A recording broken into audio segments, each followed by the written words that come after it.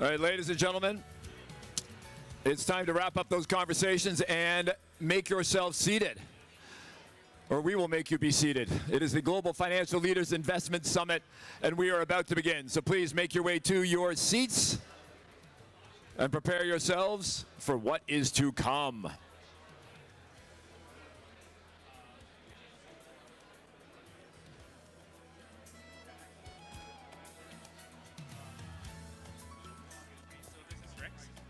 How are you doing? So I heard you're looking for the name of the panelists, like Hashik, right? Yeah, I just talked to her. Oh yeah, that's great.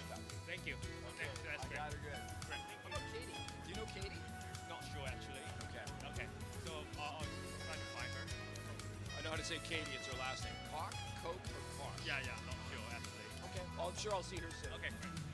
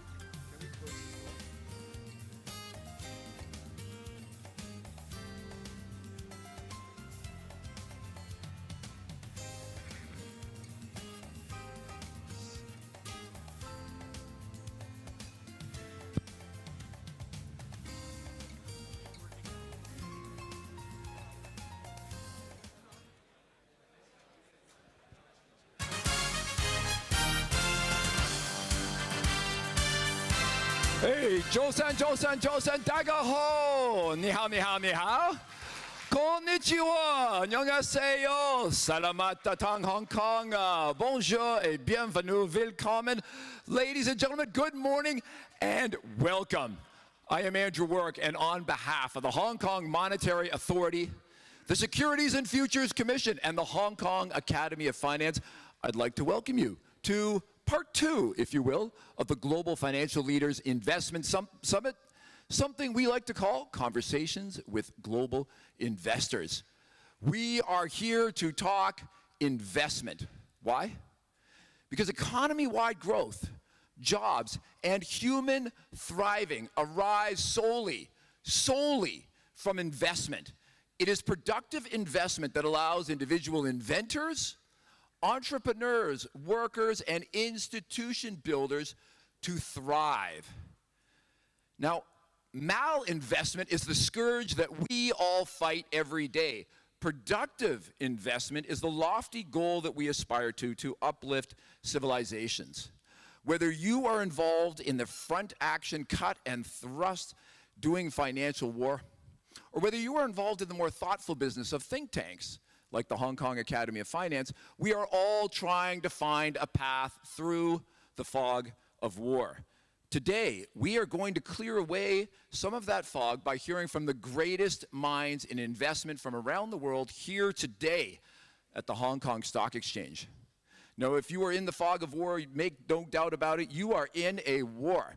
But even there are rules of war. And as you fight your financial battles, there are the rules of the marketplace, hopefully mostly observed. But Hong Kong's status as one of the world's great three financial centers, as Asia's financial anchor, arises in large part from the rules that we have here in Hong Kong. Those rules are created and enforced by the regulatory agencies of Hong Kong, including the Securities and Futures Commission. And so we are very excited today to welcome the chairman of the Securities and Futures Commission to launch our conversations with global investors. Please welcome the chairman of the SFC, Dr. Kelvin Wong.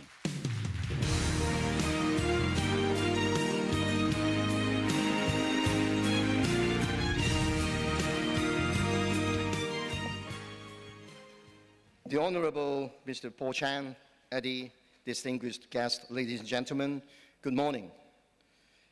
Welcome to the Conversations with Global Investor Forum.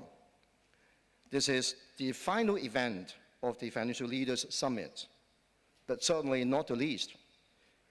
Today marks our fourth edition since the pandemic. Amid all evolving global challenges, Hong Kong stands strong and resilient as an international financial center.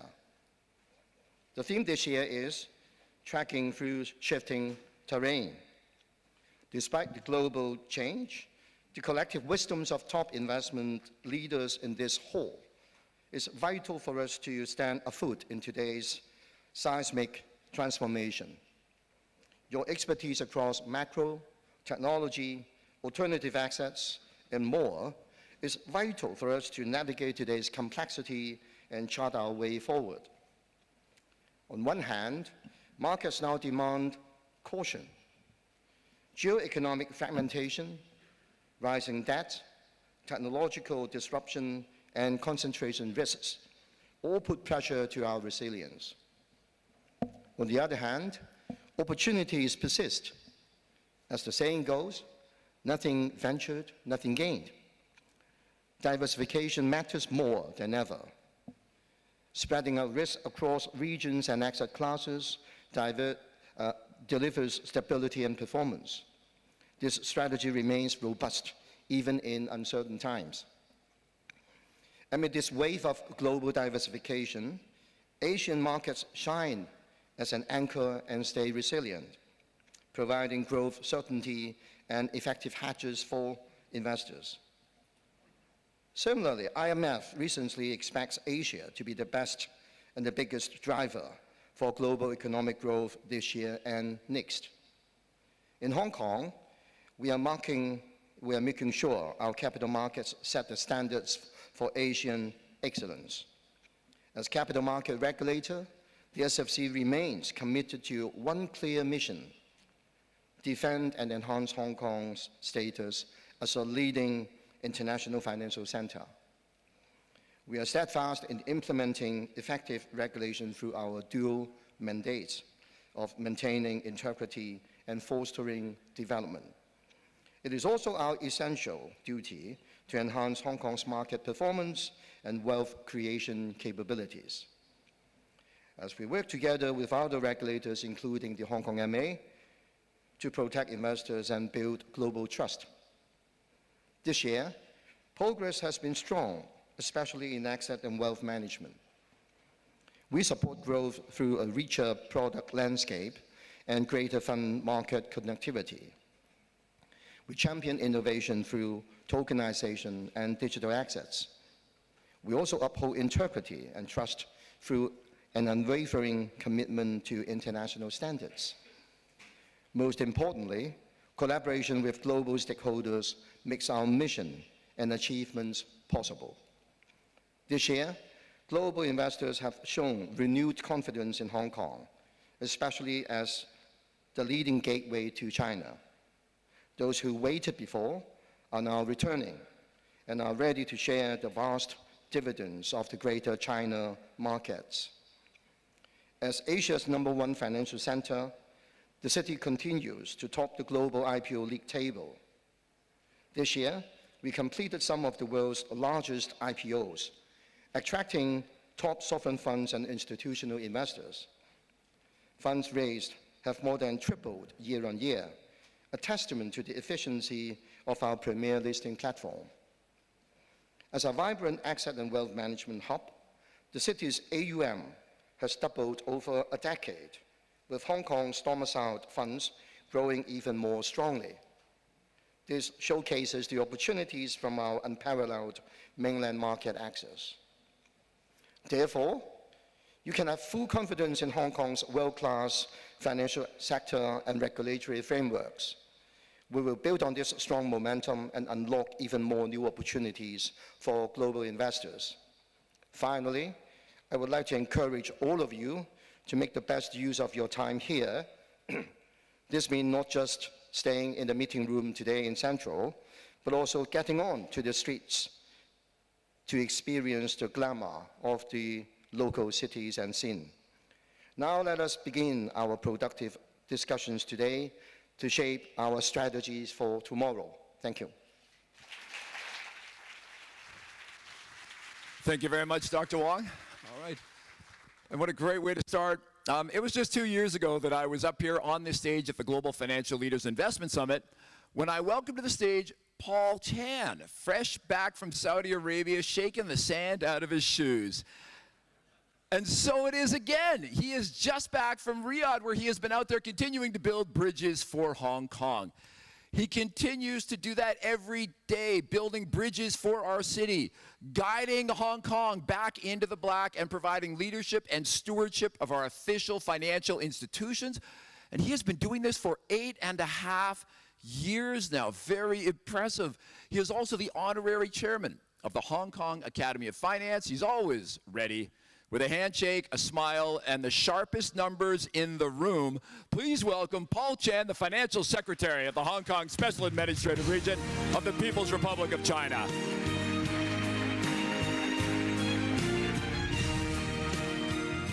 Thank you for the kind words.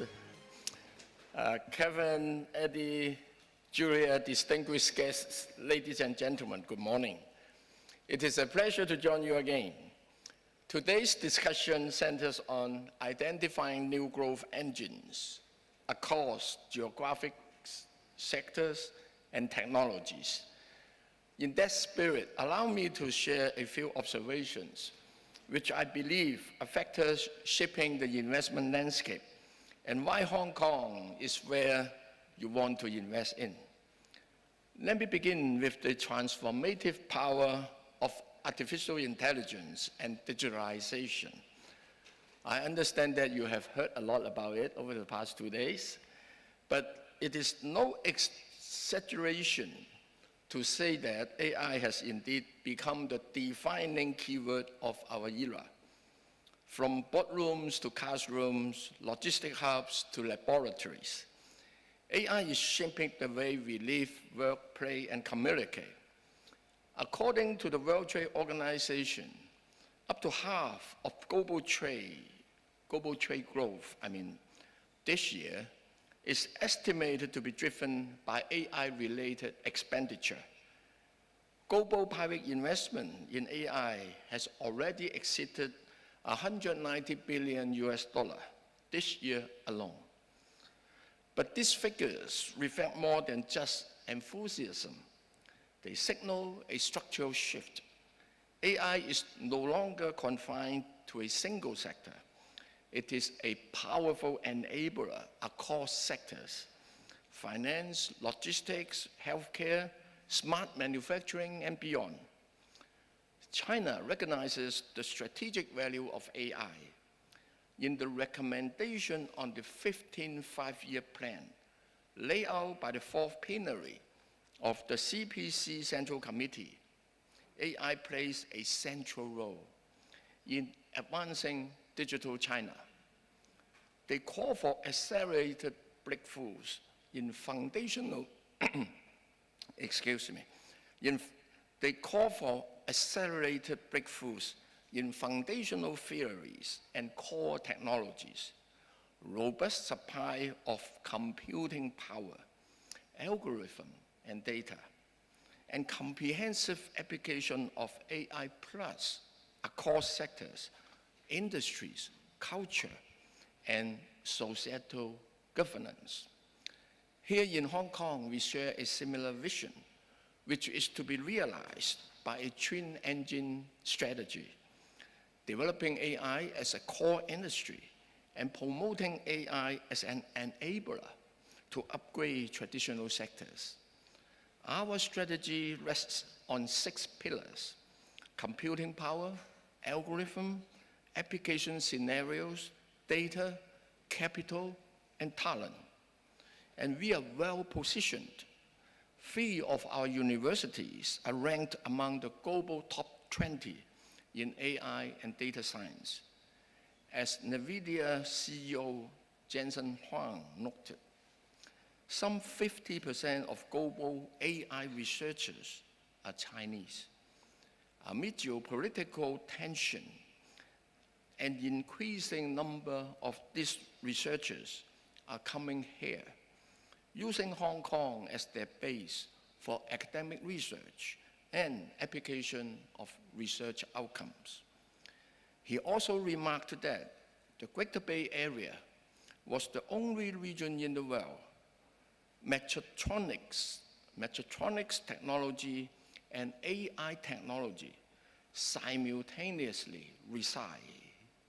Indeed, with strong advanced manufacturing capabilities, the GBA is a region where AI can be directly and seamlessly applied, tested, and validated in real-world industrial settings. Hong Kong is making great strides in building a vibrant and globally connected AI ecosystem. A key element of this effort is attracting leading enterprises in the field to Hong Kong. To this end, we have rolled out different initiatives supported by dedicated incentive schemes and funding. We are also investing directly and co-investing with others in AI companies, startups, and projects. Through the Hong Kong Investment Corporation, we magnify our leverage by channeling more private capital to this sector. Talent is indispensable if we are to succeed in AI. We have therefore modified our talent admission schemes accordingly and launched such initiatives as AI Talent Global Connect to bring together top AI talent from around the world in Hong Kong and help establish a network of young AI talent here to facilitate their collaboration and synergistic growth and development. The second observation is about sustainability.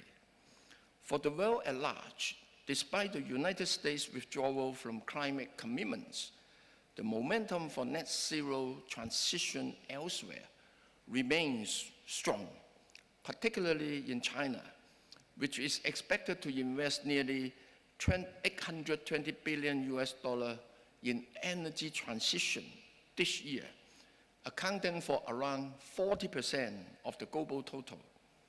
Hong Kong is actively contributing to the regional green transition. We are Asia's leader in green and sustainable finance. In 2024, over $80 billion in green and sustainable debts was arranged in Hong Kong. There is a diverse range of issuers, including local and overseas business enterprises, multilateral organizations like development banks, and mainland, provincial, and municipal governments. As an international financial center, Hong Kong is deploying innovative financial instruments to address the diverse financing needs of emerging economies. Catastrophe bonds, for example, are valuable risk transfer instruments for countries vulnerable to natural disasters. Since 2021, 7 cat bonds have been issued in Hong Kong, totaling $800 million, supporting countries across Asia, the Americas, and Africa in helping them fighting the risk of typhoon and earthquakes. Another example, of course, is insurance-linked securities. But let me go to my third observation, which is this. Financial services are key enablers of innovative activities in the economy. We need to be innovative with a ready-to-reform mindset to capture the opportunities arising from changing economic fundamentals. In Hong Kong, we always embrace change. A prime example is the ongoing reform of our listing regime. Since 2018, we introduced a series of measures to facilitate more new economy companies to list on our stock exchange, including those with weighted voting rights structures and pre-revenue or pre-profit biotech firms. In 2023, we introduced new arrangements to facilitate pre-commercial specialist technology companies to get listed on our stock exchange. As a result of this spirit of reform and innovation, the share of new economy companies in our market has more than doubled, growing from 16% of total market cap in 2017 to 35% today. In terms of IPO proceeds, they account for 45% of funds raised from 2018 to the first half of 2025.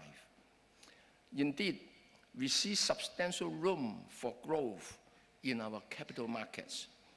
The positive outlook of China's development and technological advancement supports this optimism.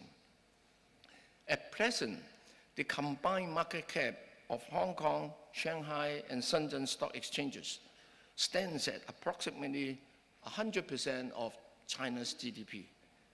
In contrast, the corresponding figures for stock exchanges in the United States is over 200. Ladies and gentlemen, the above 3 observations, AI, sustainability, and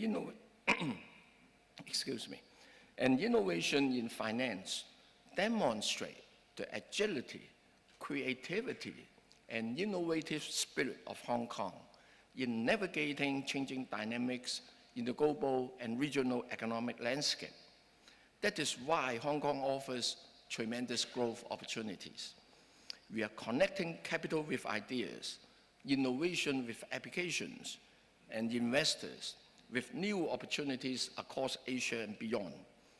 With the staunch support of the central authorities, our unique advantages under the one country, two systems framework, our world-class institutions, and most importantly, talent, pro-business, pro-innovation government policies, and our unwavering commitment to excellence, I'm confident that Hong Kong will continue to shine as a premier international financial center, a place that creates boundless opportunities for global investors. Thank you very much. Great job. Great to see you. And thank you very much to the Financial Secretary for joining us here today at the Global Financial Leaders Investment Summit. We are looking ahead, and there are choppy waters out there, making it very difficult to look ahead and determine what is going to be the new trade and investment landscape particularly after the very chaotic 10 months that we have had on the world stage. Long-term vision, a long-term strategy becomes a perilous business in these kinds of conditions, but we all have to do it. We are fortunate today that we have our next panel coming up, the first of our conversations, if you will, to look ahead, to bring us some of their vision, some of their long-term strategy, so we can determine a path forward in the new economic order. Leading the panel today is going to be Dr. Eric Yip, the Executive Director for Intermediaries with the Securities and Futures Commission from right here in Hong Kong. Jean Hines is the CEO and Managing Partner at Wellington Management. She's going to be joined by Eric Schlossberg, who is the President and CEO for Invesco. Also joining them is Eric Stein, the Chief Investment Officer with Voya Investment Management. And rounding it all out will be Hendrik Duchois, who is the founder and CEO with 91. And with that, Dr. Yip, the floor is yours. Please, let's welcome them.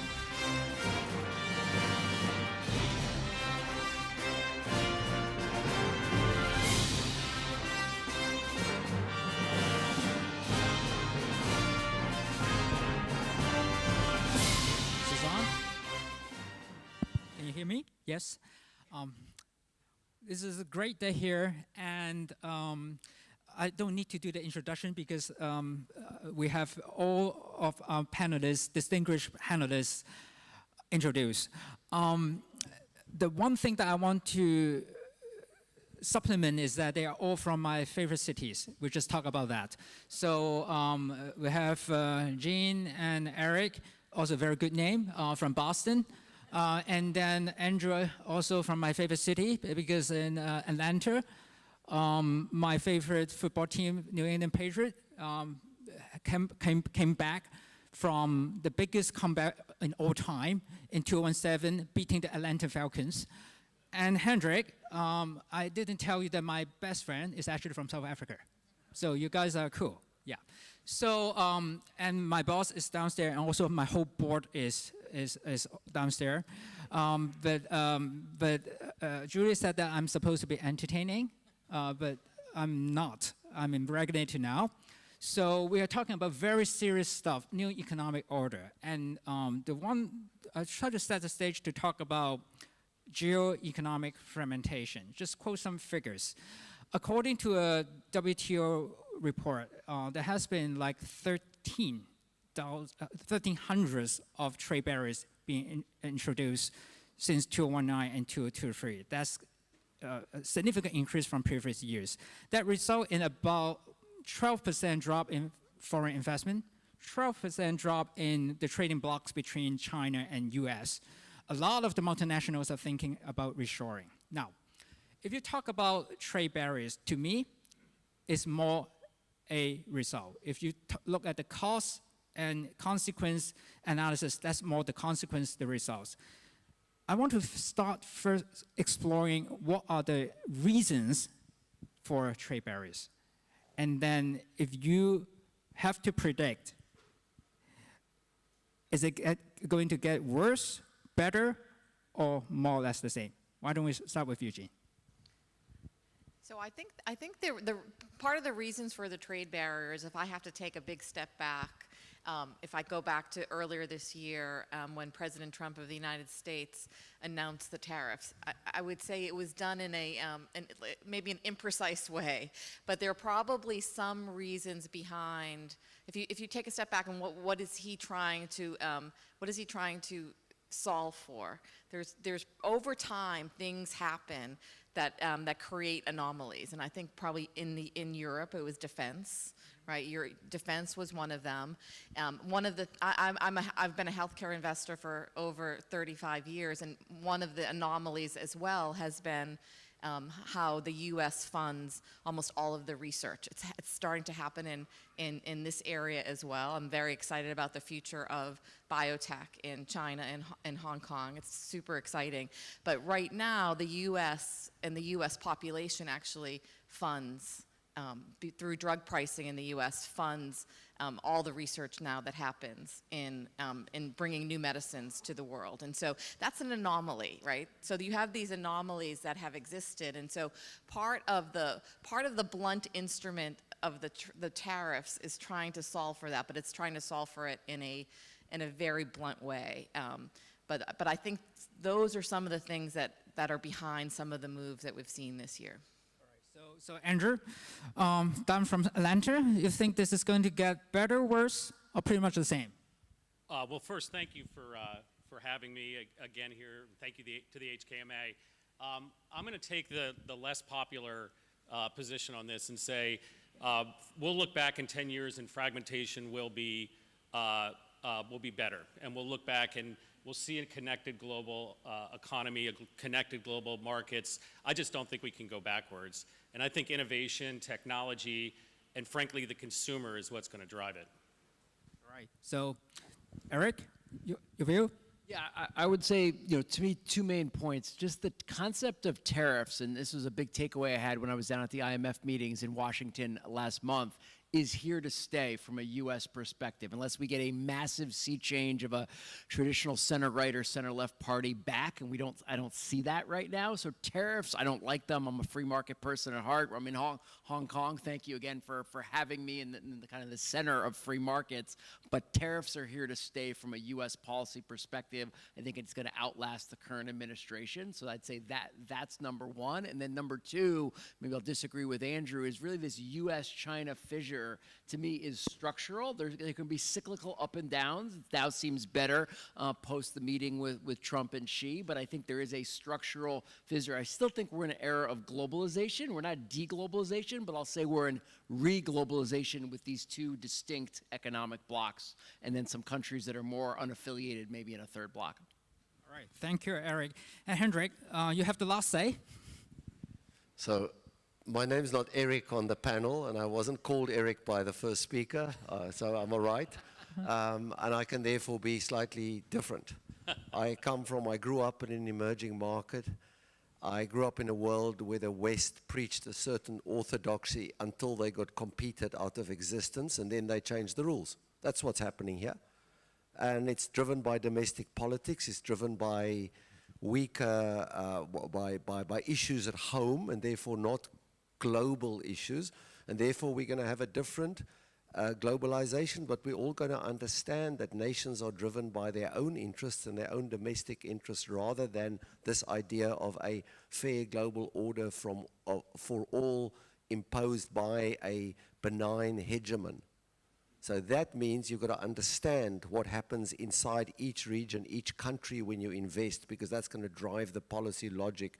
I don't believe we're going to have a continuation of Chimerica, but globalization has always been with us, will always be. People have traded with, if you just go to the Middle East where I was last week, you just know that Arab traders have traded with Africa for thousands of, more than 1,000 years. That's not going to change. And therefore, we just have a more nuanced, more subtle world, and we need to do a great deal as investors, more bottom-up work, because that simple model we had, interest rates fall after Volcker forever, inflation is under control, there's one sort of simple, there's a dominant currency which isn't going to have cycles of weakness, which was we've come out of a 23-year dollar positive or dollar cycle, of which the last, I think it's 14 years have been positive. That's also going to change. So a really interesting world ahead, but thank you for having us here. I really appreciate being here. Thank you, Hendrik. I like the fact that it seems like the panelists have different views. That means that one of you will be correct. in the future. So, and indeed, we are trying to answer questions that may not have a simple answers. And the fact is that we are living in a very confusing world. Now, while we talk about geoeconomic fragmentation, the confusing part to me is that I also see that the world we are living in seems to be more connected, seems to be more borderless. Look at consumers. Consumers now are spoiled. I mean, they are very digital savvy. They can shop around. They can always bargain for the best deal. My wife has been recently addicted to PDD. So I just introduced that to Jean. I mean, she has not heard of it. And then I know her behavior because she is using my WeChat Pay. So I can see every day, basically. In a period of 30 seconds, I see payment of $5, Hong Kong dollar, renminbi, $15, $20, $30. And I said, that's fine, that's not a lot of money. But a few days later, I see stacks of goods appear on my doorstep. And you know, in Hong Kong, our apartment, we are living in an apartment, which is quite small. So I now need to find a place to store those PDD goods. And that becomes a very expensive problem. So that's how consumers have been. So, I mean, people blame inflation here and there, but they are actually buying things like dirt cheap, like globally. And on the other side, I used to be in private equity and banking. I saw corporates being destroyed by this globalization and this kind of new order. The business model evaporated, and then the newcomers coming in. Well, I think this become a very, very complex supply chain environment. So I will start with you, Andrew, because you have heard of PDD and multi. Yeah. So what's happening to consumers, producers, and distributors? And since you guys are all from the buy side, you look at the companies, talk to corporate executives, what are they worried about, and what are you looking for? Yeah, it's an important question, and I think everybody will want to share, so I'll try to be brief. I think if you think about the consumer, and I'll start in the US, the fear of inflation, which we haven't fully seen, is top of mind. And the consumer, there's many kinds of consumers in America, but there's at least two kinds, and they're pretty bifurcated. So if you owned your home and you were invested in the stock market over the last 5 years, you have a lot of purchasing power, and you'll be able to withstand maybe some of the inflation that's in the system. If you're the other side of that, you know, the economy is struggling a bit. And I think that's where the Fed is really trying to sort through what's going on there. So the consumer behavior is quite different there. And then when you look at China, you know, all the discussion, at least I was picking up, is around the fear of deflation. So we've got these sort of polars that are going on around the markets. When we, you know, speak to corporations, you know, one of the things that's on their minds is looking through all of this volatility, looking through all this uncertainty, whether there's trade barriers extending, whether we're going to re-globalize or de-globalize. And long-term commitments of investments are relatively anemic. And then if you look at the investor, especially the individual investor, there is a lot of cash still on the sidelines. So I think I'd say watch inflation or deflation, and there goes the consumer.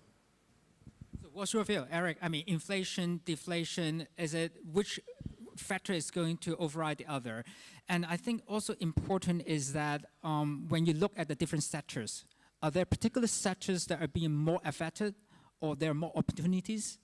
Yeah, so no, great question. Just maybe to build on a little what Andrew said, there is a regional difference. So in China, to me, just as someone who traded Chinese bonds maybe 10 years ago, Chinese bonds with a one handle is very different from where they were, particularly given the rate sell-off we saw globally in 2022, which we've come off the highs in most developed bond markets with movements around. And so that's just showing me in China from a market indicator perspective with CGBs in the mid ones that it's a deflation challenge, not an inflation challenge. From a U.S. perspective, if you go back 3 years, if you go back to 2022, it was the first time probably in 40 years that inflation was a big political issue. It largely drove, I think, the 22 midterms. It had significant effects in the 2024 presidential election, and we're not fully out of that. We're somewhat out of it from what a bond geek would look at, year-over-year inflation that drives the treasury market, but to me, from a political economy perspective,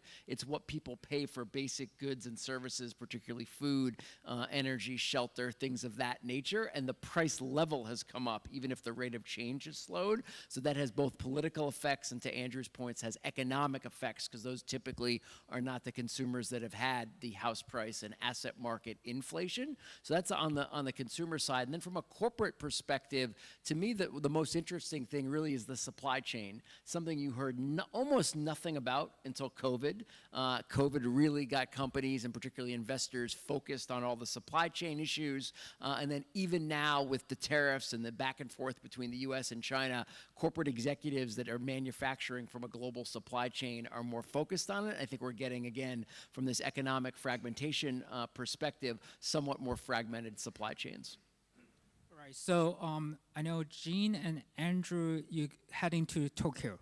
Is it, are you also, Eric, going to Tokyo? No, Andrew, you're not going to Tokyo. But in Tokyo, you kind of see a bit of that. You're probably going to pay outrageous price for your hotel. But then you look at the food. The consumer goods, they are actually dirt cheap. So that's actually also, even within a single economy, you see a bit of both sides. And that's kind of, you see the property and the non-profit sectors behaving differently. And whether you're owner or not owner, that actually affect a big time on your behavior. Hendrik, you are the entrepreneur on the stage.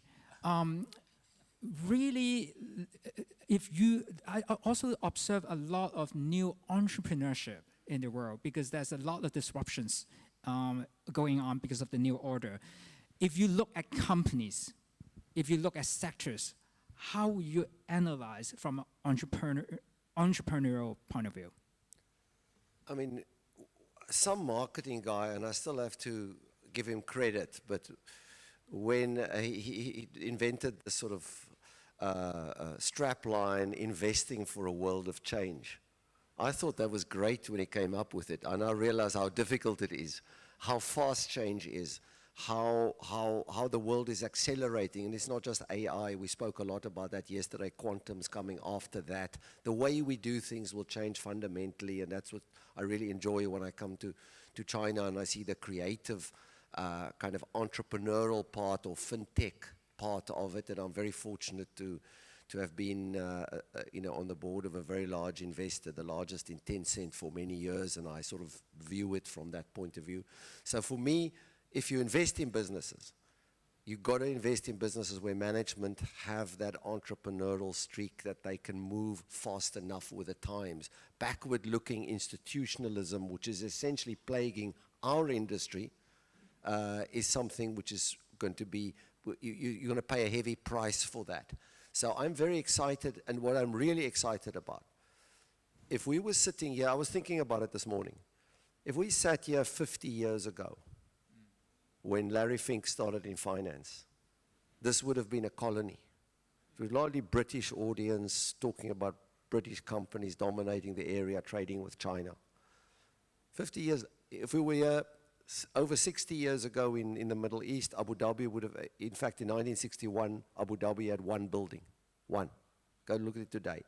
So the talent that is coming from what I call the rest of the world, the 7 billion, not the 1 billion, is enormous. And if we can find that entrepreneurial talent, and a lot of it's right here, being encouraged by this kind of environment, and if you go north of the border, you see it live, you see it happening in front of you, so we have more choice. That's I would say. I would say the opportunity today is more choice to back more entrepreneurs in more places and get the diversity in your portfolio that you probably lacked in a world which is dominated by a single economy or a single economic system. That to me is what excites me about tomorrow. So Hendrik, you're absolutely right. I spent the last 15 years in China before I joined the commission. I gave up because, there's a term, used to have a term called 996. that means you work 9 to 9 for 6 days. That's no longer the case. The new term is 007. So, and it's actually true. The scary part is that. So if you, after your multi-fist, you go back to your office, you will see your boss, which is the entrepreneur, still working. So that's actually how competitive, scary, and how hardworking entrepreneurs are. Jane, you have a very impressive career. I did my homework in the sense that, I mean, you actually grew up in Wellington as an administrative assistant, and then you grew into research. Am I right? So, Right. and in your research mind, how do you make sense out of this economic order when I talk about like the consumers, distributors, and producers, and the fact that I think disrupting companies here and there? How do you research that kind of dynamics? So I did grow up as a researcher. So one of the interesting things is sometimes I'm on panels and people want me to talk about the macro, and I always go to the micro. So I always go to the micro because that's where I spent the last 35 years, at the micro. And I obviously did that in biotech and pharmaceuticals. And at Wellington, we do it on the micro level across all sectors. So I'll make one comment about the consumer and then bring it back to corporates. In the last month, I've had the opportunity to just interact with CEOs that interact with all the consumers in the US. And what they're seeing is that in some ways nothing has changed. There's like 3 or 4% growth of the consumers, and this is companies like Visa and Bank of America. They have such a great window into the US consumer, but at the same time they're changing behaviors, right? Because clearly if I read notes or I listen to our morning meeting, restaurants are quite weak. So there's some change in behavior that's happening. And so that's what we do then, right? So that's what we do. We try to figure out there's that macro spend, and then where is that spend going? And that just means interacting with all the corporations across the globe in this region and in Europe and in the US to try to figure out and build the mosaic of where that spending is going and where there's change happening. And that's what that's what we do for a living. That's what I've done for 35 years, and I think it's a particularly interesting time when you combine tariffs. I'll tell one quick story. I was with a number of CEOs across all industries in April, and I was on a panel like this. And it was very gloomy at the beginning of the day, talking about the impact of tariffs. And then when I was on the panel, people started smiling, and I'm like, wow, they are very interested in what I have to say. And then towards the end of the panel, the audience announced to the speakers that the tariffs had been lifted temporarily. And so I wanted to share this enormous relief that went across the faces of 50 CEOs. And so, within minutes, within minutes. And so now it's time, so you have the tariffs, you have AI, there's just enormous change. I feel it as a CEO myself. There's just enormous headwinds, tailwinds that are coming for corporations to help navigate that will change the earnings picture. Ultimately, it comes down to earnings. It will change the earnings picture of the world in the next, 10 to 20 years. And so that's where deep individual research will really come in to try to differentiate where the world is going and who's going to benefit. And I think it's going to be a super exciting time for us as researchers. Well, very interesting. I was actually in Cadiz, Spain, on Liberation Day. So I was surrounded by blue sky and white beaches. And it was very chaotic, but then I didn't receive any phone call from my colleagues. And the day that I come back, everything seems to be normal. So we can research on a lot of events, but it seems like events take care of itself as well. So we need to kind of maintain a certain coolness, not to be hyped up by the noises. And then I want to switch to a topic that is very hype. We have 7 minutes left. I promise the panelists leave at least 3-4 minutes on the last part because every one of us want to hear their investment advice. So, but I want to talk about one more topic, which is AI. So AI is so hyped up in a sense that everyone has their own opinion. I want to make it more interesting because I want to put my best on the table first. I would review my view on AI. I believe in mean reversion. I grew up in securities market. I grew up in investment market. I believe in mean reversion. I believe in economics, bottom-up researchers. I don't believe in hype.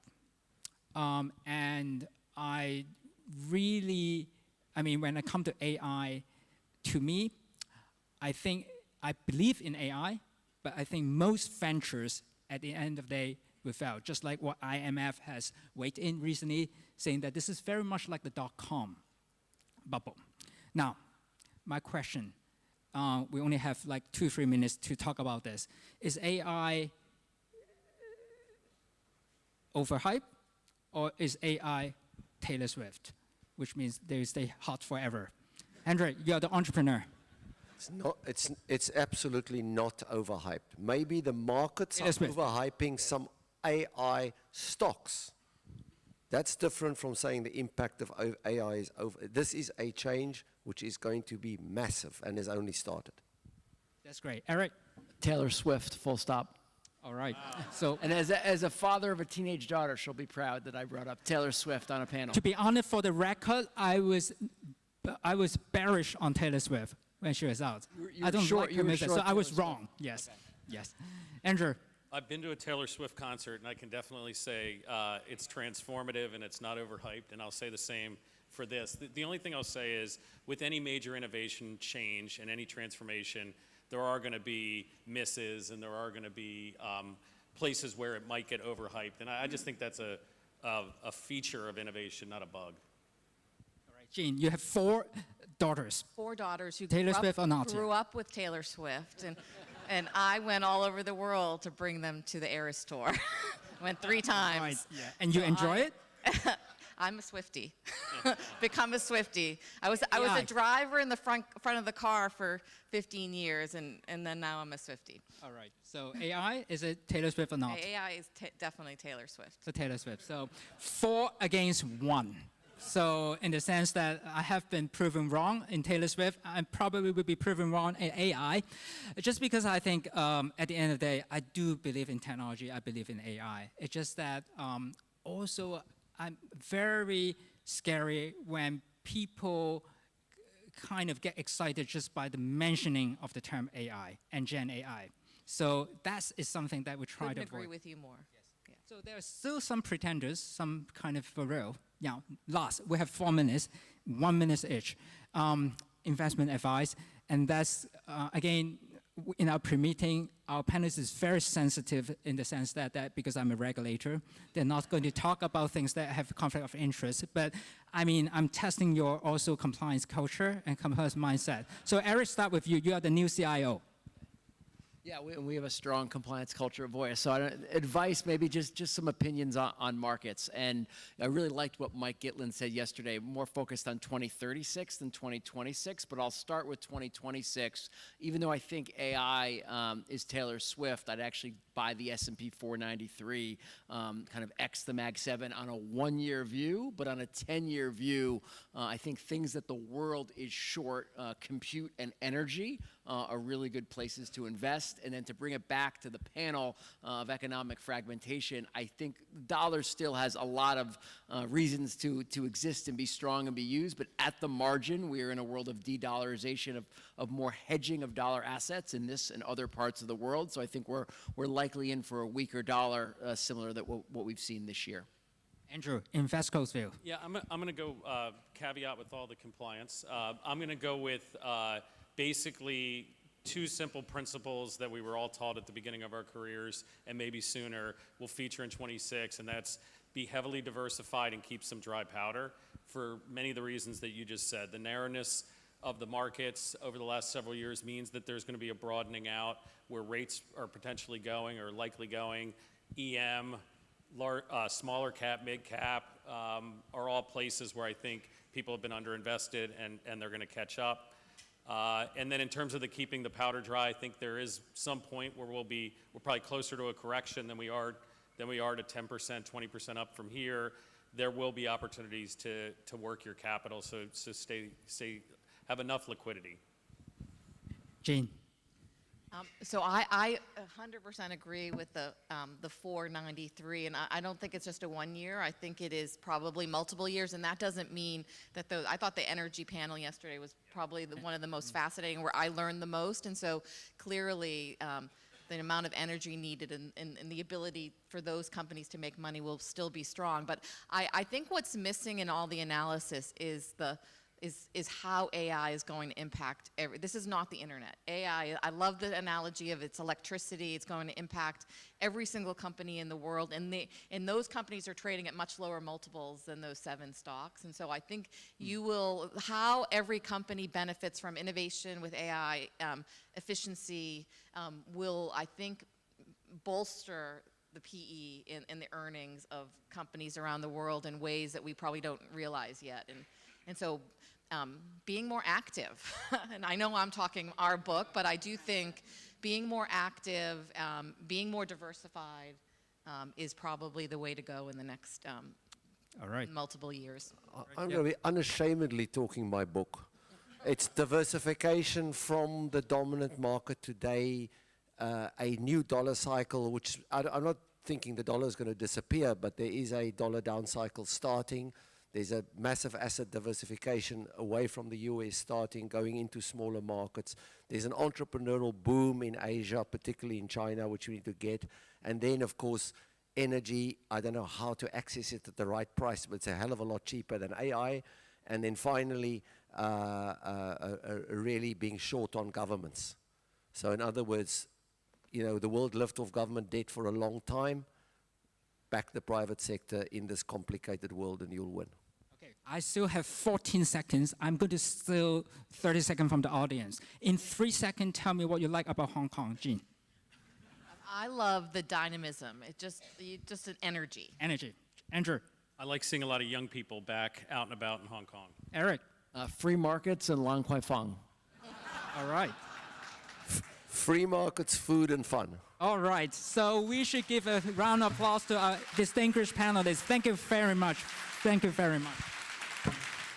Thank you to our panelists, and thank you to our moderator. If we could have you for a photo right up in front. And this is a double tap photo. You've got to look to our official photographer first up. And after he has gotten his shot off, you need to look to the back to the RTHK booth for a long shot, if you will. Marvelous job by our moderator, Dr. Eric Yip. Eric, way to go. Set a high bar for moderators today. Fantastic. And as the founder of a free market think tank, I love hearing the plug for the free market, so thank you very much. Wonderful job by our panel today. Thank you. Great job, Eric. All right, thank you. All right, now within the world of investment, we have the world of asset management. And asset management is being roiled now. It's being roiled by advances in fintech, by the changes wrought by artificial intelligence, and by public pressure to adopt more sustainable practices. So we must adapt, we must change, but how will we change? That is what our next panel is getting into. They are going to be led by Harshika Patel, who is the Chief Executive Officer of Asia Private Bank with JP Morgan. She's going to be speaking here on stage with Katie Koch, who is the CEO of TCW. Also joining them on stage is Richard Oldfield, who is the Group Chief Executive with Schroders. Tobias C. Pross is the CEO at Alliance Global Investors, and rounding it all out from Switzerland is Laurent Ramsey, who is the managing partner with the Pictet Group. And with that, Harshika, the floor is yours. Take it away, please.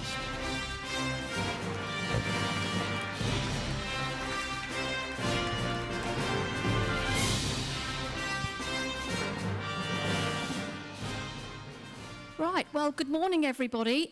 Thank you to Eddie, Team HKMA, and Julian team for an absolutely wonderful few days. do brace yourself for the next 30 minutes because we really do have a high-octane discussion ahead of us on the future of asset management. My guests really need no introduction. Between them, their companies manage over $2.5 trillion of assets. Their companies have over 6 centuries of history, so I'm really looking forward to their insights. Now, because Eric did such a marvelous job of moderating, I feel that I have to trump him somehow. So with that, I took the liberty of having a bit of fun with the CVs of our esteemed panelists and Grok. And by the way, they don't know this is coming. And so I said to Grok, if you have to look, please describe each of these panelists as a financial asset class. Okay. So this is what I got. So Katie, ladies first. Growth equity with a defensive tilt. You thrive in volatility as evidenced by your steering of TCW and Goldman Sachs through rate cycles and mixed market signals. Richard, you're more of an investment grade bond, corporate bond. Your rapid ascent from CFO to CEO in under a year signals adaptability, while your roots as a chartered accountant provide a moat against volatility. Okay, Tobias, you're more of a large cap growth equity. You thrive on equity upside, championing where value creation happens, but are buffered by Allianz's balance sheet and safeguards against volatility. And finally, Laurent, you are the perpetual preferred stock. Your cumulative dividends ensure consistency, and of course, you're not the biggest, but the best mantra. Ladies and gentlemen, a big round of applause for our panelists. All right, so now that we've had a bit of the fun stuff, why don't we dive into the more serious stuff? And perhaps, Richard, I'll start with you. So in 3 days' time, you'll be celebrating your 1-year anniversary as the CEO of one of the oldest financial institutions in the UK. So the key point there, Ashika, is Mr. Trump and I have our first anniversary within a couple of days of each other. That's the only resemblance, by the way. But I think So, Richard, you set yourself the objective of meeting 100 clients in the first 100 days when you took on this job. What did you hear in those conversations? In particular, what are clients of the future wanting from, the asset management industry going forwards? well, it's interesting. I mean, we're very privileged. We serve clients in both the wealth channel and the institutional channel, and of course, therefore, the response differs slightly. I've seen clients now across 28 of the 38 countries that we've been in. Again, you get a bit of a regional flavor. But I think there's 3 common themes. One is, how do you help us navigate complexity? And I was reflecting last night, we spent a lot of time yesterday talking about AI, and it's super important. But actually, our clients are really talking about, we've got a long-term shift in government fiscal positions. We have a shift because of geopolitics. So technology, and I broaden it out past AI, is one piece of all of the changes that they are facing and thinking about. And the word that clicked out of the last panel was diversification. So everyone wants to have diversification. But I think many people are also stuck with FOMO. Because actually, if you diversify too early, you've missed out on quite a lot of returns from the concentrated markets that we're in today. So what they're asking for is, help us think about shifts in portfolio construction that you've got to do over 18, 24 months. You can't do that really quickly. And how do you help us navigate that shift between the public and private markets? And we forget as an industry, we've done this a lot. You know, whether that was through the financial crisis, the dot-com bubble, the Asian crisis. I'm that old, I can remember the Latin American debt crisis. You know, for many of our institutions have gone back and thought about wars. We have, as institutions, navigated people's wealth through uncertainty and crises. And I think that's the thing people have been looking for. The second big theme for me is really about asset management is no different to any other industry. So can we have more for less?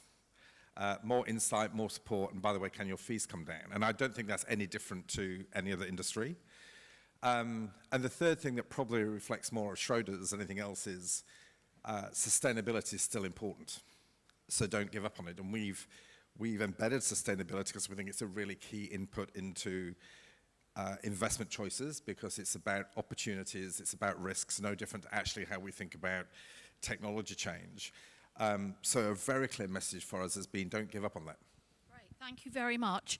So Katie, almost taking what Richard said slightly forward in terms of looking after your clients for the long term amidst all of this instability and volatility that the world's seeing. You started TCW a couple of years ago, and when the actual founder, Robert Day, passed not so long ago, he left you with a very powerful message. He said, remember, Katie, you're in the investment business, allow it to compound over time. So what exactly did he mean by that, and how are you trying to preserve that philosophy at TCW? And one thing that many of you may not know is TCW is actually owned by the employees. 44% of the company is owned by the employees. So how do you preserve that philosophy? Yeah, and what did he mean by it? I think what he was trying to tell me was this: you got a good thing going here, kid, don't mess it up, I think is actually what he was trying to say. But our industry is, and there's a little bit of wisdom in that for asset management, because it's a recurring revenue industry, and every year we start again. We have an incumbent asset base that's generating cash flow, and generally over time, as we know, capital markets go up, and so you're kind of going up and to the right if you don't mess anything up. So there is something to be said about that. TCW, very briefly for people's knowledge, you mentioned Robert Day. He's a scion of the Keck family, which established Superior Oil and Gas, which is the largest independent oil and gas company in America until it was sold to Mobil in '84. So we started managing money for the family. Now we manage over $200 billion on behalf of individuals and institutions. What's special about us is that, number one, we offer highly curated investment solutions only where we have a discernible, repeatable edge, which is in private and public credit, and parts of the equity market where we have a unique insight, like we launched an AI fund 10 years ago. The second is that we have very different exposures from peers and benchmarks. For example, we're 15% underweight credit right now, which we can talk about more later in the panel. And we do a very different type of private credit than all of the scaled players. And actually, we're very nervous about parts of private credit, which we can talk about later. And then finally, because we're privately held and employee owned, we're very long-term oriented in how we think about everything. And it's a very strong investment-led culture. So I'll end by saying that comment, what our job is, I think all of our jobs is, how do you respect the heritage of this very special institution, but also acknowledge that these organizations have to evolve to meet future needs? And that's a very delicate tension that you have to get right. And I'll end with two specific examples of how we do that, and I'll make it brief. The first one would be exchange-traded funds. Mike Gitlin talked a little bit about this yesterday. For a long time, the industry conflated passive investing with the vehicle of ETFs for too long. That became a $12 trillion asset class. Mutual funds were in outflows. I'm looking at Eric Pan, who's in the audience here from ICI, which I'm on the board of, and we celebrated the 100th anniversary of the mutual fund a couple of years ago. So good news, the mutual fund turned 100 years old. Bad news, we haven't innovated in 100 years. So we had to, move along. We launched active ETFs, and it turns out what the clients actually like is they like the wrapper of an ETF, the transparency, the tax efficiency, and the liquidity of it, and we can put active products into those, and lo and behold, we've raised $5 billion in that in the last 18 months. So that's an example of taking that culture and that heritage and that alpha generation and putting it into innovative wrapper. And last comment would be alternative credit. That's a place we've been involved in for a long time. Yes, I think wealth individuals should have access to it. We can talk about that later if we want to. People have talked about that a lot. Actually, though, what it matters for us, the reasons we need to be in alternative credit in the United States is that we have to be relevant to the borrower. And the borrower is the CFO. And the CFOs in the United States and around the world want more flexible forms of financing. They want to be able to borrow in private markets. They want to be able to borrow in public markets. They want to be able to lend against cash flows. They want to be able to lend against assets. The same company can be both IG in the way it's securitized against its asset, and it can be high yield in the way it lends against cash flows. And if we're going to stay at the leading edge for clients, we need to continue to evolve our platform to be relevant to the borrower. So those are two concrete examples of how we can respect the heritage of what we're doing, but meet our clients, where they are now and evolve for the future. And I hope, my great hope is to make him and the team proud over time in how we do that. Great. Thank you so much, Katie. So Tobias, moving on to you. Clearly, Katie talked a little bit about certain asset classes, which she's probably a bit more happier with versus others. Lots of conversation yesterday around, whether the market's actually overheating, given that whether it's credit, whether it's equities, whether it's gold, whether it's Bitcoin, everything seems to point to all-time highs. So as you think about, helping your clients invest for the long term, whilst navigating these, market conditions, which one's not quite sure where they're going to go, where do you see capital being deployed in your organization right now? And how do you manage risk, return, and impact? Yeah, thank you for the opening. And I was a little bit digesting when two of you spoke about my growth, equity, whatever, because that has been a little bit under the weather. So thank you. We are definitely not under the weather, but let me first of all thank you, Eddie, for having another HKMA event, which is really stellar. And by end of the day, we can confirm as Allianz Global Investors, we are a 4-time finisher of the Global Financials Investment Summit Trail. So we are very proud of that. But leave this aside for a moment. We prefer equities over bonds over cash, and I think this is reflected in all the discussions you have heard over the last 48 hours. And if you look into the equity bucket, we prefer very much the EM piece. And this is twofold. First of all, the price momentum is really fantastic. Secondly, we have also heard the structural underinvesting of the westernized world into EM is certainly giving you a great investment opportunity, and within that, you all know that we are very long China. We truly believe China will be an asset class for itself, despite I sound like a broken record on this, and for us, Hong Kong is our gateway, and it's our second home next to Frankfurt and Munich. If you look into the fixed income bucket, we prefer a little bit more Euro than US, and this is very much driven by a softer inflation. This is nothing about the tariffs and tension, it's just fundamental underlyings. And within Europe, look, sovereigns is a topic which we work closely monitoring. Our French neighbor is giving us a little bit a hard time because they became a little bit unreliant in terms of who is the next leader. And this is normally something which we have been not used to, because there was always, in Europe, when there was a crisis, Europe always evolved stronger, but it had a very strong axis between France, Germany, or Germany, France, however you want to place this. And there is now, I think, stimulus coming from Germany, and has been mentioned yesterday. So the likelihood of Germans are liked in Europe is a little bit lower than Richard. Everybody likes Richard. And Laurence, obviously, you anyhow, but you're not part of Europe as a Swiss. Oh, I forgot you're also not part of Europe anymore. So I'm the only European on this panel. I apologize. It's nice to hear the Germans moaning about the French and not the Brits for a change. It's television, so 30 seconds back play. We're going to have a conversation about Brexit in a minute as well, because we can talk about that and change the panel discussion. We promised you an informed panel, right? So we will take over in a second. But let me finish that idea on also, look, the US this is not a bend or break, it's really the US currency is tested as one of the reserve currencies. And this is why we like gold, and we also like steepness on the fixed income side. And what we really like is, and that has been touched upon yesterday, is private markets. We are big in energy transition. We have heard yesterday everybody likes data centers. Please continue to build all the data centers, but do buy our electricity. Because in Europe, we are one of the large providers if it comes to energy transition. So there's really, I think, enough wiggle room.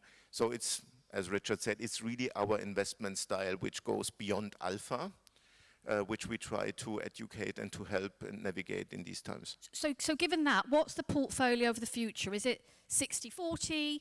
Is it 60-20, 20 alts? What is it? Look, I mean, the catch-up, it's a fantastic question, but you have seen that across the world, most of the portfolios, and this really differs between institutional investors, wholesale retail investors, where institutional investors are much more advanced already given the accessibility. We have talked yesterday about democratization. I don't like that democracy. I truly believe making private markets investable for retail customers and wholesale customers is the much better term. But I think at the end it will be pretty much a 70-30, 60-40 split going forward. But to be sorry, can I just please. total chaos? So I'm disagreeing already. No, well, I am actually, because I think it depends on the investor. Because there are many people now entering a decumulation phase, and we've seen that change a lot in the last 10 years, and therefore the weighting towards fixed income is going to be higher. I think there's also, we don't talk about it enough, we're holding fixed income for the reason we used to hold it 20 years ago, which is yield, as opposed to a benefit because of the lack of correlation. So we're actually, bonds and equities are looking highly correlated, so it's really giving us yield in the portfolio, which enables you to wind down the... I would agree, but look, the problem we have within DB/DC plans, our thinking was wrong for decades. Regulation has forced us to divest to the point when you go into your pay-as-you-go system. Have not taken into account that it will most probably, as we all age better, younger, we see it here in the room, that you have to invest another 25 years if you're in retirement, and then only sitting on bonds is not a smart thing. That's the reason why I said 70-30, 60-40. Okay, so got it. So, okay, so Laurent, we're not going to be always just sitting on bonds as we look forwards. Private markets is clearly something that, institutional investors have had the privilege of investing in over many years and building a much more diverse portfolio.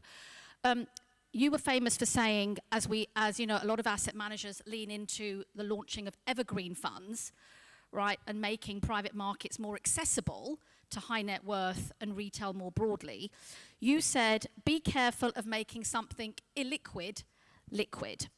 So with that, how do you balance innovation, giving investors what they want, but then managing risk? Yeah, I think well, first private markets, are gonna grow. It's estimated to reach 30 trillion by 2030. A big part of that growth is still going to be in the hand of institutional clients, which will be north of 20 trillion. And the rest will be in the hands of individuals. Now, 90% of that is still going to be with family offices and ultra high net worth clients. So when we talk about evergreen, I think obviously there are benefits, immediate exposure. You can also increase your exposure. You don't have to manage the commitments. But there are a few pitfalls you need to be careful about. First, I think you need to look at what's under the hood, because it's not one for one with traditional closed-end structures. There are also some asset classes that are better suited for evergreen products, shorter duration type of strategies. There's the valuation question, and most importantly, there's the liquidity question, because you're not going to get the liquidity when everybody wants it. You're perhaps going to get it when you want it, but if there's a systemic risk happening, you're going to be gated. You're not going to get it. So it's extremely important when we talk about democratizing access to private assets and to illiquids that we understand clients, their needs, beyond what they tell you, and that we really focus on the longer term part of their investments, their reserve assets. And as it happens, the wealthier you are, the more funded you are as an institution, the more reserve assets you have to invest in liquids. So my worry is that because there's an element of illusion of liquidity in evergreens, through what we call the democratization of private assets, we start to tap into the core portfolio of retail investors that need cash flow, and we lock it in liquid evergreens that are not liquid. So this is my worry, and this is why we really try to spend a lot of time understanding our clients, understanding why they invest, what their needs are, to make sure that we invest in a suitable manner for our clients. Katie, any thoughts on that? I agree with what you mentioned. I think we do have to be thoughtful about it. I also just want to say, someone made the comment yesterday that the death of the 60-40 portfolio has been greatly exaggerated. I do think we need to be open to the possibility that this is something more that the industry is pushing than the clients are asking for. I think about my mom, who's a retired teacher, and all of her friends. Americans aren't complaining about their retirement portfolio. Owning U.S. equity at a low fee has been one of the best asset classes to own in the world over the last 2 decades. So I actually think we've done pretty well for people in terms of capital market returns in their retirement portfolio. Is there room for improvement? Yes. Do I own some of these assets myself? Yes. But I agree with the comments that we have to think about how to structure it responsibly. And when the base rate comes down just in private credit, you're talking about locking people up for an 8-9% return. I mean, in liquid fixed income, you can do that in an ETF for 35 basis points and take intraday liquidity. So I think we have to consider the return profile of what we're asking people to buy along with the structuring of it. I think it's a very good point. I think, the 30 trillion of assets by 2030 is going to be 20% of the industry AUM, but it's going to represent 40% of its revenues. So who has the real interest in pushing it, down? Yeah. Is it the asset management industry, or is it the actual retail clients who want it? I think we need to ask ourselves that question. Can I add an angle to this? If we look at the needs of infrastructure investments, if you think about Europe, because what I like about Hong Kong, and I travel on to Tokyo and Singapore, if you come back from Asia, sometimes it's fun to enter into a Lufthansa plane and they say, Guten Tag, Herr Pross. Somehow I do fly back into a museum.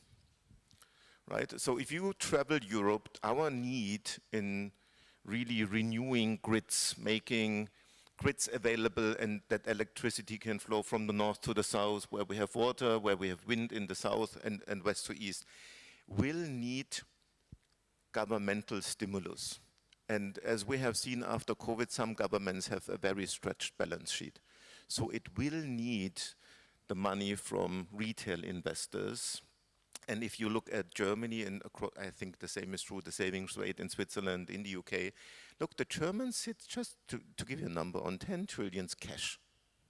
I mean, if they would start to invest in a kind of a public-private partnership model, where somebody is taking the first loss or is doing first loss leaderships, providing guarantees via development banks, I truly believe that our industry is innovative enough to come up with vehicles like we have it on the LTIF, with active ETF on the public listed side, that we can make even complex investment structures accessible and investable while not compromising on liquidity. So that brings me to my next question, and maybe Richard, you can take this one. Private credit as an evergreen asset class versus infrastructure as an evergreen asset class versus buyout as an evergreen asset class, all very, very different risk profiles. How do you think about that? Well, we offer all three through an evergreen product, right? So, because I think this comes back down to, forget what we think is an industry, what does the client want, right? And I think I really will double down on Katie's point of some people want to have access. If you have asset-backed short-term private debt, that fits naturally, much more easily because it turns over quickly into an evergreen debt product. You can absolutely, one of our most successful evergreen product is private equity. And of course, we increasingly put renewable infrastructure into evergreen structures. But for me, it comes back down to what does the client want? What is their risk profile? Because again, Tobias is right, Tobias is right, we can do whatever we want to do in terms of innovative structures. That's how we've survived this long. But actually, it is what is right for the client. And I do worry that sometimes as an industry, we don't start from the client lens, we actually start from how would we like to raise assets. And the moment we do that, by the way, I don't think we're serving ourselves or the industry particularly well. Before I come to a topic which is about energy and off the back of infrastructure, question for three asset managers. Is there not enough money in institutional pots that will help you grow where you need to? Why do you need to access the high net worth and retail? Well, I'd turn that around the other way. What is the fastest growing source of money? It's wealth. Actually, by the way, in this region, wealth asset growth is forecast to be 2% higher than the average for the rest of the world. You know, you look at the latest forecast for China is that ultra-high net worth will explode by 47% by 2028 relative to 2023. That money needs managing, right? So actually what we should be doing is pivoting to where the client needs us, and therefore we need to pivot into that channel, and some of it will flow into institutional channels because people will still invest in their pensions and all of those good things. But we have to service the money where it develops. But we do have this responsibility to make sure the product that we create is right for that channel and right for that individual segment of that channel. Great. Okay. So, Katie, we slightly touched on infrastructure as part of that conversation. Clearly, the whole energy space is part of the broader infrastructure conversation. How are you thinking about investing in the energy space, sustainable energy? Yeah, so when at TCW, if I think about the themes that were most overweight across the platform, one is AI, and that's something we're spending a lot of time on as a company, implementing in the way that we run the business and the portfolios. And the other is energy. And there was a great panel on that yesterday. I agree with Jean's comment. That was one of my favorites, probably because that's how we're positioned. Everybody likes to hear that they're right, so that's always good.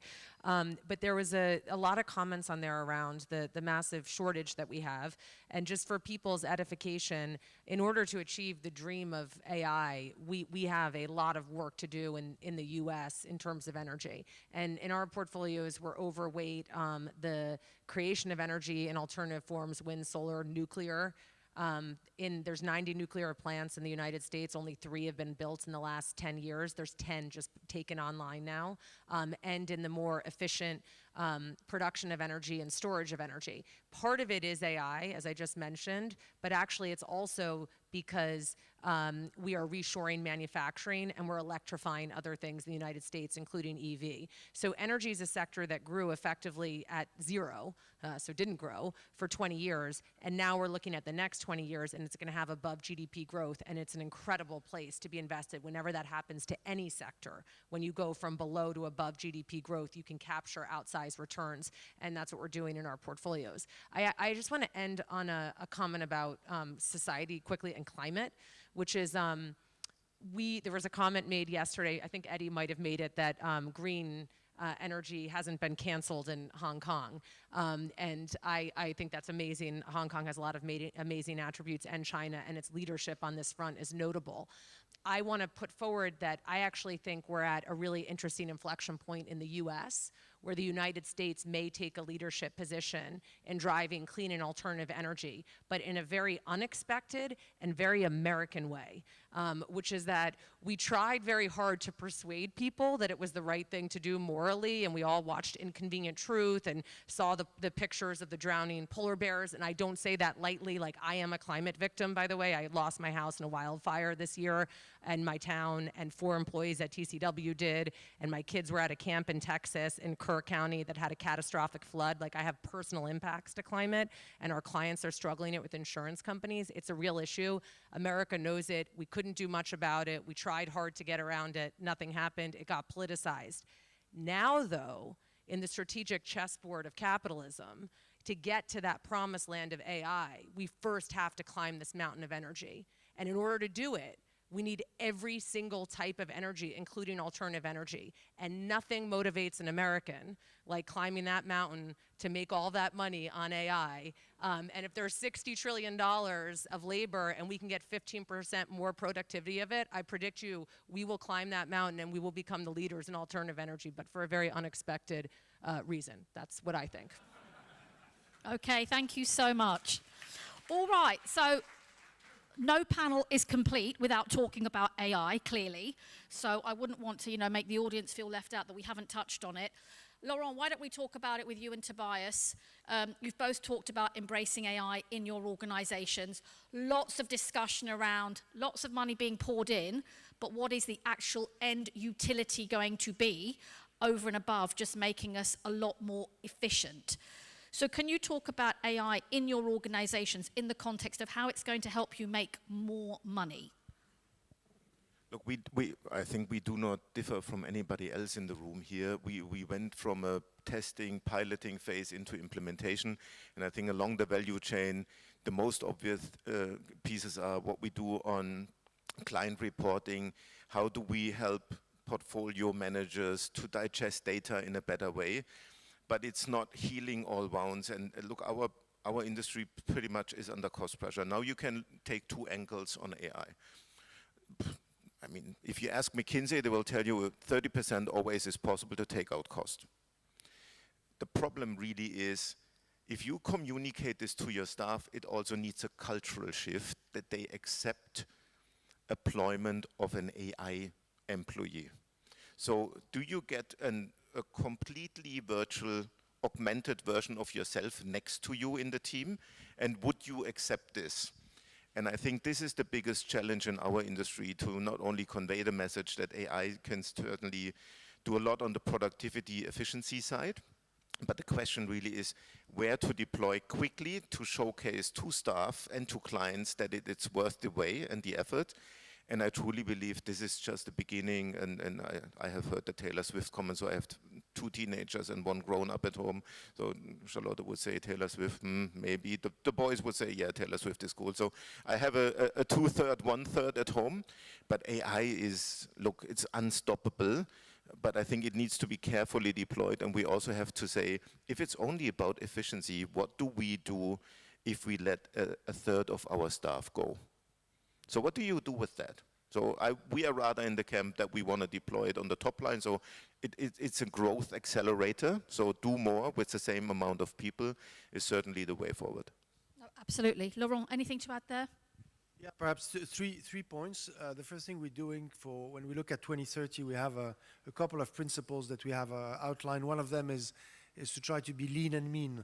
And what that means basically is that we're gonna wouldn't see you as me. more or less cap people and uncap technology, and that will help us scale up and force the deployment and the embracing of AI technology throughout the organization. The second thing we do is that we've launched an AI-driven strategy where most of the investment process is AI-driven. It's been one of the most successful launch we've had in the last couple of years. So trying to bring AI in the investment process and help us be better investors. How is it performing versus human being? It's been being? performing, but it depends which human beings, right? An intelligent human being. It's been doing well. It's outperformed its benchmark. It's a relatively new strategy, but it's close to 2 billion now. So it's been very successful in terms of raising assets and gaining interest. And the third thing is to try to, as you know, we're quite big in thematics, try to invest in themes where we think that are going to benefit from AI outside of the Max 7. So you can think about robotics. We launched our strategy 10 years ago. It's outperformed more, did more than double the performance of the MSCI ACWI since inception. We like cyber, so we have a security strategy as well. We like a biotech, which is going to benefit from AI. So try to provide those products to our clients that are going to be, big beneficiaries of technology developments. Fabulous. Exciting times ahead. Okay, folks, I'm conscious that we're out of time, so I figure we end the panel the same way that the previous panel ended. You are all regular visitors to Hong Kong. You've all got growing businesses in Hong Kong.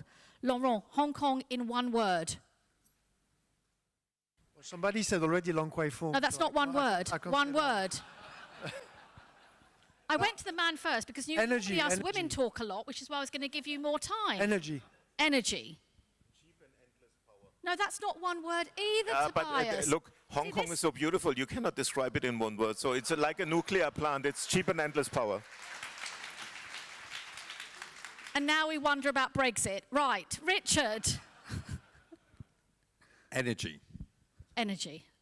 You just said exactly what Laurent said. Okay, he always does. I'm relying on the French speaker. That's what he did in the prep session as well. He was just repeating us. You can imagine how difficult the prep session was, ladies and gents. Katie, please say something enlightening. Leadership. Love it. With that, ladies and gents, thank you very much. Thank you, folks.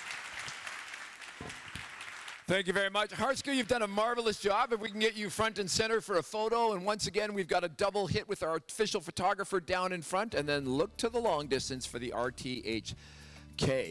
Thank you very much. Great job. I love the energy of this panel. I mean, the energy of Hong Kong, yes. But the energy of this panel, absolutely spectacular. All right. Wonderful job. Thank you so much. All right, great job for our panel. Another round of applause for our panel today, led by Harshika Patel from JP Morgan.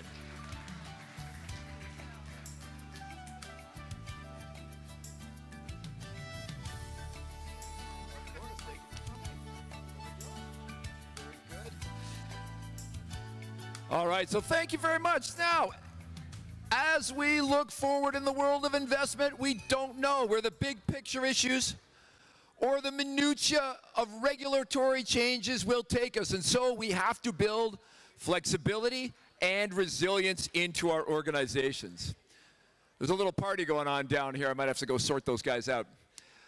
But we have to build flexibility and resilience into our organizations. But given the urgent demands day to day, that is easier said than done. And so we need to hear from our next panel about how we can build strength into our organizations to face an uncertain world. Hopefully, I will be able to get my panel through the crowd that is forming off to the side, because I think they're ready to go. And they are going to be led today by Albert Go. Albert is the Deputy Chief Executive Officer of the Exchange Fund Investment Officer of the Hong Kong Monetary Authority. Winging his way to the stage will be Hermes Lee, the Founder and Chief Executive Officer of Aspects Management. We have Michael J. Sachs, who is leading GCM Grosvenor as their Chairman and Chief Executive Officer. And rounding out this panel, from Citadel Securities, we welcome their CEO, Zhao Peng. And with that, the hubbub has died down, a silence falls over the crowd, and Albert Go brings his panel to the stage. Thank you.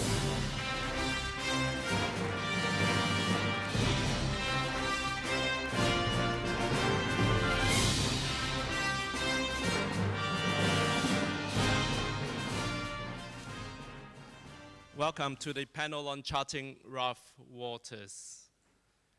Let me dive straight in. I'll start with Peng Zhao.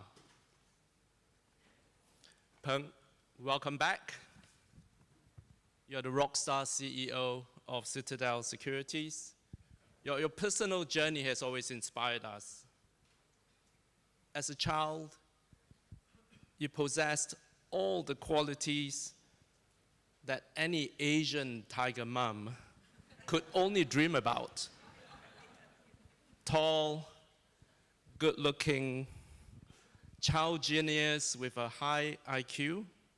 You did a mathematics degree at Beijing University, aged only 14, followed quickly by a PhD from Berkeley. And oh, you must have super high EQ too, because you worked so well with Ken Griffin for over 20 years. Sorry, Ken, I know you're somewhere out there, but this is Peng Zhao's moment. Peng, did you face any challenges at all? Were there any life-changing moments you'd like to share with us? Because it all sounds super good. I wasn't sure there was going to be a question. I was just going to listen to this this introduction for this whole session. I was hoping, but thank you, Albert, for having me back. And I can feel. I think we can all feel the energy that's in the room, that's in the city, and that was in fact not a surprise. That was the word that the previous panelists came up when they were asked to describe Hong Kong. So growing up, so I grew up in Beijing, and with incredibly hardworking parents. I think they were the first generation of entrepreneurs in China in the 90s. It didn't feel like challenges, if I might be honest, but thinking back, my father actually worked in Hong Kong in the 90s. Which brought a lot of very fond memories. So Hong Kong always felt like a second home to me. And then I was effectively raised by my mom, by herself, in Beijing in the 90s. And while her having left her government job at the time and starting her own company. So there was a lot of responsibilities for a 10, 12, 14-year-old in household, both making sure, mom was well taken care of, grandparents were well taken care of, but also focus on the school. I think it was that kind of experience growing up in that era, combined with the exposure I really got from Hong Kong about what made Hong Kong such an amazing city, where the financial market, the stock exchange, really underpinned the foundation of that. That combination, in very large part, made me who I am. I mean, I ought to say one thing that people have today that I didn't have was, despite the desire to get into finance and figuring out how to apply my mathematical skills in figuring out how to trade stocks, that wasn't really an opportunity that was available to a boy growing up in Beijing, right? In the 90s, China was still just forming its own financial market. Hong Kong already had one of the greatest financial markets in the world, just like today, but it wasn't really a available career path to get a college degree in Beijing and then come find a job at one of the top tier financial institutions. But that's what's available today. So that's yet another big change. That's opportunity that we didn't have, but it all worked out, so no complaints. Very good. Well, Citadel Securities is now the largest market maker in the world, larger than Goldman Sachs, JP Morgan, Morgan Stanley, you name it. It's not really a competition, but we're proud of it. Yeah, because you're the leader. We also watched you grow in Hong Kong for over 34 years. Why Hong Kong? What advantages does Hong Kong have for Citadel Securities? Do we have enough high IQ, high EQ talent for you? I think you're hitting on the number one reason, right? It's what Hong Kong has is, this is where talent wants to be. It's really a two-sided reason, but they're strongly intertwined. I think if you talk about the quality of life, the quality of education, safety, it really is one of the greatest cities to live, build a career, plant down your family roots, raise your kids. So it's such a talent hub, and the density of talent, the amount of talent that's available across technology, finances, sales, you name net management, you name it. It's unparalleled. And at the same time, the reason why it is such, it's heavily related to Hong Kong being such a business-friendly environment. We can talk about the fact that capital can flow freely. We can talk about the rule of law. We can talk about the highly accommodative and welcoming government and regulators that help businesses while regulating us. But underneath it all is this culture that celebrates risk-taking, entrepreneurship, and the industrial people.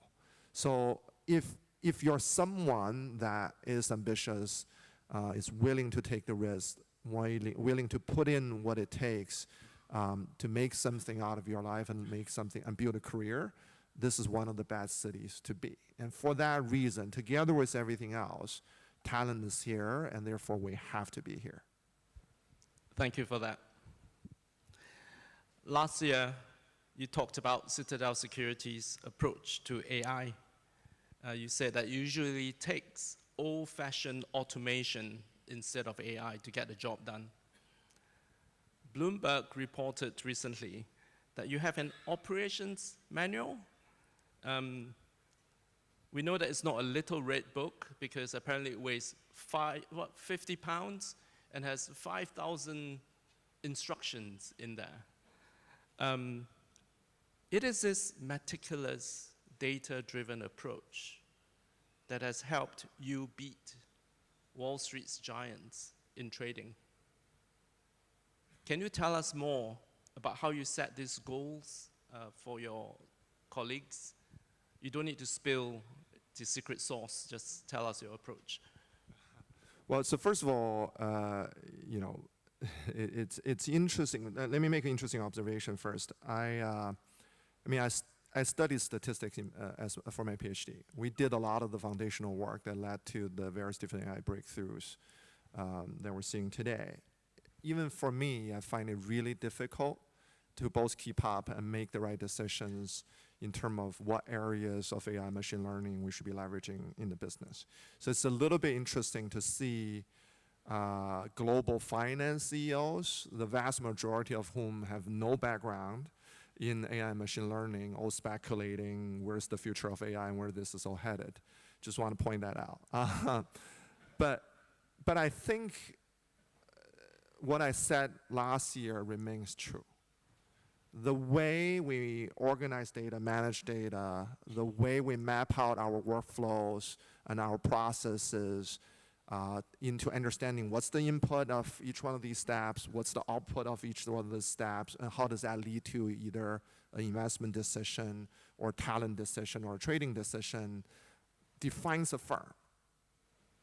Right? And that's our job. As AI tools get better, machine learning tools get better, there will be more and more opportunities for you to embed those tools and methodologies in those little boxes in your flowcharts, in your analytics, or that big book, and there may be pages I rip out and replace it with tools that wasn't available 3 years ago.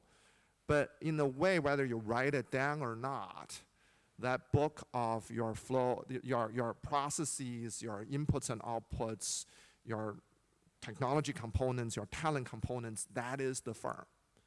I think we are just a bit more explicit and a bit more hardcore, if I were to use that word, in focusing intensely on exactly understanding what that is, in understanding exactly that we're all there doing. And that's driven the firm and to deliver result we have delivered so far. And that will continue to drive us forward.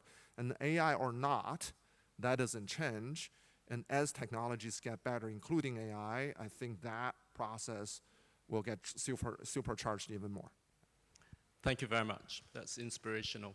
I just want to say I spotted some JP Morgan and Goldman Sachs friends over there. So you might want to walk this way on the way out with us. Next, let's move to they're great partners of ours. I know, I'm just joking. Hermes Lee. Hermes, you're the founder and CIO of Aspects, the most successful Hong Kong-based hedge fund that we've seen in recent years. In fact, you're so successful now you don't need to wear a tie. Now you have averaged over 30% return per annum. Your AUM grew from nothing to $12 billion in just a few short years. And more importantly, all this was done during a period where it's impossibly difficult for Asia-focused hedge funds. So first, I want to thank you for making money for the people of Hong Kong. Hermes, you are a true homegrown talent. Can you tell us about your journey from a humble local schoolboy to this world-beating hedge fund manager now? Well, thank you, Albert. Yeah, I thought I was only invited because I'm actually from Hong Kong. Well, so yeah, indeed, I was born and raised in Hong Kong. Now you may wonder, like, do people in Hong Kong love the brand so much that like they actually even named their kid after a bag? Well, it's actually named after the Greek god of messenger. That's before the bag became popular. But anyway, yeah. So I was born and raised in Hong Kong. I went to a local school. I did the Hong Kong certificate exam. So I did my university degree in the UK, but my entire career has been in Hong Kong, and I couldn't be happy about that. Couldn't be happier than that. Obviously, there's been ups and downs. During COVID, it was very challenging times, but now it's much better. Now we even have trading during typhoon hours. What more can you want? So yeah, it's been great, and looking forward to more time in Hong Kong. Good, thank you very much. Now, Hermes, you also changed the way HKMA invests. Now, we tend to invest in global funds like Citadel or Peng's sister company, shall I say. But under the leadership of our financial secretary, Paul Chan, and our chief executive, Eddie Yu, we created a special portfolio just to invest in Hong Kong-based managers like you. how did you build such a successful hedge fund in Hong Kong? Did you consider launching anywhere else? Yeah, well, first of all, my entire career has been here. We only have one office. All our staff is based in Hong Kong. So we never really considered, starting anywhere else. We did consider whether we should be somewhere else too, but in the end, this is the only office that we have. And, we make all our returns and everything out of Hong Kong, so I think it's a good place. Now, I think, like I think Ken and everyone has mentioned, the greatest part of Hong Kong is the ease of doing business and the talent. Not only Chinese talent, but I think we have very good multinational talent as well, which is very important for our business investing across Asia. So besides Chinese, we have Koreans, we have Japanese, and I think there's nowhere else better for Asian talent than Hong Kong. This also is really the center of the region. We have the best flow of information, all the conferences and people pass through here. So I think we can be very efficient and very effective out of here. So I think I can foresee that Hong Kong will continue to be our home. Very good. So let's talk about how you invest. After COVID, you became one of the largest shareholder of an unknown Chinese online broker. Now, many thought that you were absolutely crazy. I mean, the markets were down, no one was trading stocks. The share price of this broker had gone down 80%, and there was even a regulatory crackdown. But in recent times, the Hong Kong and China markets came bouncing back, and everybody rushed to open accounts. So this stock went up 500%. So it looks like you're an absolute genius. Now proving once again that the line between crazy and genius is a really fine one. Can you share with us your investment thesis and strategy? Yeah, well, no doubt, the market has gone through some tough periods between 21 and 24, but it's really our job to sort of sift through all the difficulty and find businesses that can be resilient, during downtimes, and be able to outgrow the market a lot during uptimes. And Futu, as you mentioned, is one of those rare finds that we have. I wish all our portfolios are 500%, but I think having one of that has been great for us. So Futu is an online broker which started with primarily serving the Chinese and Hong Kong population, and has since expanded into regionally and globally into markets like Singapore, Malaysia, Japan, and the US. I think it's got really good products. It's got very strong sort of marketing and execution. And more importantly, I think it's really leveraged on a very important trend, which is for the Chinese population to invest or diverse their assets from likes of real estate into equity markets, for which Hong Kong is a great beneficiary of that. I think on top of that, the internationalization of the domestic A-share markets have really helped Hong Kong. For example, we've seen the sort of largest, the largest IPO this year is actually a Hong Kong IPO of CATL. And we think that, with, the advancement of technology, a lot more of the A-share domestic listed technology companies will be listed in Hong Kong as well as they look for capital internationally, which, will undoubtedly benefit the Hong Kong markets, the Hong Kong exchange, and also Futu as an online broker for Hong Kong. Yeah, so I think, certainly, the market has not been easy, but the company, through these means have been able to grow their profits quite significantly over time. And it's true that, when we invested at the end of 2021, the stock is down like 2/3, and it looked very challenging. But over the years, through all their, expansion, the company has been able to grow their earnings by 3 to 4 times.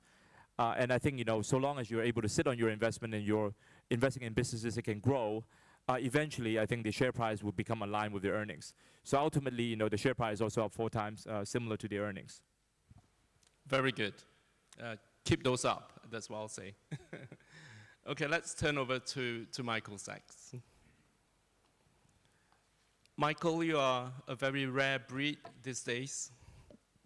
A senior Democrat, trustee of the Obama Foundation, top fundraiser for the Democrats. In fact, you are the reason why Democratic conventions are held in Chicago. How are the Democrats doing? How will the Democrats do in the midterms? Question on a lot of people's minds. We're going to have a lot more information this week. Yesterday was election day. The polls have not closed in California yet. They've just closed on the East Coast and probably closing right about now in the Midwest. The results are coming in.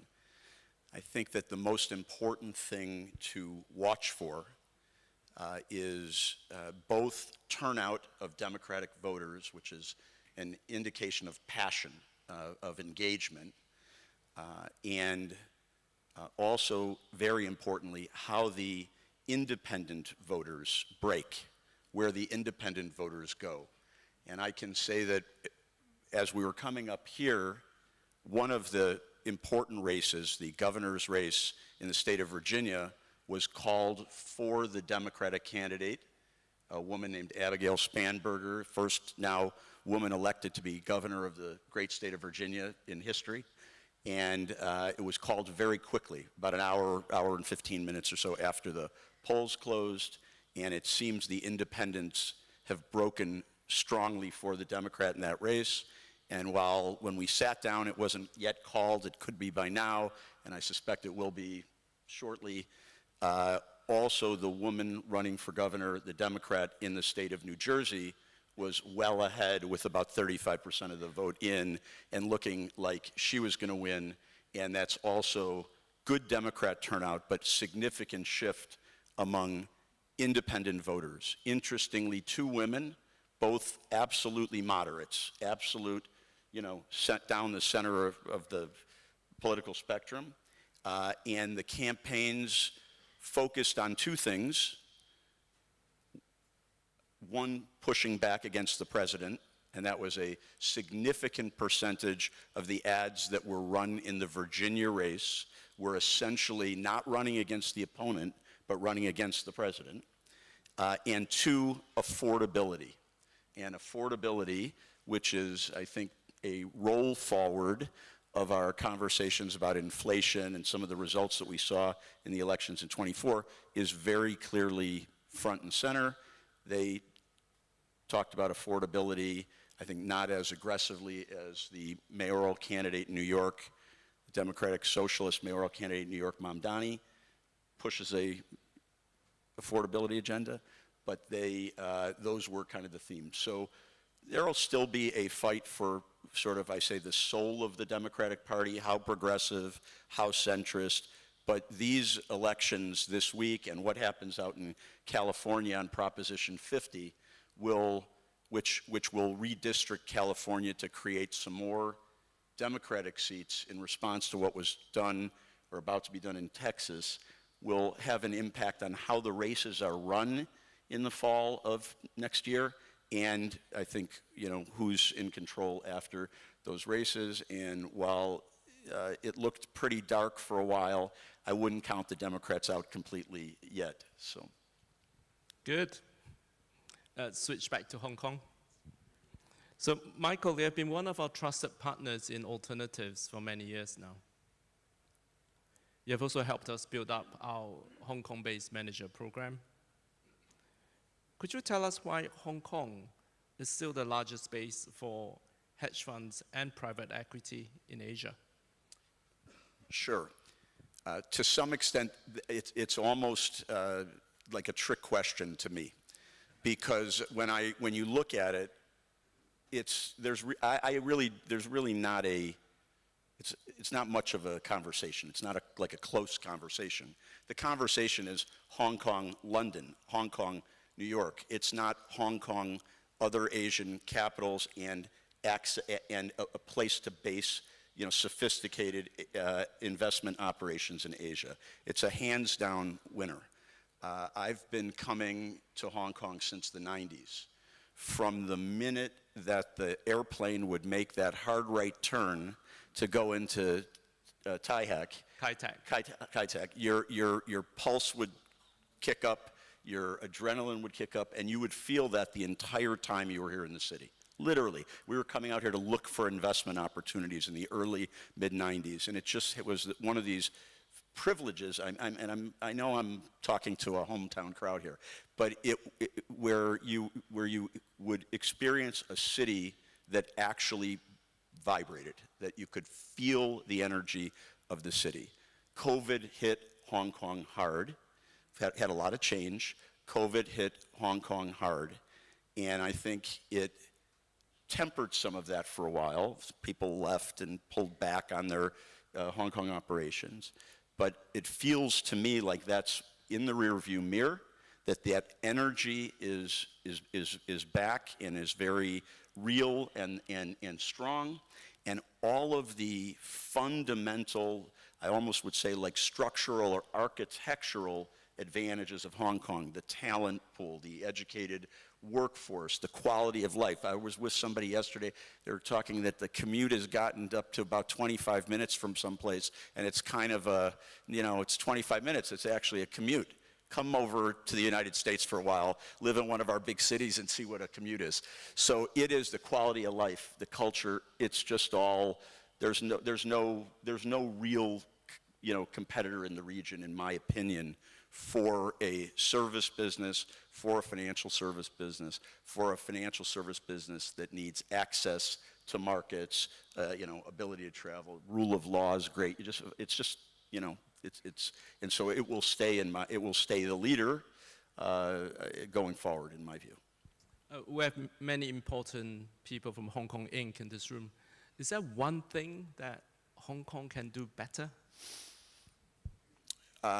Well, I would say I am not the expert on what I would call the small technical improvements in markets and funds flows and things like that. So I'm not the best to speak to, go to T+1 instead of T+2, and will that really matter? What I can say is I think the Secretary just nailed it this morning, which is just keep innovating. Keep this strategic view in these goals to continue to get better and better. And I think that the one country, two system policy is a very valuable one and a good one, and staying committed to that is a big deal. And to the extent that happens, it's very hard to stop Hong Kong, in my view. Thank you very much, Michael. Okay, we have a few minutes left. By tradition, we will end this panel with some quick-fire questions. Now, the rules are very simple. Do not think on your feet. Just shoot from your hip. There are no wrong answers, because on this panel, you will be right about everything. And you cannot chicken out, okay? So, first question. What is one word or phrase to describe your outlook for 2026? So this year, Jamie Dimon said cockroaches. Elon Musk said $1 trillion. By the way, he meant his pay package, not a sales target. Peng, what is one word that you will use to describe your outlook for 2026? Busy. Busy. Good busy, bad busy. I think there's just going to be a lot of activities. Yeah. Okay. Michael? Cautious. Cautious. Okay. Good one. Hermes? Broadening. Broadening. I think leadership to broaden from AI to non-AI, from US to perhaps more market like China. Whoa. Okay. Good one. Okay. Next. What is one job in finance that you believe will not exist in 5 years?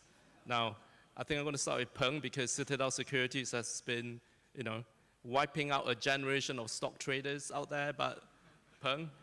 Well, surprisingly, there's still floor traders wherever there are still floors. So I'm going to be this is going to sound contradictory, but I would say, chief AI officers and head of AIs because it's like we don't have head of internet. We don't have head of mobile devices. We don't have head of personal computers. I think it would just be part of technology, right? It would be very much normalized and mainstream. So we're not going to have chief AI officers anymore. Yeah. Oh, very good, very good. I thought you were going to say as a US CEO, chief sustainability officer or something like that. Michael? For us, jobs that were very heavy data entry focused, we're seeing progress on that already. We have thousands of investments, and in the private markets space, reporting on those investments is anything but standard. Some administrators have standardization, and so you can get the same report for a handful, but it's different for everybody. And it used to be very, very hard to use any automation or machine learning to ease that process and with quality assurance. We've seen significant improvement in that in the last, 6 months, and that's going to continue. Hermes? Research analysts who only compound known information rather than making judgment, because AI can be much better at compiling information more accurately and faster, but only human can make good judgment. Very good. Okay, next, without data, you're just another person with an opinion. What is the most important data set that you access or use every day and you find indispensable? Peng? Well, it's going to be hard to resist saying it's P&L and risk. I mean, obviously we stare at that all the time, but I think if I have to choose, I'll choose talent data over everything else. I think I can't imagine a state of the world I don't get to see my P&L in real time, as long as I can trust that I have the best team and they're working on the right things. So I think talent data for me is the one crucial thing that I cannot live without. Okay. Michael? So slightly maybe different answer than expected. All kinds of data for business. You're looking at your performance all the time. You're looking at your client interaction all the time. You're looking at calendars and what different people in your team are doing all the time. Lately, as I've gotten older and started to think more about the different milestones I want to participate in with my grandchildren, who are young, personal health data is something that I find myself looking at more often, including for now the last 2 months a continuous glucose monitor mounted right under here. And I can tell you all that when you take the skin of the duck and dip it in the sugar and eat it, it tastes very, very good, but it's not the best for the stability of that graph that you get on your personal phone. So you enjoyed dinner last night? I love fantastic. All right, okay, good. Hermes? Well, given how much AI is talked about today and yesterday, and given that everybody seems to have an opinion on whether it's a bubble or not, whether it's positive or not, I think the only way, there's the only North Star to assessing that is the ultimate demand indicator, token consumption. So I look at that to determine whether we are in a bubble or not. Okay, very good. Okay, last one, quickly. What will be the biggest surprise for 2026? Now, last year, our panelists all said world peace.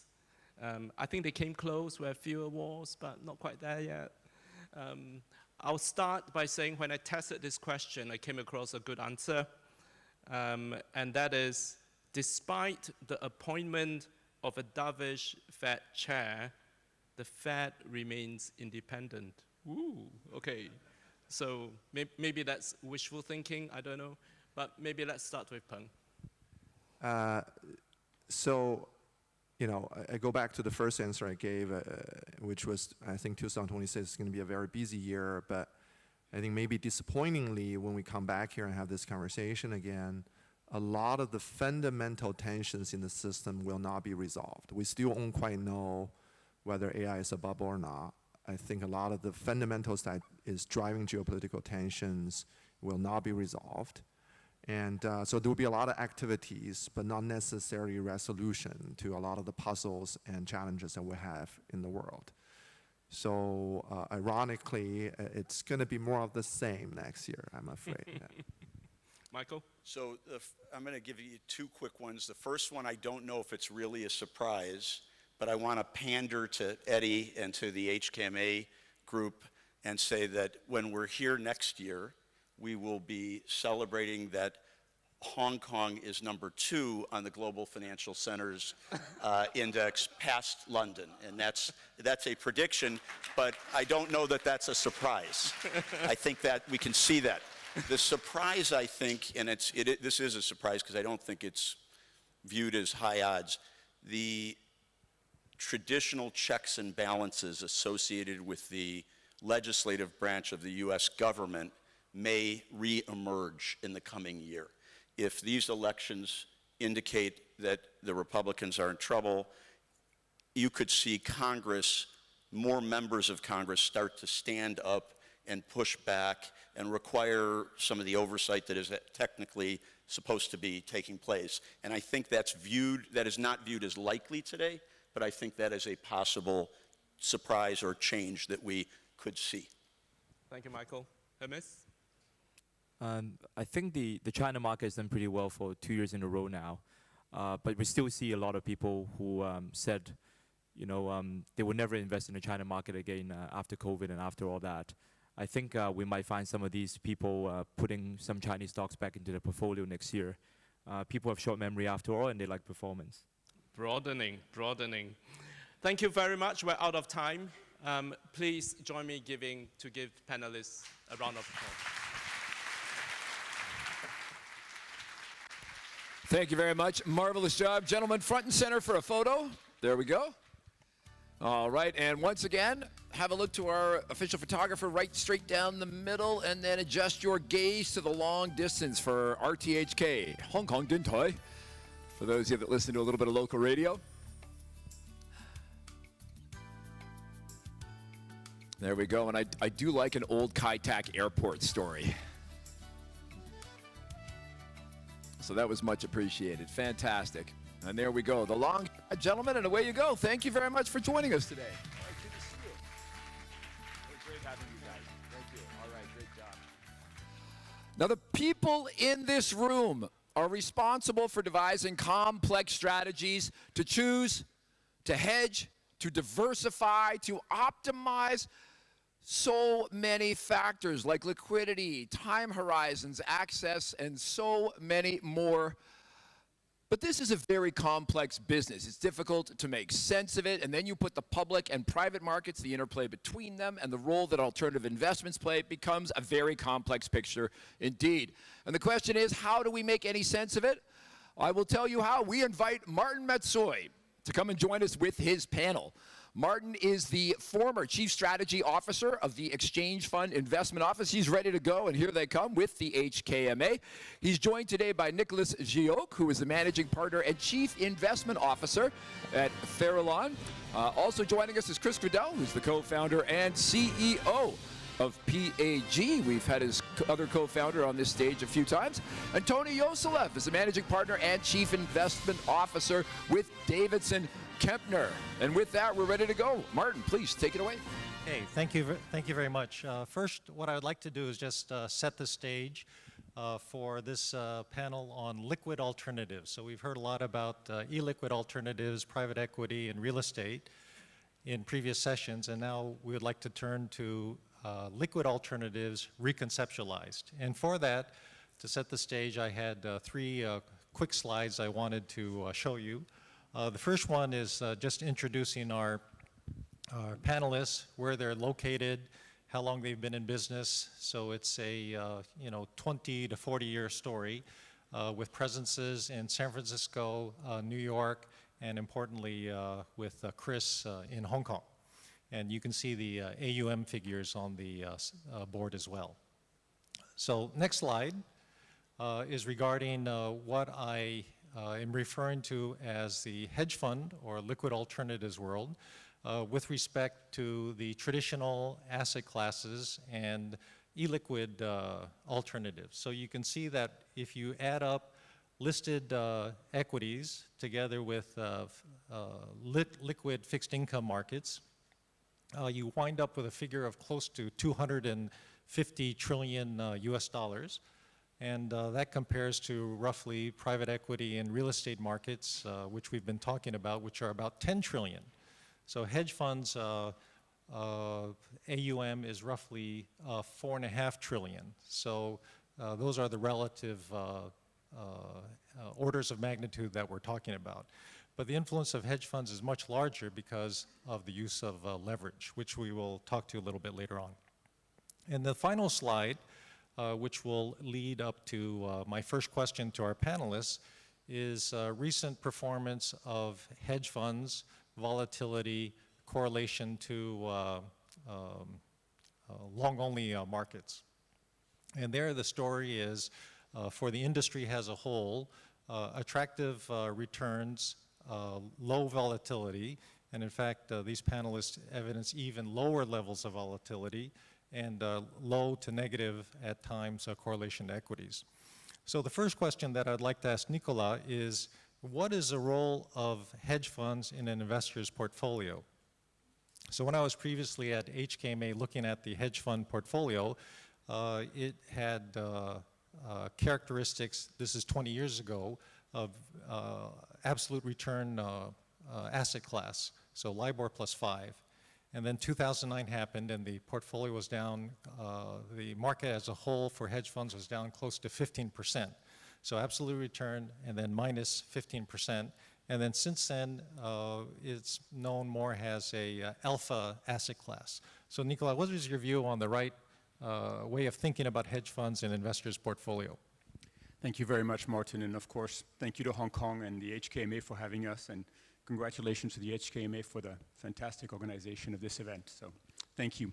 I think hedge funds encompass a wide variety of strategies, so maybe it's easier to describe what we're focused on delivering. And of course, the first and foremost, what we're delivering is excess return. And what I mean excess return is a return that we generate above the systematic risk that we take. I think we've been having a lot of discussions over the course of the past day and a half around the big systematic risks and shifts in the world. And what we're trying to deliver is uncorrelated alpha generation.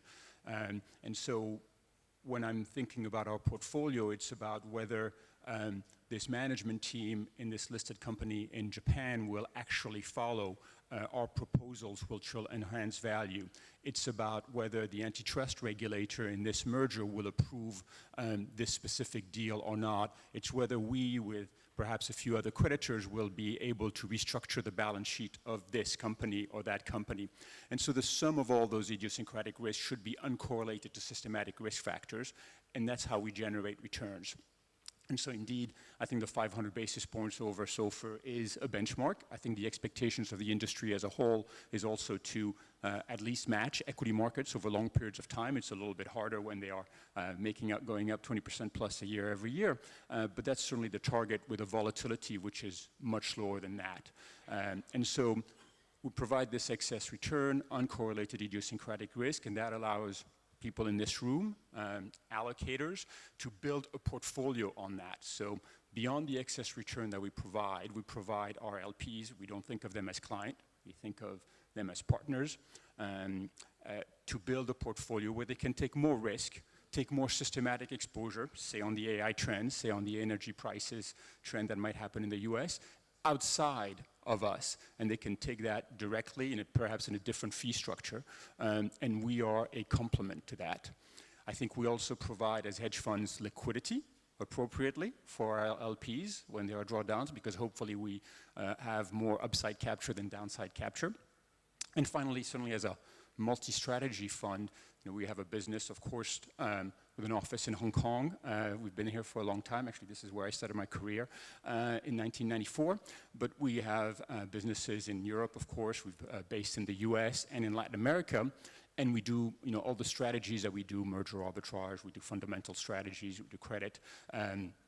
All of those around transitions. We capture transitions in corporate events, in in businesses, in regions, we have a lot of bottom-up intelligence on big trends, which help our clients, our partners, allocators, to build also on their portfolio. So I think that's where we provide as well market intelligence that's very live. Okay, good. Yeah, thank you. Chris, from your China chair, can you give us a view on the role of hedge funds? Yeah, I mean, when I guess I first learned what a hedge fund was in early 1999, I did an internship at a small $400 million hedge fund in New York called Millennium Partners. And, you know, I thought, wow, this is really cool, you know, generating low volatility, absolute returns. I thought, wow, that's actually what got me excited, really, you know, in the investment world. And, you know, we, PAG, started as a hedge fund business in Hong Kong. And our hedge fund is still an important part of our business. We're more diversified now as a firm, also across private markets. But on the hedge fund side, you know, the business has evolved. But I think at the core of our hedge fund business is generating absolute returns, not losing money, low volatility, low correlation. You know, that's what we're trying to do. And if we can generate, you know, low double-digit returns with low volatility and correlation and liquidity, and there's a lot of hedge funds these days who don't offer liquidity anymore, even though I do think that's an important part of the value proposition of a hedge fund. I say, why wouldn't you want that in your portfolio, right? I think that's a product that should be in every portfolio. And our hedge fund business has evolved a little bit over the years. I think two sort of big changes in our hedge fund business. One, we started, you know, in 2002, and we started doing more also private debt type investments through our hedge fund.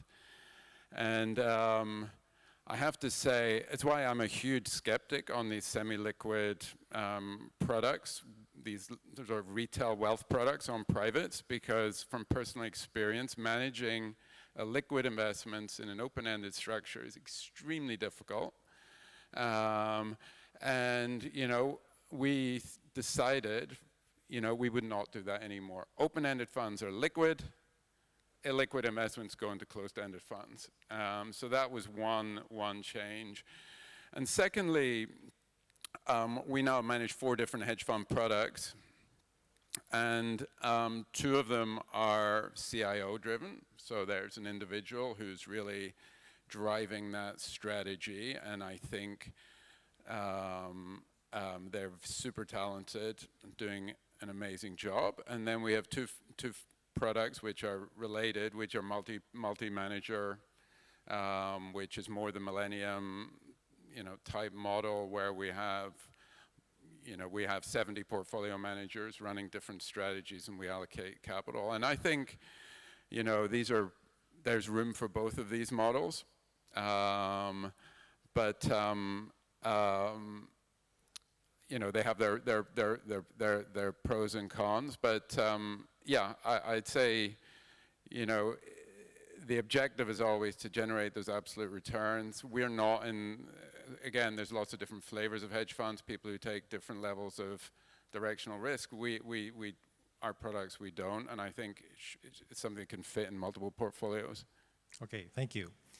Tony, how would you answer that question? And maybe you can reference your recent research piece on hedge fund behavior in current higher interest rate environments. Yeah, sure, happy to. First, as a starting point, though, thank you to HKMA for hosting this amazing 2-day series of events and for inviting me to speak here today. I spent a lot of time thinking about this question. So I've been at Davidson Kempner since 1998. I was 24 years old when I joined. And there was a dramatic change in how people think about the role of absolute return in their portfolios in the last 10 years or so versus in the early days of my career. In the early days of my career, absolute return was thought as both a return driver in the portfolio, but also a ballast and a volatility mitigator. So the expectation was that you should be able to earn at least the rates of return that you want to earn on your overall portfolio from absolute return, but it should provide other benefits to the rest of your portfolio. I mean, the reality is, while beta may have had a good several-year stretch, most allocators can't only own beta. Most allocators have a spend rate. You have to actually spend roughly 5% of your assets plus or minus in a year to meet your mission. That works very poorly with beta because there's very high volatility in terms of those returns. Absolute return strategies allow you to mitigate that volatility. So if you were to look at the role of absolute return strategies, or at least as allocators thought of them in the second half of the 2010s, so let's say 2015 to 2019, people still considered the volatility mitigation and the ballast characteristics of the portfolio, but they were a little bit less driven by the return portions of the portfolio. And the idea was we were going to make our returns in the equity-linked strategies, so private equity, venture capital, growth equity, maybe public markets, and we only expected AR to basically be a mitigator.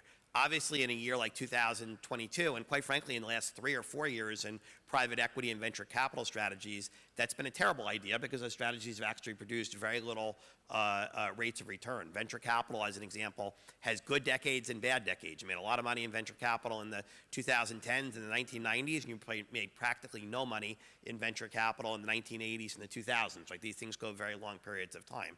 And so the last 3 or 4 years, absolute return strategies have been the best return driver, quite frankly, for most portfolios, especially once you include 2022 in the mix. And so the question I tried to answer is, like, why is that the case? And so we looked at over 30 years of Cambridge Associates data on rates of return, and what we found out is that there's a very high correlation between where interest rates are and what returns you can earn in absolute return. But it's not just a 1-to-1 ratio. You actually get an extra oomph in times with higher interest rate environments for absolute return than you get in lower interest rate environments. And the reason for that simplistically is dispersion in markets. You have a lot more dispersion in both equity markets and credit markets in higher interest rate environments than you have in lower interest rate environments. And interest rates do simplistically cause there to be winners and losers in markets. And if you look fundamentally about what an absolute return strategy is, whether it's a relative value strategy or whether it's a event-driven strategy,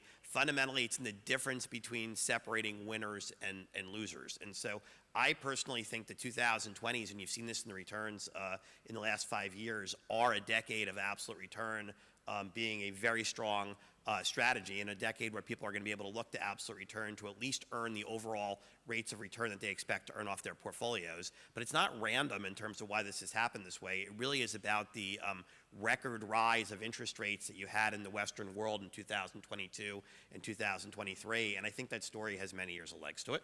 And we did publish a white paper on this, which is available on our website. Right. Okay. Thank you, Tony. So, Nicolas, Chris mentioned earlier the subject of credit, and there's been earlier discussion regarding where we are in the credit cycle, and your industry and fund have the ability to look at a variety of private credit asset classes, ranging from distress to loans to leveraged buyout companies. So I guess, where do you think we are in the private credit cycle, and what do you think of the entrance of private credit funds into your business? Thank you very much. So credit is a, and certainly the credit cycle is a multifaceted question. Obviously, we do and we invest in credit as part of our hedge fund with liquidity available to our LPs in the second, where we do a lot of trading in the secondary market. And there, obviously, we are in a world of very, very tight credit spreads. I think probably in the bottom 10 decile of credit spreads in the history. So there's very little. There's a lot of financing conditions. Let's put it that way, are very very positive and accommodative. But at the same time, the percentage of credits which are going through restructurings, either in court or out of court in the U.S. and Europe, at 5-year highs. So there's a mix. There's a mixed opportunity set here for us. Well, there's an opportunity set for us in our restructuring business, less so in the new origination business. I think the question that you're asking is about, the benefits of investing in private credit perhaps now, and how that's competitive. Some of the asset managers that we've heard before are competitive with what hedge funds and our private capital does. We are more in the special situation business. We're looking for assets that we don't need to lever in order to generate our double-digit rates of returns, and so that is the intrusion of private credit has been a competitor to the loan market, the syndicated loan market, to the bank market. And there I would just say that,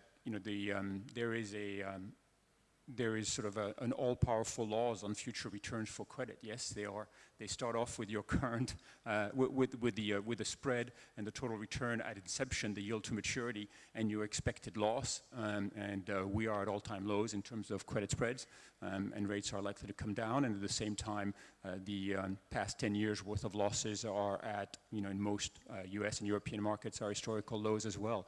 So future returns might not be as good as past returns. Thank you. Tony, what would you say to that question about where we are in the credit cycle, and what do you think about the entry of new private credit players in the market? Well, I mean, in terms of the second question, I mean, credit is a very broad asset class. And so I think the place that you've had the most impact of private credit has been in direct corporate lending, particularly in the United States, where you've got a direct corporate lending market that is give or take the size of the bank syndicated lending market, depending upon which stats you look at. And the reality of that is there's been a race to the bottom in terms of the covenants that are provided, the coupons that are earned, et cetera, to the point where I would say a lot of that lending doesn't look that different to what actually exists in the bank syndicated lending market. If you look at where we are in the cycle today, people like to cite a very artificially deflated default rates. And I'm really going to speak about the United States in terms of numbers here. But the reason for that is in public markets, you have what are called liability management exercises, which is that borrowers go to lenders and say, we know you owe your par. We want to pay you 80 cents, and we're going to play games underneath our documents to make that work. So when you add in liability management exercises, you have a middle single-digit default rate for the last 2 years, and I think that is the real rate of defaults in the public markets. In the private markets, it's a little bit different because there's only a handful of lenders. So they say, you know what? We know you owe us cash interest. We're just going to pick that interest, and we're going to pretend it's meant to be picked the entire time. So when you look at non-voluntary PIK interest in those markets, again, you're at mid-single-digit default rates. And if you were to go back to the 2000s, which was a market that was really a market of bank syndicated lending, that was the average default rate in the 2000s in an interest rate environment that's similar to today. So I think that rates of return on this asset class were dramatically overstated the last few years, and I really mean private credit. People talked about double-digit interest rates, which maybe you could earn for a year or two in 2022 or 2023, but this is really a middle single-digit asset return class, and you've already seen this response in public markets. If you look at BDCs, they've traded down dramatically this year, and they're now trading at discounts, which historically is where BDCs traded, not at modest premiums. So the public market is already reacting to this. The reality is it will probably take a while in the private markets for people to show this in their marks, but that's where things are. Similar, I think, to the two firms here, we are doing loans that are much, we take on a little bit more risk for a lot more return simplistically in our loans, or we take on a lot more complexity sometimes in our loans, and you don't take on that much more risk, so we're typically doing double-digit type lending in what we're doing. That's a very different market. I would say that market is far less saturated than the direct corporate lending, or in the asset-backed world, the investment grade market is, and so the supply-demand dynamics in that market are actually much better, quite frankly, in part because there's been a lot more competition. And I think for some of the reasons that I spoke about with what's going on in the broader markets, it's actually creating more opportunities, not less. Okay, thank you. So moving to the China region, Chris, your fund has China tilt, Asia focus. So what do you find interesting in these markets for the deployment of capital? Yeah, I mean, we're sort of, most of our funds are regional, so we're constantly looking at the relative attractiveness of opportunities across the region. And that adjusts, right? As a cycle changes, as opportunities, we shift between them. In China today, we are leaning in on the public equity side. We've seen very strong dispersion. Our equity long short portfolio manager has been doing phenomenally well. We've been leaning in on convertible bonds.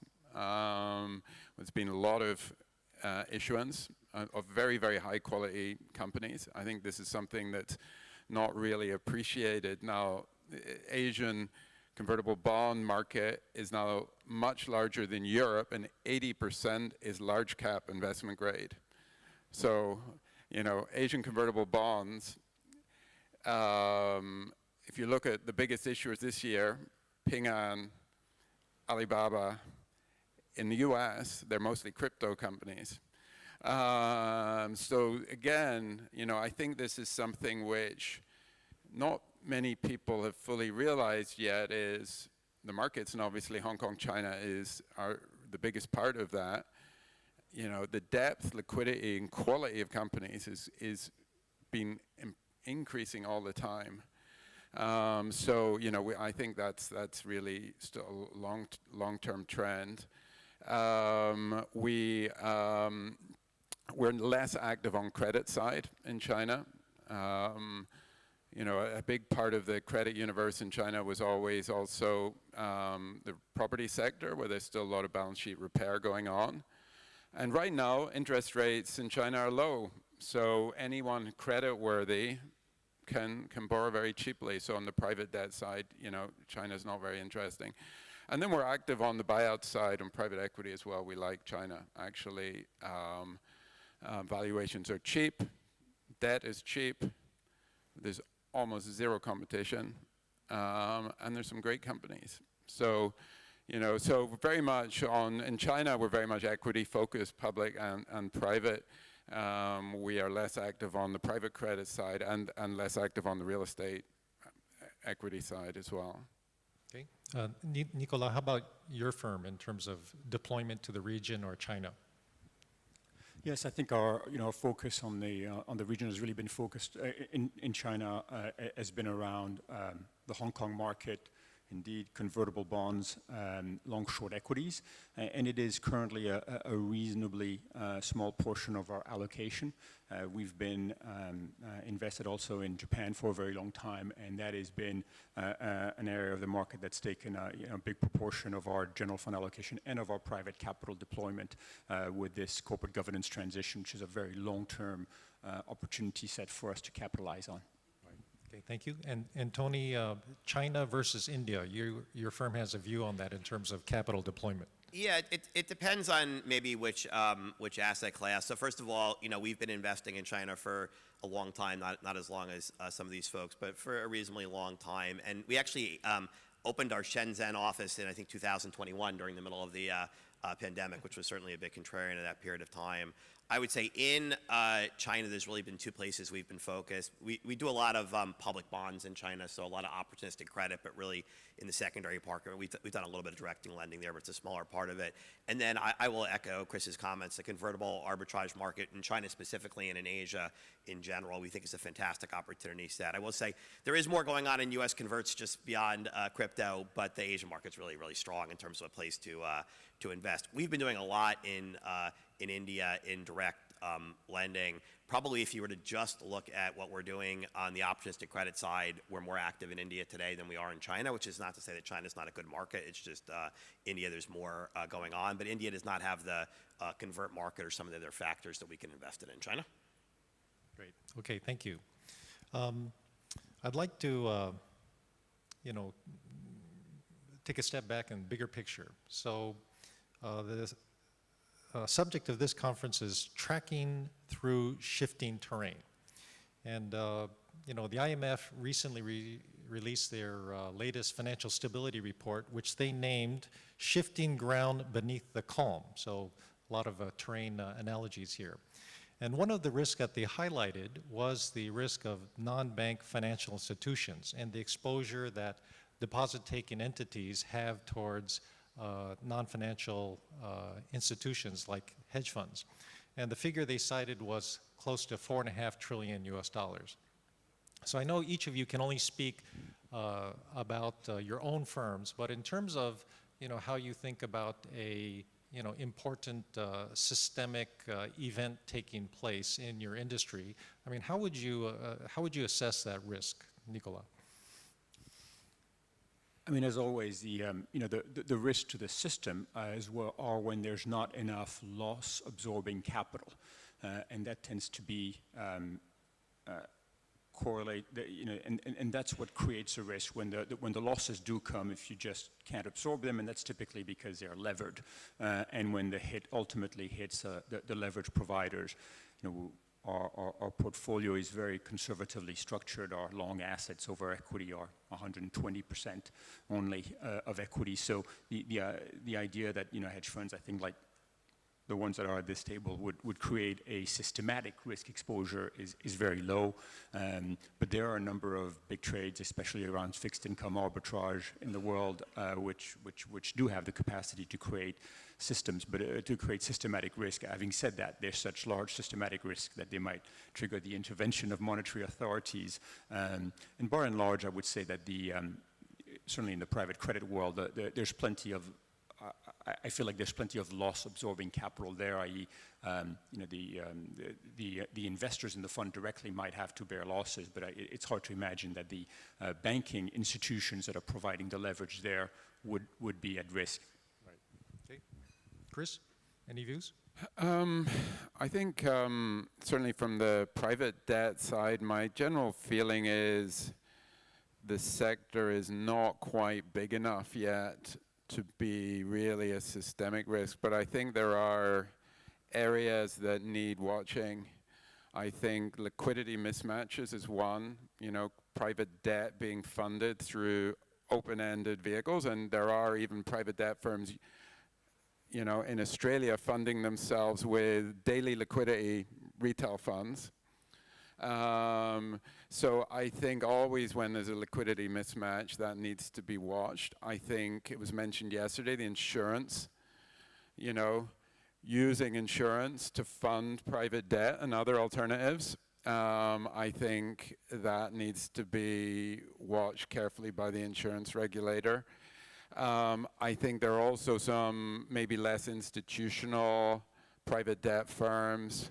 Again, in Australia, there's an example, there's been sort of a few sort of scandals in the papers recently of private debt firms, lending to their own projects, charging excessive fees, etc. So, I think probably needs to be a little bit more oversight and regulation as well. But my feeling is it's not big enough yet, but I think there's some areas to watch probably. Okay, Tony? Yeah, I mean, look, there's the great Warren Buffett saying that when the tide goes out, you figure out who's been swimming naked. And there's always a little bit of that when markets retract. I mean, look, if you want to poke holes in asset classes, you can find them. So in the absolute return segment, again, the firms that are up here use very little or no leverage. There is a whole universe of funds that are levered 5 times or 8 times, and that's when accidents tend to happen, is when you magnify risk and leverage. I mean, I've been reminded a lot of the long-term capital blow-up in 1998. That was a leverage story. A lot of those were basis trades that ultimately would have worked out, but they just put too much leverage on them, and in that case, the financial system was not willing to absorb the losses. In the private credit world, you've had a recent bankruptcy in the U.S. called First Brands, which has gotten a lot of attention. It's in no way, shape, or form systemic, but relative to what's not particularly a large capital structure, it's gotten a tremendous amount of publicity. And some of that relates to people who were doing factor receivable investing, and they were probably telling their investors they had Walmart receivables, but it turns out they had First Brands risk, and a lot of that stuff may be worth zero at the end of the day. So, these things do go in different ways. But in terms of what's going to be more systemic, I worry much more about things like potential overvaluation in equity markets, right? Money chasing things like AI that may indeed be a transformative technology. I listened to a number of the sessions yesterday, and people were comparing AI investment to the railroads, basically saying, don't worry, a few companies will go bad, but it'll all work out.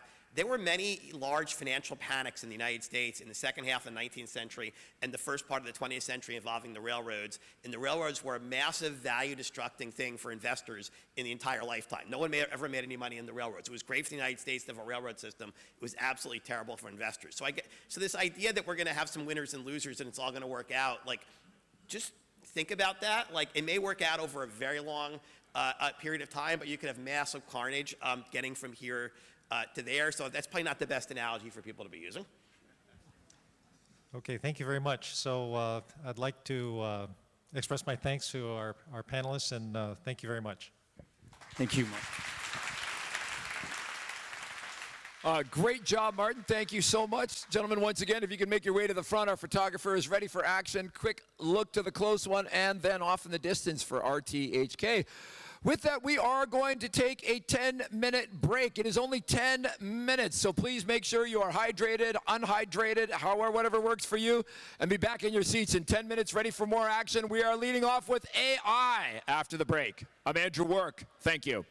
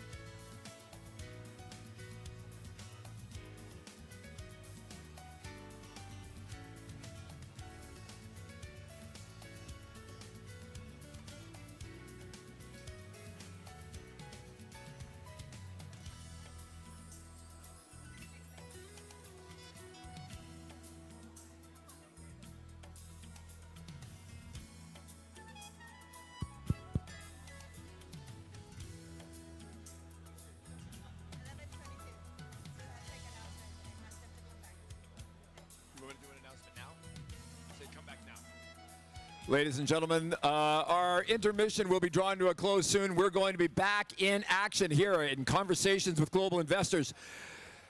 Grab that coffee and make your way to your seats here at the Global Financial Leaders Investment Summit. It's time for more Conversations with Global Investors.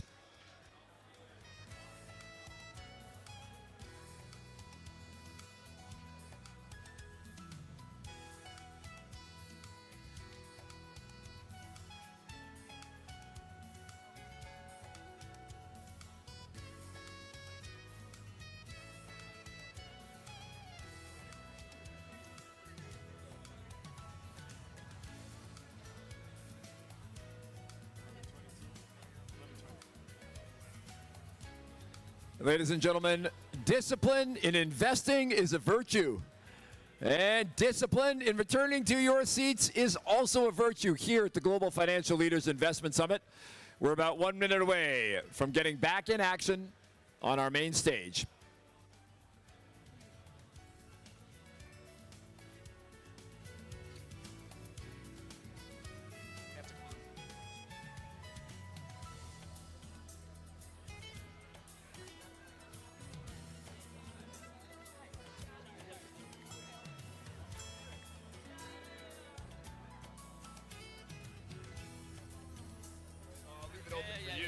You get special treatment.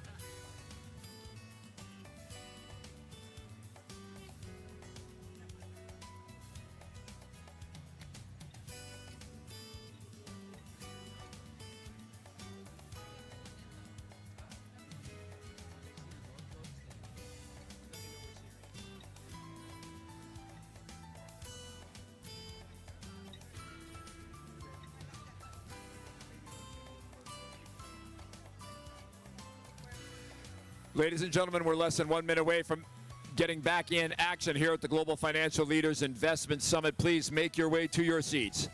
We will be closing the North Wing doors.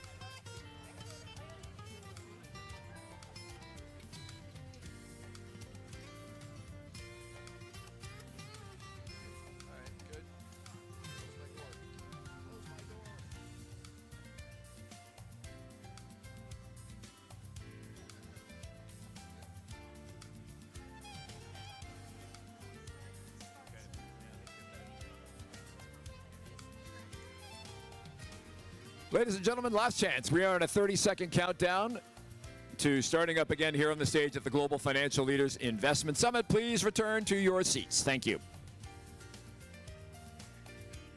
Let's close. Send them around. Send them around. Oh, just under the wire.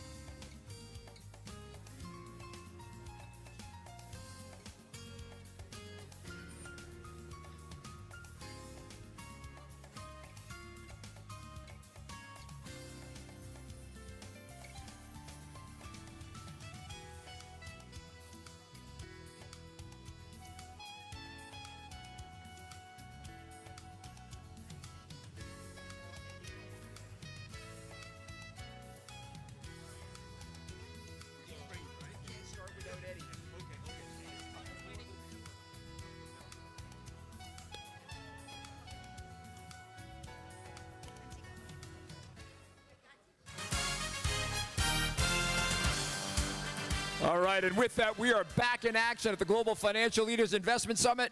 Conversations with global investors. Thank you for getting back to your seats. Now, you have heard AI mentioned much on this stage today, but now it takes center stage. If the eye-popping valuations of artificial intelligence companies haven't caught your attention, I'm sure the fact that your staff are applying them to your strategies, perhaps willy-nilly, has got your attention. And so we really need to take a close look at this sector and how it is transforming our businesses.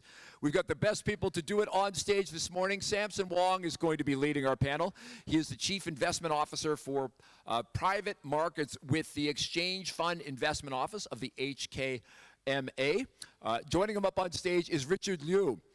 Richard is the founding partner with 5Y Capital. We have Devin Perek, who is the managing director at Insight Partners. And finally, David Siegel, co-founder and co-chairman for 2 Sigma, is going to be joining us here on stage. So with that, we're ready to talk AI. Samson, please take it away.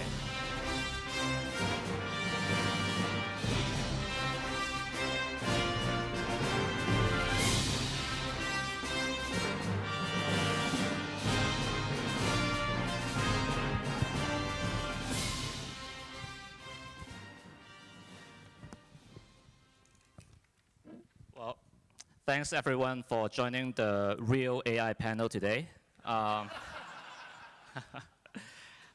Artificial intelligence has firmly cemented itself as the defining megatrend for investors.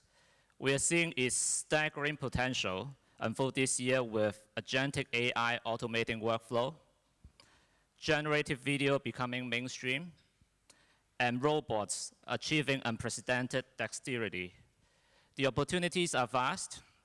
Fear of missing out and you only live once are terms that we keep hearing. But I think most of us would agree that the risks are also significant, from inflated valuations to implementation challenges. That's the core of our discussions today, and we are fortunate to have 3 very distinguished panelists. In the first half of our discussion, we will focus on talking about AI from an investment perspective. Then we'll zoom out to talk about the bigger picture and the future of AI. And I would say that I have been through a lot of panels before. We probably have the most interesting pre-panel meeting in the room before this. And I have encouraged my panelists, just don't be shy in front of cameras. So we'll see. So let's begin with probably one of the most difficult questions, and we'll start with David. AI and quantum computing are making inroads across industries, including investment. For instance, the recent HSBC-IBM collaboration used quantum computing to improve bond trade predictions. David, from your perspective, how can these technologies drive real-world investment outcomes today? And what transformation shift do you foresee if they become mainstream? Well, I'd like to start by saying that AI is a very general term. And it refers to not just ChatGPT kind of large language models, but to various forms of machine learning and even systems that rely on technology that's 30 years old. And so for people to say that AI is only now being applied to, for example, investment management, I kind of laugh at that a bit because I've been basically doing that my whole life. The use of data and algorithms to make better decisions is nothing new. And there are a variety of AI methods, including large language models, but not limited to large language models, that are really good for making predictions. And investing is often about making predictions. So the technology for making predictions keeps getting better, and the data available for making predictions keeps getting better. And so it's very likely that this trend that algorithms will be used to make more and more important investment decisions will just continue. It's a different question to talk about, for example, quantum and how that's going to be used. Advances in quantum are quite significant, but that's really, in my opinion, not around the corner. I mean, I would not anticipate that most people are going to be buying a quantum computer and incorporating it into their business. I think the bigger issue with quantum is more at a government level, where people are concerned that it'll break encryption, and this is an issue for banks, of course. In fact, it's an issue for the entire internet. It's held together with encryption. HTTPS, the S, is actually at risk if quantum computing becomes real. And so my real concern with quantum isn't about how it's going to make better investment decisions, which I think is a long time away, but more about a breakthrough that occurs and then all of a sudden the internet doesn't work right for pretty much everything. Thanks, David. Devin, Insight has invested through multiple technology cycles, from PC to smartphones. Drawing on your experience in SaaS, software as a service, what is the next for enterprise software? And will current SaaS giants successfully embed AI, or will they be overtaken by the AI native companies? Do I get the next 25 minutes to answer that question? But first, Samson, I want to thank you for having me here, and thank you for the long HKMA partnership. We do really appreciate it.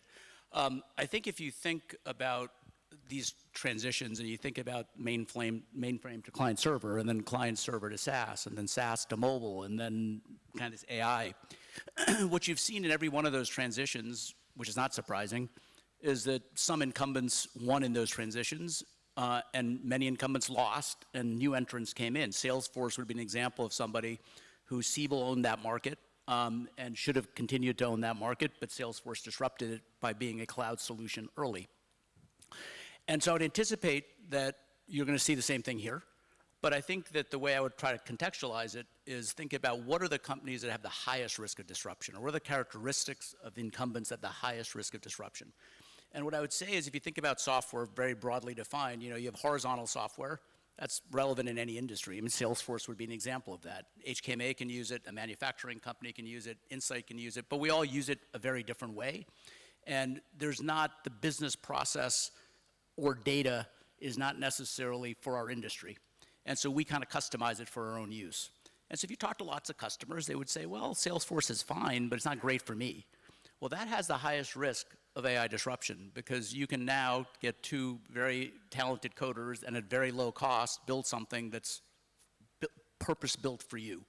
And so I think if you're an incumbent and you're a horizontal application, you really need to think about how are you going to make your application either more relevant for specific industries, or you're a system of record, which is Salesforce mode right now. All of the 250,000 companies in the Salesforce database are in a Salesforce database.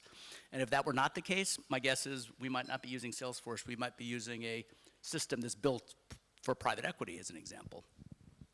But the next point I'd make, vertical, on the other hand, has much less risk of disruption, because the business process, if in the oil and gas industry or in a manufacturing industry, and you've built those business processes into your software, and you're integrating into back-end systems, and you're getting access to that data, that has less risk of disruption. And then the last point I'll make, so not to take up too much time, is that if you think about prior shifts, so when you went from client server to, went from mainframe to client server, or client server to SaaS, you were still just replacing software. You're taking one software and you're replacing it with a different software. Maybe you had a better delivery mechanism, you had updates that were more efficient, but now you're going after something different. You're going after labor cost as well. So the addressable market in a vertical software market is much, much larger when you're not just solving for software, but you're also solving for labor. So you're going in now and saying, Mr. LP, here's your portfolio risk management software. We're going to deliver it in the cloud. And oh, by the way, because it's AI native, there's 7 people you don't need anymore, right? And so the TAM for these vertical markets, whether you're an incumbent or not, is much larger because you're solving for a bigger cost play than you were historically. Thanks, Devin. Richard, you have described AI as new flowers blooming on black soil, framing it as a core capability, not just a feature. Beyond providing capital, how do you see the private equity value creation playbook evolves in the AI era? Specifically, how are you helping portfolio companies to leverage AI? Wow, that's a question for challenge for all the fund manager in the early stage VC, especially in the AI. So I think, a lot of things still keep on changing. So how to create the value as the normal VC, but I do want to focus on what is AI bring difference compared with, the other innovation cycle. Usually, the innovation first come the science breakthrough, and gradually you move more focus on the engineering efforts. That will be the stage for the VC and the startup company focus on. But AI, for this, the innovation cycle, I think the key difference that, for example, like OpenAI or a lot of, foundation model company, the way they manage the innovation is that they consolidated the science or research plus the engineering. So that's very challenging for all those, the startup company and also for the VC, how to really identify the value and how to evaluate them. So that would be basically push us, how to give the question how we can relevance to the AI and capable to evaluate that, and also identify the good entrepreneur. So the way for us is that first, if we really want to be be relevant to this the innovation, we need to be more access to the science, the scientists or research, the networking. So that's very important. And also how to evaluate the SOTA of those the company. We need to also bring some the brand power from the outside. And also internally, we have to be more like the research firm, not just the investment firm. So the knowledge management capability for all the VC and the PE firm is very crucial right now. So that's a lot of challenge for this industry. So our solution is that just to very quickly adapt to this the new paradigm shift, and also make networking and make friends with those research, but also don't just follow the trap that entrepreneur, there's so many the entrepreneurs, they are science or the research background. That's the trap. If they don't have the engineering capability, the science or the research cannot convert to the real the product. That's also the challenge for all the sectors. So for us, how to to create value, there's several things. I just mentioned those are the challenges not for the VC but also the entrepreneur. The other thing is that any entrepreneur is older than 30 years, probably you are not the AI native entrepreneur. So that means all the entrepreneurs in the AI native things, innovation, they're very young. You have to take the risk. So how to be neutralize or the coach those young people, that's very challenging. Because and also another thing is the technology evolves so quickly. Every quarter there will be something new. So you have to identify those the entrepreneurs who are fast learner, very quickly adapt. And the last thing I want to say, for AI, I don't think this is the internet in China. Innovation is more domestic, the demand. But right now, I think by nature, AI is global. So you have to identify entrepreneurs who have the global, the adaptivity as well. So that's a lot of things we can do, value add and value creation for ourselves, but also value added to the entrepreneur as well. Thanks, Richard. So I should forget about a career in AI or starting my own company, staying at the HKMA. Today, AI and high valuation multiples go hand in hand. Devin, you have noted it's been exceptionally difficult to find interesting things to invest in because of valuation. I think you have made that comment before. Do you I might have made it to you yesterday. Do you believe we are in an AI valuation bubble similar to the dot-com era? Or are there fundamental differences? How does this shape your current investment approach? So I think absolutely we are seeing elements of a bubble in AI valuations.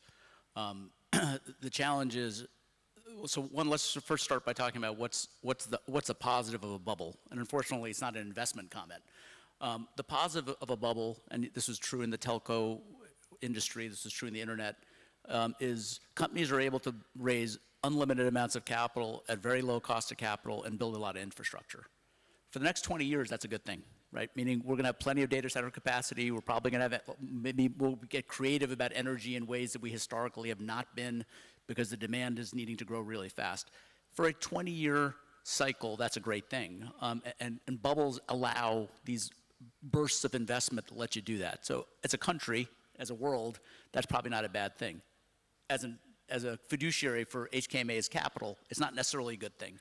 So we need to understand the positives of that capital, but at the same time, mitigate the risk as an investor, right? And so how are we doing that? And I can only speak for ourselves.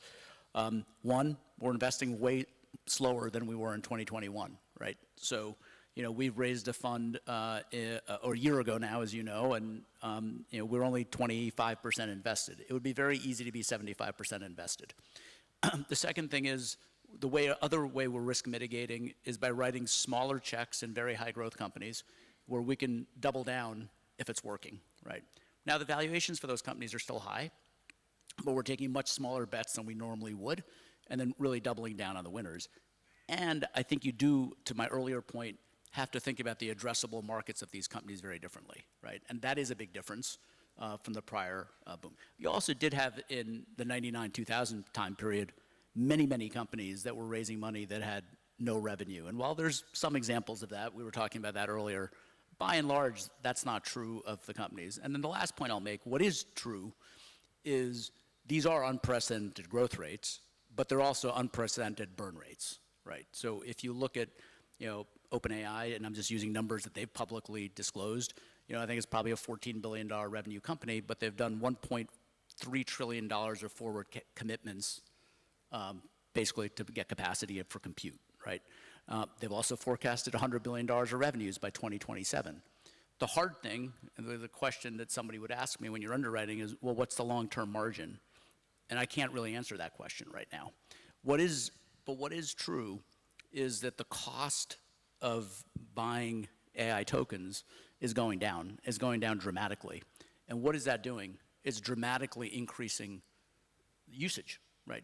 To use a consumer analogy, we looked at Uber early on and we totally missed it. We missed it because we looked at it and we said, well, it's New York and San Francisco, it's a $300 million cab market, how can this ever be big?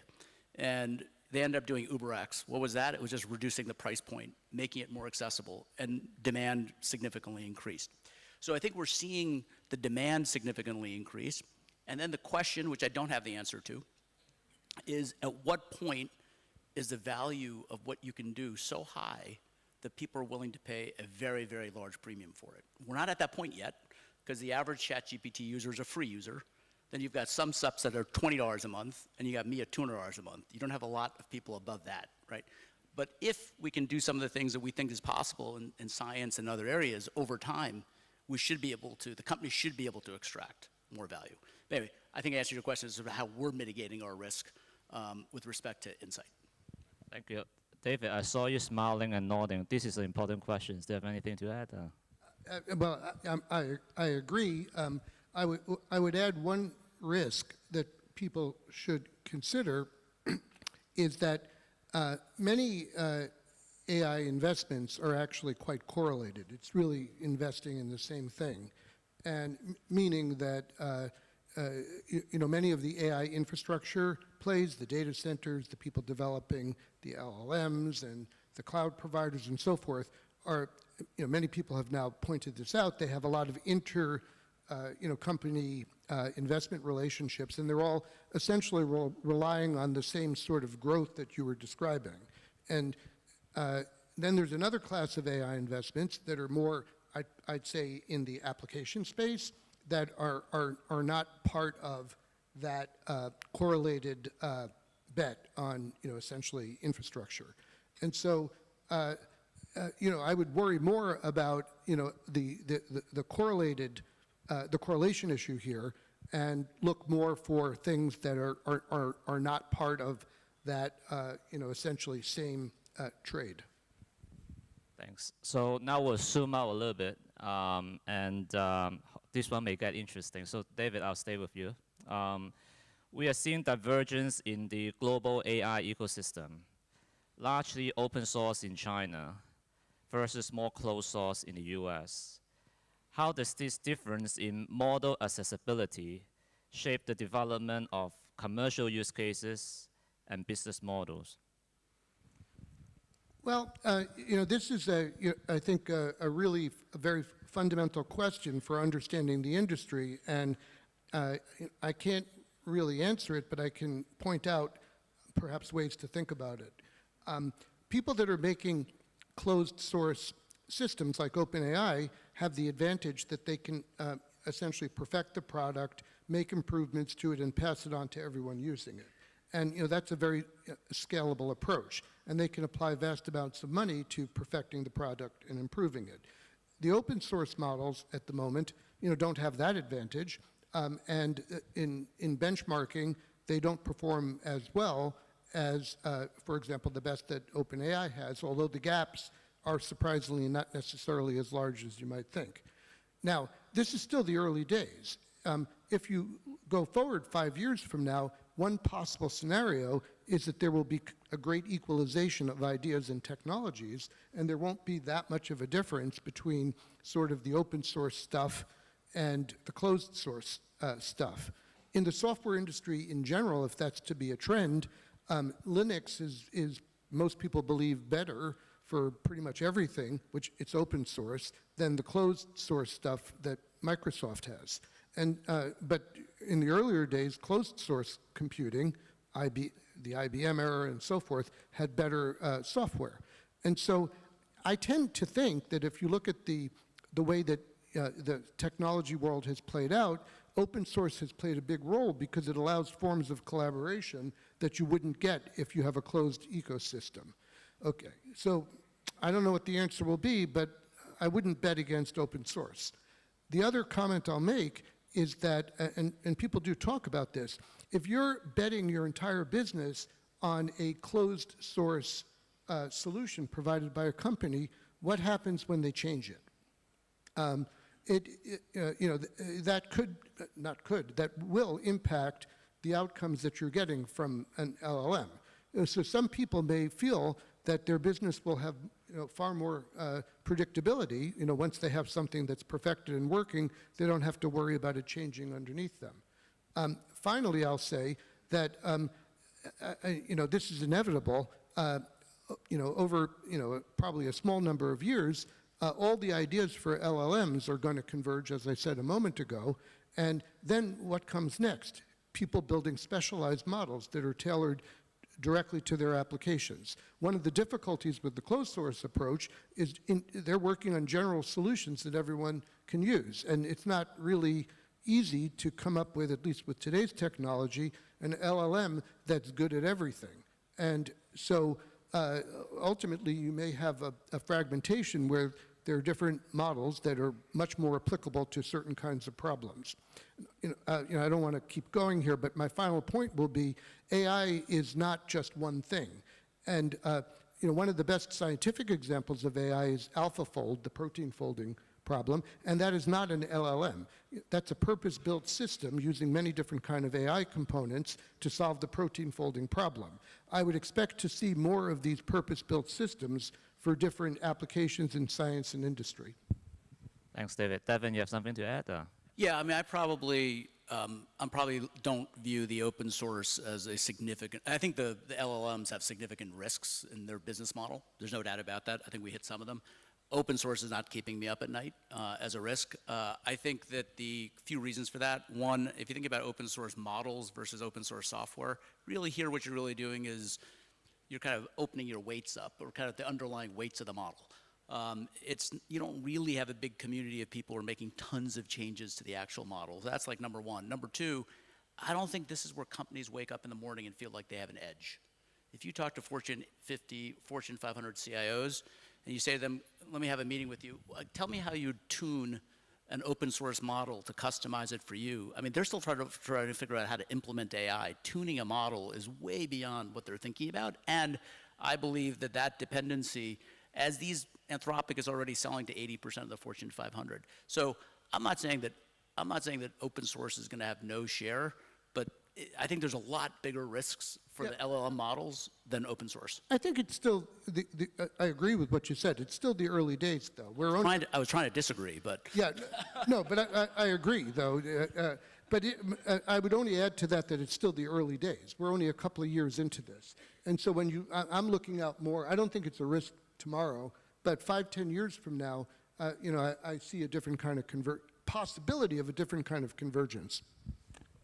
Richard, you want to say something? Yeah, I think probably I have two comments. One is from the industry perspective, the other from China perspective. So for the industry perspective, I think normally, if you look back about the history of the computer industry, IBM used to be just advancing for the whole industry for many years, and it's typically the closed source, the model. And IBM claimed we only need 5 IBM machines. We can solve all the problems for the whole world. That's early days. But I think open source today have more like a thinking pattern like IBM. It makes a lot of sense because they are the most advanced, the model, and they can deliver everything for the full stack of and also the business model. They can generate revenue directly, and they sell premium. But I mean, always the computer industry, you always have the closed source and the open source. But open source usually means that much more booming of the application in all the the different diversified applications. So that's my one comment. The second comment from China's perspective, China always played the role that U.S. is deliver the 0 to 1 most advanced breakthrough innovation. But China is the faster follow and more capable to transform from the breakthrough into the application more quickly and in large more scale. I think at this time it's very similarly you can see DeepSeek and other open source the player from China. They play the same pattern like they can very quickly deliver the similar performance of like the OpenAI, but with disruption, the innovation to deliver the much lower cost. So the open source, I think that's probably the smart way for Chinese company. If they cannot deliver the same advanced performance like peers in the US, the smart strategy, they can deliver the cost advantage, but with similar performance. So that's from the competition perspective. The one other point I'd make, and David made the comment earlier on quantum as it relates to security. I think this is an issue with the open source models as well. These models are also much smaller. And as you kind of think about risks and threats of the wrong people using these models for wrong applications, that's just something that I think governments are spending a lot of time thinking about. That's not a comment about the investability of it. It's just something that I think we need to be cognizant of. Yeah. Let me finish. The last point is that, in terms of, the open source for China is that, we have large population, 1.4 billion population. Usually means that you have more diversified use cases. And also you means that large data. And the closed source strategy that, OpenAI want to sell the token to you. But it will give you less capability to leverage your data. The open source, the approach will give more space for the developed community. They can leverage their proprietary data, and leverage that data to create more value. So I don't think it's simple yes or no, it's good or bad. But I mean, this basically from China perspective, open source is a smart way to try to compete in this market. I do want to ask one more question, but David, I'll let you have the last word on this. I was just going to add that, as you can see, this is a hotly debated topic. I think it's actually a pretty key question as to how the models, the foundation models as it's called, evolve. And I think it is not a settled question. I think many people believe that, it's all been worked out. There are going to be a couple of companies that will have the very best models. Everyone's going to use them. That very well could be the case, but I think it is not anywhere near a settled question. Thank you. So here's my last question. Tech giants are pouring unprecedented amount of capital into AI infrastructure. We are talking about trillions of capex over the next few years. And this is something our speakers also mentioned a lot about yesterday. Devin, from the perspective of return on investment, what is your view on this AI investment wave, and how do you guide your portfolio company on AI investments? Yeah, look, so we're not investing at the infrastructure layer, right? So we're not investing in kind of the data centers or the things that have the high capital intensity. So the vast majority of our portfolios are not really spending money on CapEx. They're spending money on R&D to add to the application layer. But to the broader question, I think what we have is, if you look at the projections for the OpenAIs and the Anthropics, and they've publicly talked about numbers in the last couple of years, in the last couple of days, just between those two companies, they're projecting close to $200 billion of revenues 3 or 4 years out. So the interesting thing is that you could probably, just from the revenue and gross margins of that revenue, support the CapEx spend. However, at some point, you actually need a profit pool beyond being able to spend money on CapEx, right? And that's the question, and I don't know that I have the answer for that.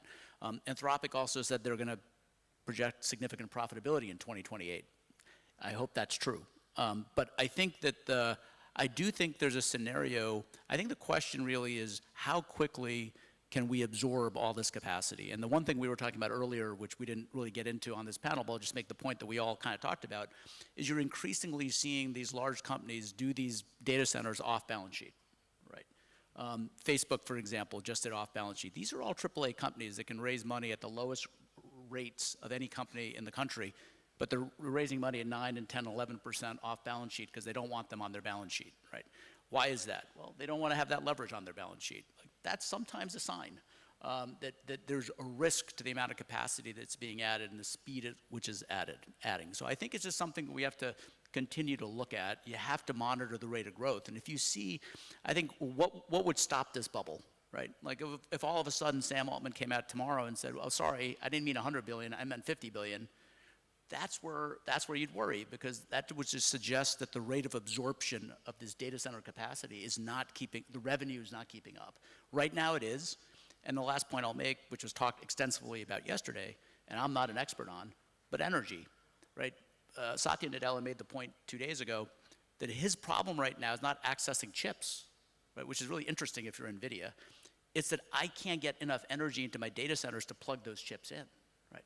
So I think that what this is also going to drive is a massive, and I think this is a positive, I said earlier, a massive amount of innovation in energy. For the first time, the US is looking at nuclear again. It probably makes sense to have looked at nuclear, and it's amazing that it took ChatGPT to get the US back into nuclear energy. We'll end on that note. I'll end on that note, sorry. David, you have anything to add on this one, or? No, the real challenge, I think, in the next couple of years is going to be, right now I think we're in a period where everyone is experimenting with the technology in their businesses, and that's fantastic. The availability of technology to try things out is now quite widespread. So you can't find anyone who's going to say, I'm not testing AI at my business, and which is fantastic. And this is an incredible experiment. We're going to know better in a couple of years how well these experiments go. And I think that that is going to be something I'll be looking at really carefully. Are people truly getting productivity gains? Are they truly driving new innovation in their companies? Or is this something like PowerPoint? It's nice to have. It makes certain things look more beautiful, but fundamentally it didn't transform the business. This, to me, I think is the biggest question. Well, I want to thank my panelists for the very lively discussions, and can we give them a round of applause, please? Thank you. Wonderful job. Thank you so much. Of course, to our moderator as well. Gentlemen, if you'd step forward for a photo. We have our official photographer right down the middle. There we go. So if you can give one of your focus to the man in the middle there, and then right after he clears the path, then have a look at the RTHK booth in the back for the long shot. Thank you. All right. And I think they've captured the moment. Thank you very much, gentlemen. All right. Oh, is he still? All right. Well done, and thank you so much. Once again, big round of applause. Thank you to our panel. Private markets have become a huge part of the investment world, and it cannot be ignored. Often they have promised outsized returns, and sometimes they have delivered. Other times, not so much. But they cannot be ignored, and so now we are going to be looking at the short and medium-term strategies for approaching these markets. We're doing that with a heavy hitter panel that is going to be led by Stephanie Hoy. Stephanie is the head of private equity for Asia and the global co-head and co-chief investment officer for global growth equity with Goldman Sachs. She's going to be up here putting the hard questions to our panel, starting with Jeffrey Perlman, the CEO of Warburg Pincus. We have Jonathan Sokolov, who is the managing partner with Leonard Green and Partners. And finally, John Zito is the CEO with Apollo Management. It is a heavy hitter panel. Stephanie, you're ready to go. Let's get them up here, please.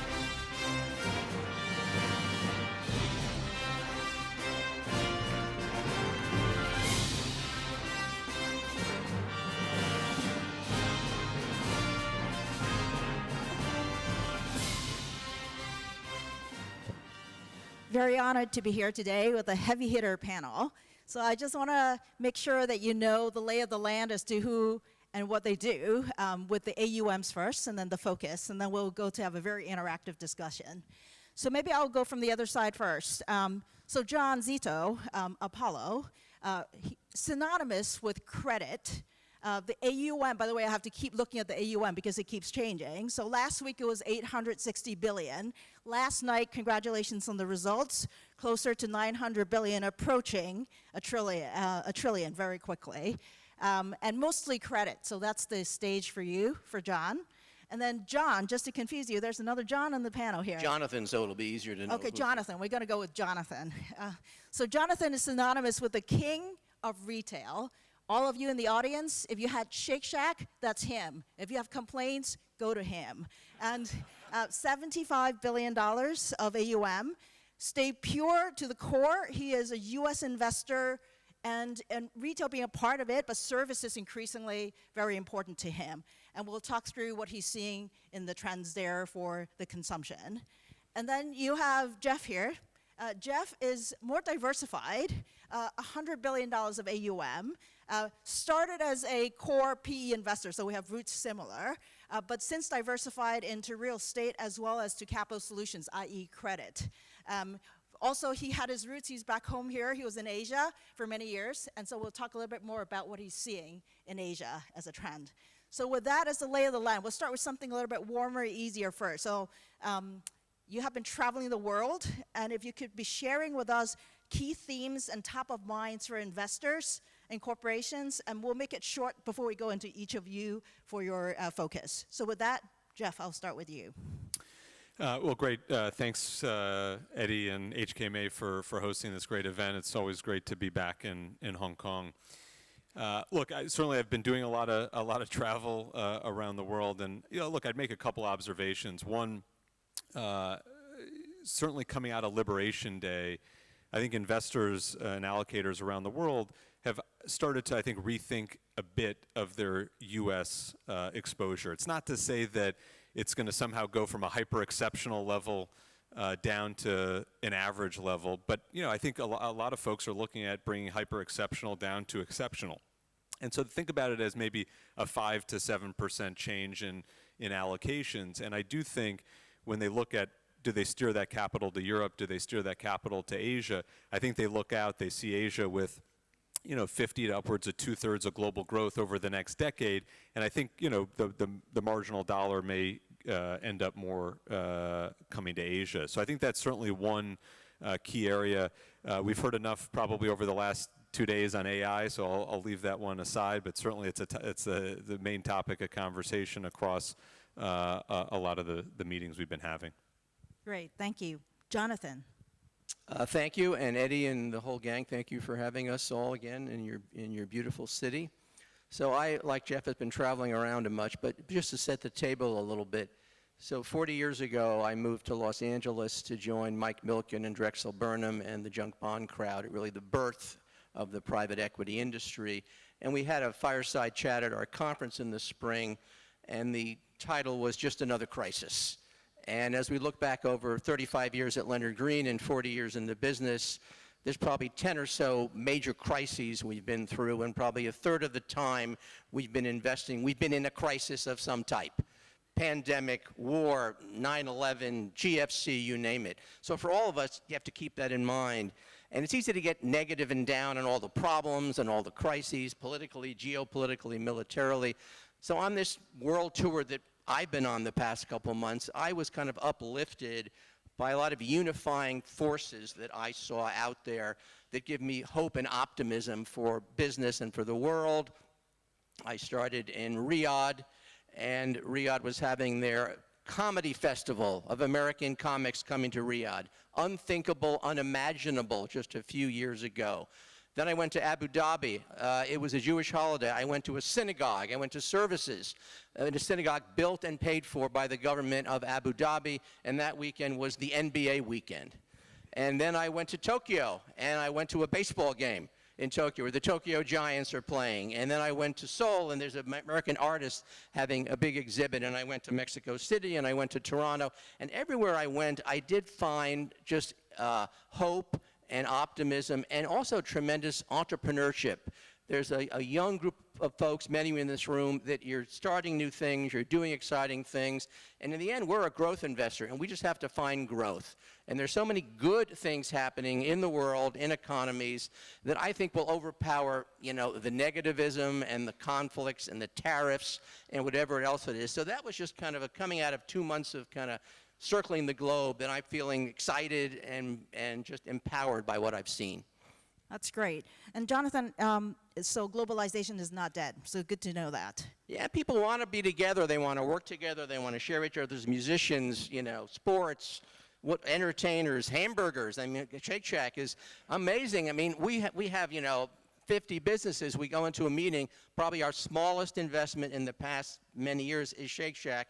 And people love to talk about Shake Shack. We made a fortune on it, but it's did the world need another hamburger? But it's another unifying aspect. I mean, I was here when we opened it. It's the ultimate unifier in my family. So well, when we opened in the IFC, and we displaced the Pure Gym restaurant when we were an investor in Pure Gym here at the time, and it was a crazy thing. Great. So John, we're going to do something slightly different. We're going to weave your views of the world to you being a defender of the credit industry, because we heard earlier today from Katie, who's a former colleague of mine, saying that there's nervousness in the credit market. We also heard from Nicholas just now from Farallon saying that his restructuring business is actually it's 5-year high. So you, being the defender of the credit world, what are you seeing, what are you hearing, how do you feel about the world? Well, first off, it sounds like I want to go on business trips with Jonathan. I mean, my business trips are definitely not as fun as that. But I guess that's the difference of the growth business and the value business. But I'm definitely changing my 26 plans pretty quickly. You have to have some fun on all these trips. I hear you. I think credit, again, the excitement about credit. I'll start just every meeting that I have. People ask, okay, what is happening in the broad markets? Why are equities at all-time highs? Why is gold at all-time highs? Why is Bitcoin at all-time highs? Let's forget the last couple days. Why is every asset class, why are rates down? We don't understand. Why is it happening? And if I walked you through this backdrop, we're going to cut interest rates somewhere between 8 and 12 times. We're going to put probably the biggest deregulatory push into the financial system that we've seen in the last 15 years. We're going to allow for effectively all M&A to get approved. Companies that we've been looking at to actually get sold or do a transaction for the last 15 years that never would have been approved, all getting approved. And you add to that the single biggest platform shift in technology that's going to provide earnings. We can debate, and I see all the panels, everyone's debating who's going to be the winner and whether or not AI is real or not. The likely outcome is all of the, let's say, 3 to 4 trillion of CapEx is going to result in benefits to the consumer. And we'll see where the profit pool goes, but it will benefit somebody. It kind of makes sense that risk assets are up. They all it really is a market for this year really a quantitative easing type market without quantitative easing because it's all being done by different functions. And we had the little bit of tariff scare, but now that we've kind of moved past that and inflation seems to be somewhat in check, it's hard not to take risk in the market if you're a risk participant in any form. As for the defender of credit, I don't know if that's, we are a big credit participant. With the backdrop that the economy, broadly speaking, is doing fairly well, it's very hard to go into a recession when you have 40 trillion of book equity in U.S. homes. It's just functionally really difficult when you have that amount of asset value in the system that really has been untouched. The cohort of non-homeowner, non-asset owner, really the subprime, that's where you're seeing all the pressure. I expect you'll continue to see that pressure. We are concerned a bit about that cohort in the overall economy with all the pressures with fewer jobs, higher inflation potentially, and not experiencing any of the asset growth. That's a difficult position to be in, and it is something that is a bit more low on our screens. But as for the headlines, I have not. We really aren't seeing it in any of our portfolios. The one sector that is was the single biggest sector for LBOs and private credit was software from 2018 to 2022. I can promise you there wasn't AI in any of the risk factors in the 2018 memo for a enterprise software business. And so I had the interns last summer. I had them go through every conference call from 1997 to 1999 to get the quotes of every company that said the internet would be good for their business. And then I had them go to 2004 and 2005 and look at all the companies that said the internet would be good for my business that didn't exist anymore. And you have to laugh because every single management meeting and every single sponsor meeting I have, AI is going to be great for my business. AI is not going to be great for everybody's business. You have to move super quickly, you have to have a very flat organization, and you have to believe and move at a pace that is really hard for large organizations. And I think there's going to be a lot more dispersion amongst many businesses because of the new platform shift that's going on in technology. Thank you, John. Let's just stay with you a little bit longer. So I'm hearing from you that there may be issues, but isolated pockets of issues in credit, but I'm putting words in your mouth, but you're okay with the credit side so far. Can you share with us, this whole discussion about duration mismatch? By the way, I started to have my eyebrow moved because you actually have insurance capital, and there was a discussion earlier on about insurance capital having a mismatch with credit. Can you just comment on that? The retirement business and insurance business, as many of you know, has been a very large driver of Apollo's growth, but also the broad industry's growth in terms of just assets under management. And there's been lots of comments about the amount of risk in both private credit and on the balance sheets. When you look at the overall percentage of assets that are actually in the insurance industry, it's a very small percentage of the aggregate assets. And in fact, when you talk about ALM mismatching, maturity transformation is something that regulators talk about a lot. That's the ability to move a liability, the speed at which you can move that liability. A deposit, for example, is daily. A 10-year, any sort of 10-year liability is obviously long duration and typically non-callable. So when you move an asset from daily to long duration, typically that's safer for the system. And we've tried to be very cognizant of that. We were a really fast grower in the market. A lot of the incumbents didn't love us. We are now a very large part of that ecosystem. And when you're a big, large part of the ecosystem, comes a lot of responsibility. And we take that responsibility really seriously. And if you look at everything we're doing on the balance sheet, we're trying to run the balance sheet at really AA levels. When you compare us to any other balance sheet, and I'm not going to speak to the industry, I'm just going to speak to what we're doing. 70% of our assets are rated by the big three. we're really trying to be as conservative and actually in risk reduction mode over the last 12 months. So it is somewhat comical to hear some of the comments. Great.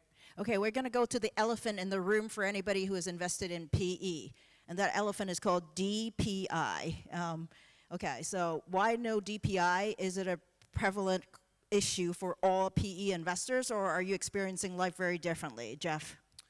I saw Eddie smile. He likes DPI, I know, as do many of our investors. And look, what I would say is, what's unique about the last 3 years in private equity, and I think both would agree, that the industry really doesn't have a good excuse as to why they shouldn't be delivering DPI, because unlike the previous periods where you had a material drop-off in distributions, it was tied into poor public market performance, right? It was right after the dot-com bubble burst. You had kind of 2 years after kind of the 9/11 period. You had 2 years kind of with the global financial crisis. Here, we've had kind of record public market performance. So from our side, I think part of the issue, I think you can point to a couple factors. One was obviously investors did way too much in the 21 vintage. They did 200, 300% more than their historical average. And obviously, they're trying to take as much time as possible to kind of grow into those valuations. And look, we always talk about real marks are demonstrated by actually selling. And if you sell, then obviously you've proven out the mark. So I think the 21 vintage is a huge issue, number one. Number two is investors forgot about the core principle of diversification. They went to very concentrated portfolios, either by geography, by sector, by stage of investment. And our experience, and I think one of the reasons why we've been able to distribute more than we've invested in 9 of the past 10 years, I think it's even true for 12 of the past 13 years, and I think has been reported publicly. We've had a record year of exits this year, and about 150% more distributed than invested since 2020, is because of being diversified, right? The ability to sell things that are uncorrelated, whether, this year, 8 exits in the first half of the year. You sold an energy transition business, an industrials business, 2 tech businesses, a financial services business in India. All these things are not necessarily correlated, and I think that's a big driver. The last piece I'll make, and let others chime in, is I think we're also in the sweet spot for exits. I think investors started to become too single-threaded as the investments became too large to an IPO. And I think as we talked and we heard some of the panelists yesterday, IPO markets are a bit structurally broken in that regard. And so we think of ourselves as one of the preeminent scaled middle market investors. Our average total enterprise value at entry is a little under $1 billion. And at exit, for those exits I mentioned, it was a little under $3 billion. Every financial sponsor can buy those types of businesses. Strategics can easily buy $2-3 billion businesses. It's very tough for them to buy $15-20 billion businesses. And then you end up single-threaded to IPOs. And obviously, we know the challenges in right-sizing the leverage from those large companies. So then they end up in continuation funds, which is not a great long-term trend if that's going to be some group's entire kind of form of their exit. Yeah. So it's very interesting because you diversify and you go mid-market, so you're able to scale while doing those two things. I think that's very interesting. So Jonathan, I'm coming to you on how are you exiting your positions? Well, I think DPI is correctly the most important area in our industry. I was at an ILPA, a small conference ILPA had in April, and the 3 major topics were DPI, the accuracy or inaccuracy of quarterly marks for PE firms, and the meteoric rise of continuation funds. Now, those are all linked, and they all are linked to DPI and the health of your portfolio. So what does DPI mean? Well, first and foremost, it means we send you money. So you like that, and that's what you need for your pacing model to work and the private equity flywheel to fly. But it's really a validation and confirmation that a PE firm is doing their job. They're investing in a business, they're growing that company, and someone else wants to buy that company from them at a fair price, which is then at or above their mark. So if a company comes to you, a PE firm, and says, our companies are great and our marks are really conservative and DPI is a little bit low, but everyone's is, and just be patient, give us another couple, 3 years. That may be true, but it may not be true. It may be that they haven't done their job and their company has not hit plan and it's overmarked. So let's assume we go to sell a company and, or a PE firm goes to sell their company and they have it marked at 100. And they have a process and the bids come in at 85 or 90. So what's the PE firm going to do? And if at $100 to sell it, that's a 5-year, 20% IRR. Well, they can sell it at 85 and take a write down, forget it. They can not sell it and reduce their mark to 85 to reflect the market.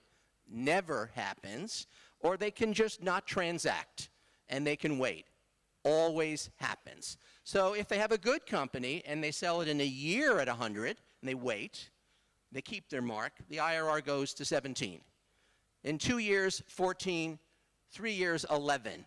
So in 3 years, the IRR falls in half. There's a lot of that going on because a lot of companies are mismarked. We still have tremendous discretion in where we mark our companies every quarter. Now we know LPs don't want low marks, people don't want bad news, but there are a lot of mismarked companies. And as Jeff said, the only real validation that your marks are valid is when you sell.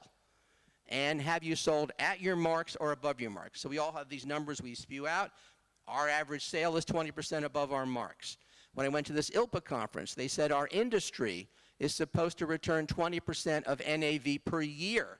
That's how the industry stays healthy. And Bain Consulting yelled at us and said we're not doing our job. We're only running at about half that amount at 10 or 11%. Bad. So we've returned on average 20% for the past 5 years. What not only means we're doing our job, that our marks and our posted returns are accurate. And our returns are, by the way, have not kept pace with the public stock markets. Nobody has, but we think they're accurate. And if you haven't had DPI, it may mean both your marks and your returns are not accurate.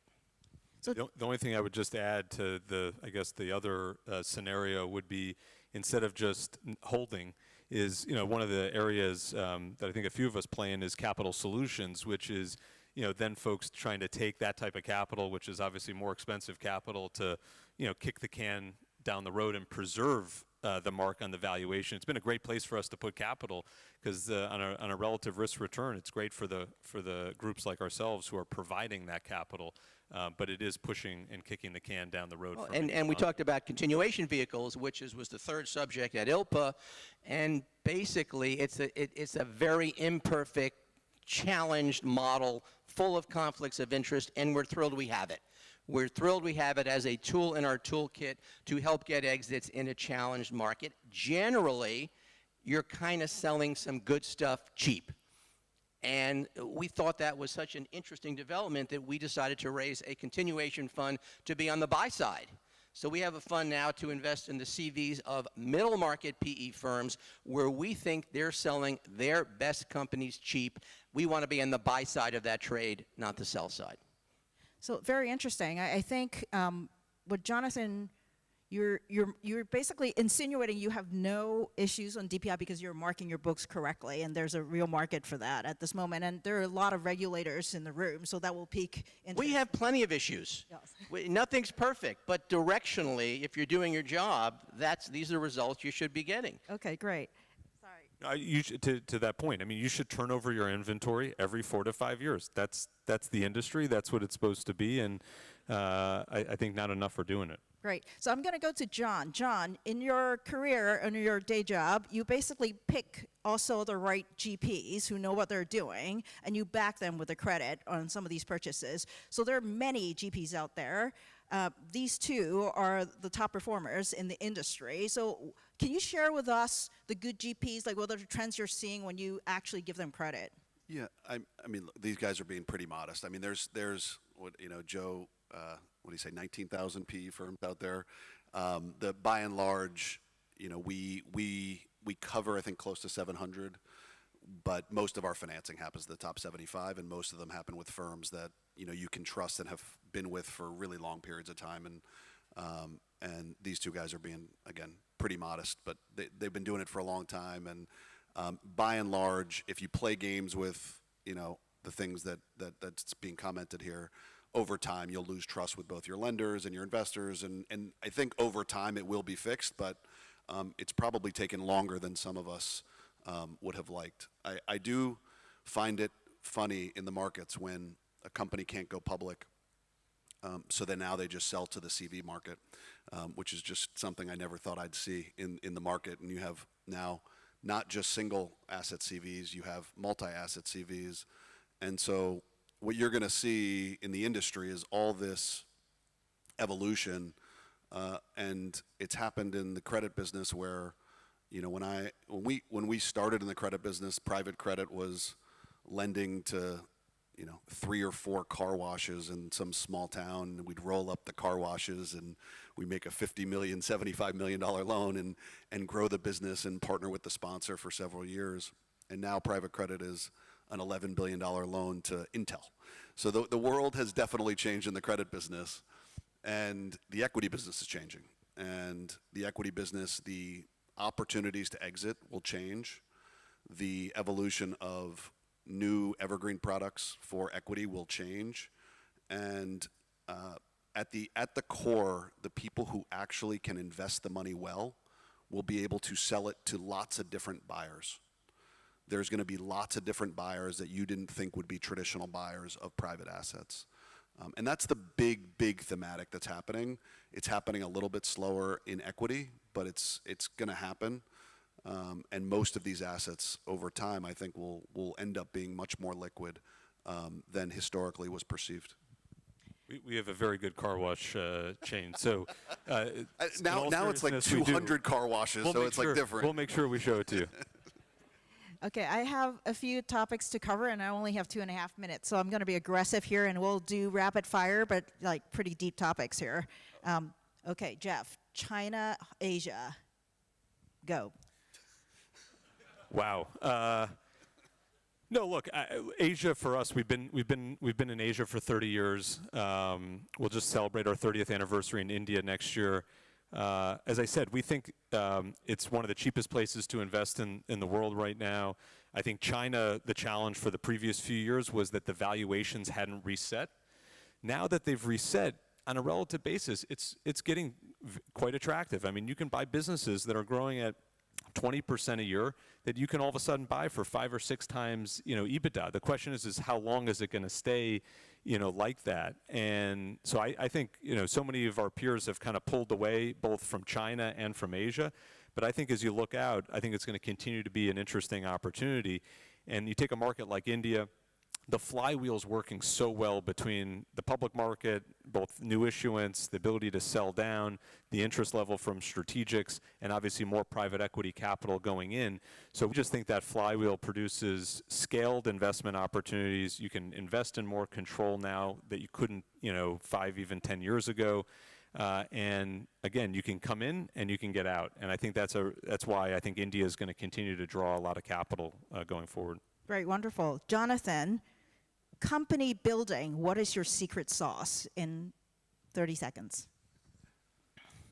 Look, our job is to find a company that we have high conviction that we can double, triple, or quadruple over the course of our ownership. And we view ourselves as growth accelerators.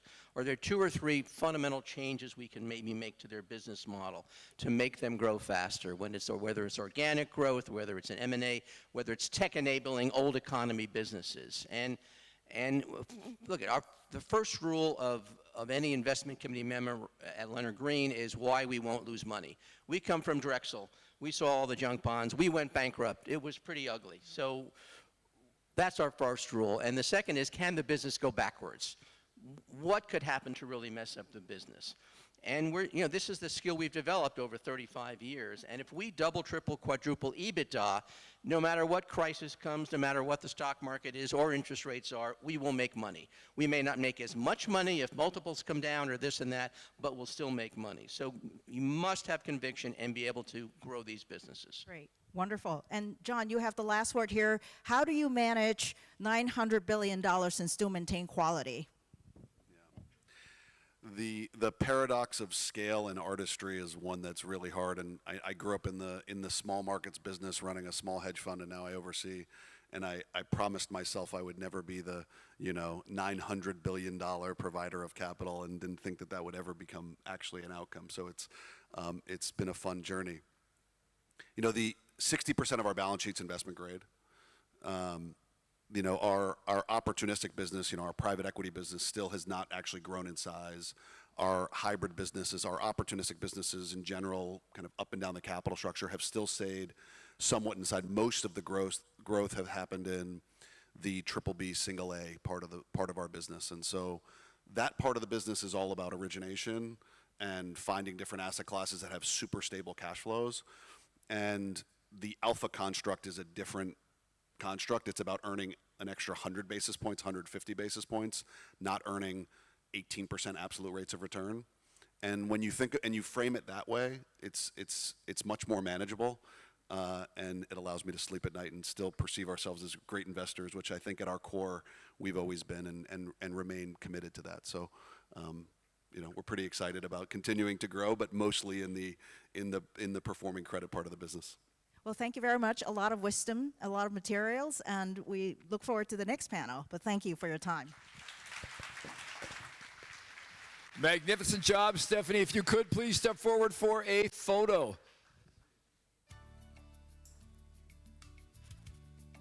And there we go. Great looking panel here today. Thank you very much, Stephanie, Jeffrey, Jonathan, and John Zito, the co-president of Apollo Management. And look to the back of the room for the RTHK shot. Just one tall man. There we go. All right. Thank you very much. Once again, big thanks to our panel.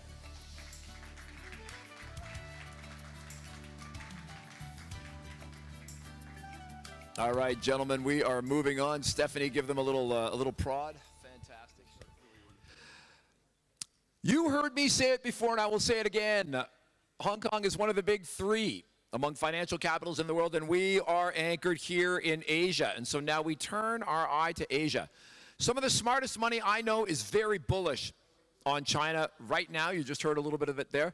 But there are also opportunities in ASEAN and some of the major economies like Japan. Our next panel has that ability to give us a 30,000-foot view and then zoom right into the micro level to let us know about opportunities in this part of the world. So we're going to be excited to have them up here. You could call them Enoch and the three chairs. Enoch is the Enoch Fung, the CEO of the Hong Kong Academy of Finance, is going to be joined up here on stage today by Fred Hu. Fred is the founder, chairman, and CEO at Primavera Capital. We also welcome a Hong Konger, Jean-Éric Salada, who is the chairman at EQT, and as well, Tang Lei, who is the founder and chairman at Hill House Investments. Enoch, the floor is yours. Let's hear about Asia.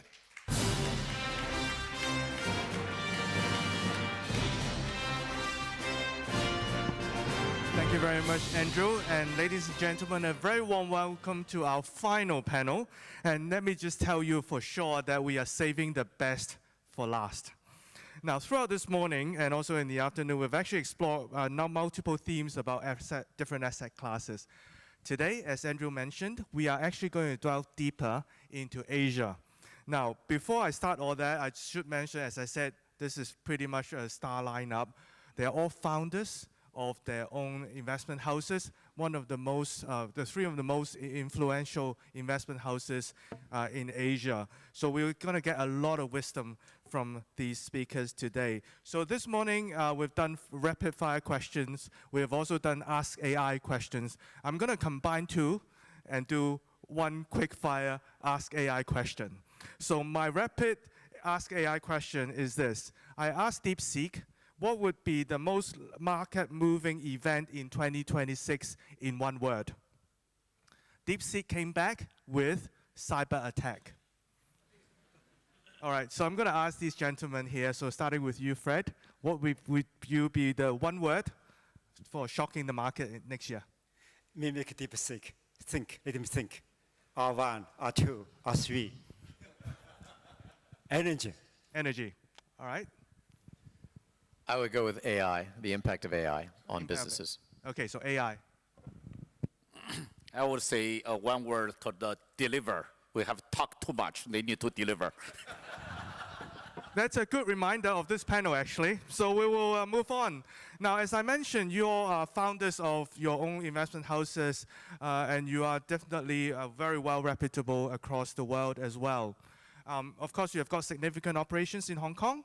Could you share with us how you actually make use of Hong Kong, your Hong Kong operations in delivering the businesses, servicing your clients, and also what you like about Hong Kong in general? Yeah, Fred, I'll start with you again, and then. Yeah. So last 4 weeks, I've been to 20 cities across the globe. But Hong Kong is my home. So I could have been in any of those 24 cities, but Hong Kong is my home. So home, okay. Sean? Well, I've lived in Hong Kong for 36 years. I arrived in Hong Kong in 1989, and I've lived here ever since. And I love Hong Kong. I think Hong Kong is a wonderful place to live and also to do business.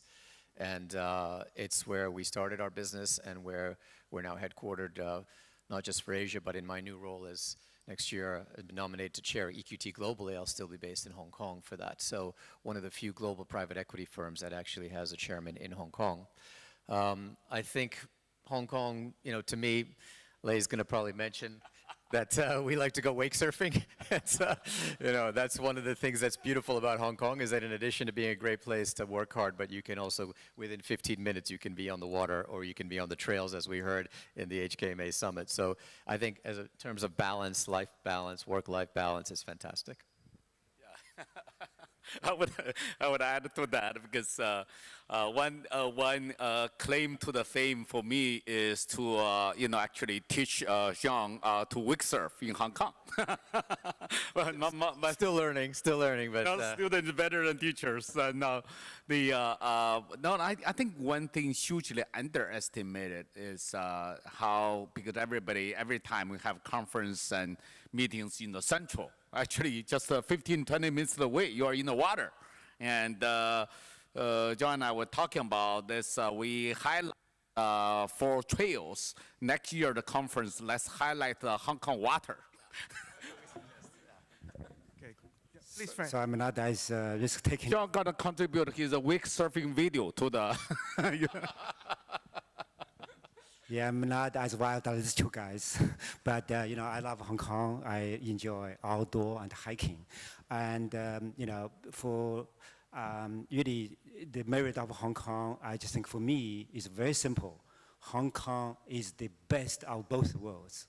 It's quintessentially Chinese, but it's also quintessentially international. There's no place on the planet like Hong Kong. I once bumped into Fred and Big Wave Bay hiking down from the mountains with a few people, and they had run out of water from their hike. They've been hiking for 4 hours. Fortunately, thank you for saving me. Yeah, we were there. I was there with my family on the beach. I gave them a couple bottles of water, and they carried on. Just so you know, at the pre-meeting, when we were just trying to plan for this, they decided that they're just going to talk amongst themselves in front of you. So I'm happy with that as a moderator. But okay, let's just get to a bit more serious stuff. If I may, Fred, I could start with you. I wanted to get your thoughts on the role of capital markets in China's economic transformation going forward. Now, I want to start off with something that takes you down the memory lane. So I used to work together quite closely with you more than 20 years ago. You were a leading market economist on China for Goldman Sachs. Back then in 2001, you published a report titled Das Kapital, Capital Markets Are Transforming China. So that report basically outlined with incredible foresight the role of China's capital market reforms and also its opening up to foreign investors, which also happened to be a great business plan, very profitable business plan for Goldman's investment banking business back then. But it is really important to see how the capital market is supporting the real economy throughout the last 20-something years.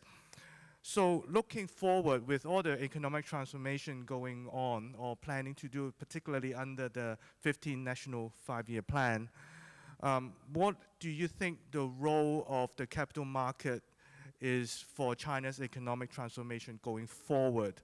Now, I take it that probably in the last few years we've had the Western media kind of imposing some skepticism, if you like, about the policymakers' resolve in the capital market reforms.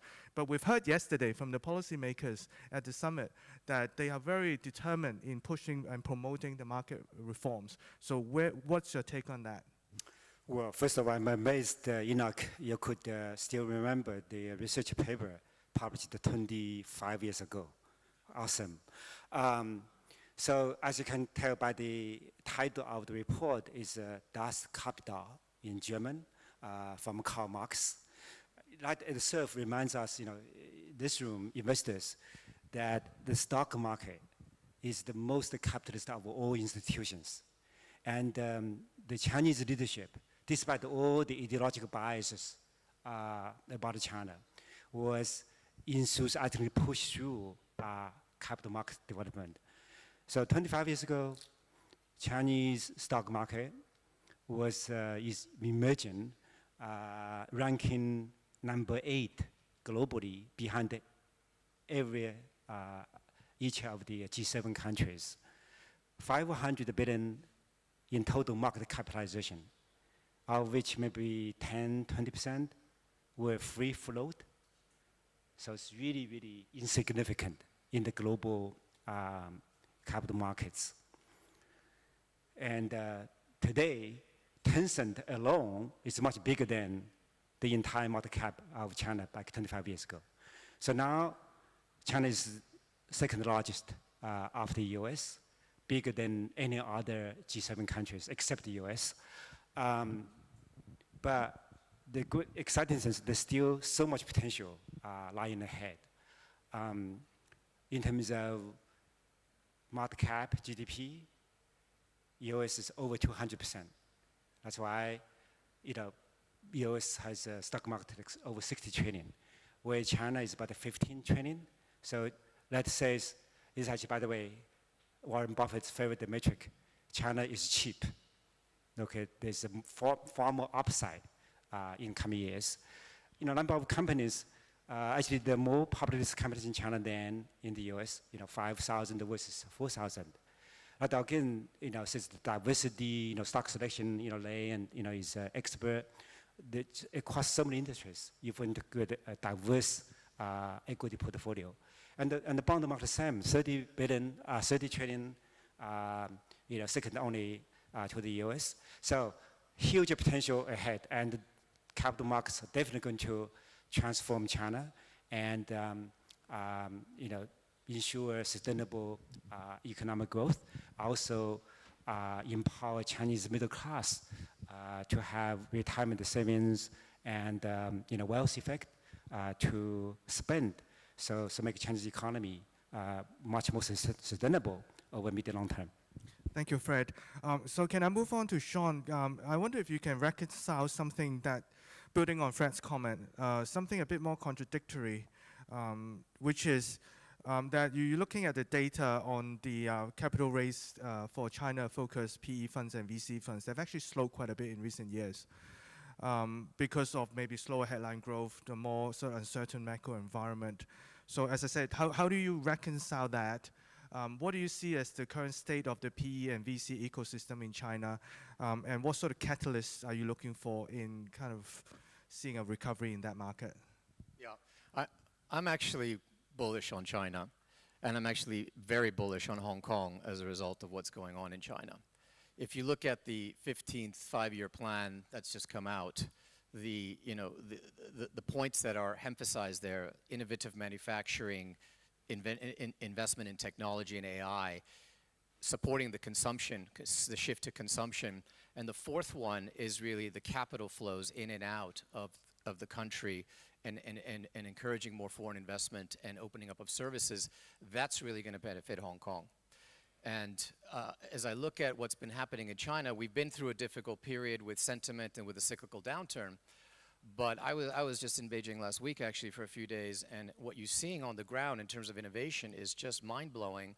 The kinds of the factories that you're seeing and the way they're using robotics in manufacturing. I went to see Xiaomi's electric vehicle factory, which is extremely impressive. If you haven't seen it, very few people there, a lot of robots. And if you talk about what's happening in private equity and venture capital, I would say that the private equity market is developing in China, so it's the buyout market, I'd say, is relatively immature in China, but it's starting to develop. But I think what's really interesting in China at the moment is the sort of the growth capital and the venture capital market with the innovation and the kind of highly innovative companies that you're seeing. And then, of course, the role that Hong Kong is playing for exit and liquidity, which I think has been one of the big challenges for the industry. That's also really opening up now with what's happened in the last 12 months in Hong Kong, with the stock market really coming back to life and global investors starting to reallocate. And just to echo what was said earlier in one of the panels on the kind of rebalancing that we're seeing in the world, we see that as well. A lot of clients that we talk to, particularly non-US clients that we have in our business, they feel like they're over-allocated to dollar assets. They're looking at diversification, and they're looking at ways to rebalance their portfolio. And one of the big beneficiaries of that, I think, is going to be Asia, and is going to be Hong Kong and China. Okay, next up, thank you, Sean. Next up, I wanted to talk to Zhang Zong because there's this quote-unquote global AI race going on, right? It's quote-unquote, okay? So we can debate that. But the DeepSeek moment earlier this year basically marked maybe a turning point in China's overall AI narrative, highlighting not only rapid model development is important, but also a growing ecosystem of homegrown innovation and also scalable infrastructure. So in your view, Lei, what is actually China's niche in AI? First of all, I'm not sure this AI race is the right characterization, because I really believe this is not a zero-sum game. It's, if you believe this is sort of the electrification, industrialization moments of humanity, then that's going to benefit humanity at large. And China, rightly or wrongly, just take a different model from the US, which mostly characterized by high power, high capex, closed loop, high monetization model, where China is doing a very much a low-cost open source model. We can debate on the models, forever. I don't have any insights specifically on large language foundational models. We're not investing in models. What we are really seeing is, earlier, your first question, I said the word deliver, which I happen to believe that China gonna be probably the first to deliver much more on the application layers. That's what we saw in mobile internet when the apps, coming out from Messenger and WhatsApp, ICQ, and turn out to be WeChat is much, much better super app than any other apps that you are seeing in the mobile world. And similarly, you saw that in the financial services, Alipay and WeChat Pay and Meituan on delivery and Xiaohongshu on the social, and you're seeing way more application layers innovation. If you look deeper in that delivery, let's just use this word for now, that delivery mechanism, you see some logics behind it. Just that quick, fast iterations, R&D engineering dividends, massive use case, readily huge consumer markets that people want to embrace new technology and don't mind trying new things, and a low-cost model of doing that. And I think it's we might well see a lot more in the next stage of application layers that China and broadly Asia gonna be a big innovator in that. Yeah. Can I add on? So in earlier first question, I didn't say AI because I anticipate, maybe John and Lei are going to say AI. I mentioned energy. So right now, I think there's a race, but unlike people in Washington, the race is still ongoing. Right? It's like a marathon, not a sprint. I don't know who will end up in the finish line, and I think I don't want to be dismissive of U.S. leadership in AI, but I very, very, very confident China will be a leader in the AI revolution as well. So AI is quintessentially linked with up to data, with the human talent engineers, and with electricity, right? Compute power is not just compute, but also power. So China has the world's most advanced and the largest electricity power infrastructure. So the country generates 3.7 terawatt. Okay, that's more than 3 times as big as US. And in fact, every year, China grow the grid capacity by around 18%.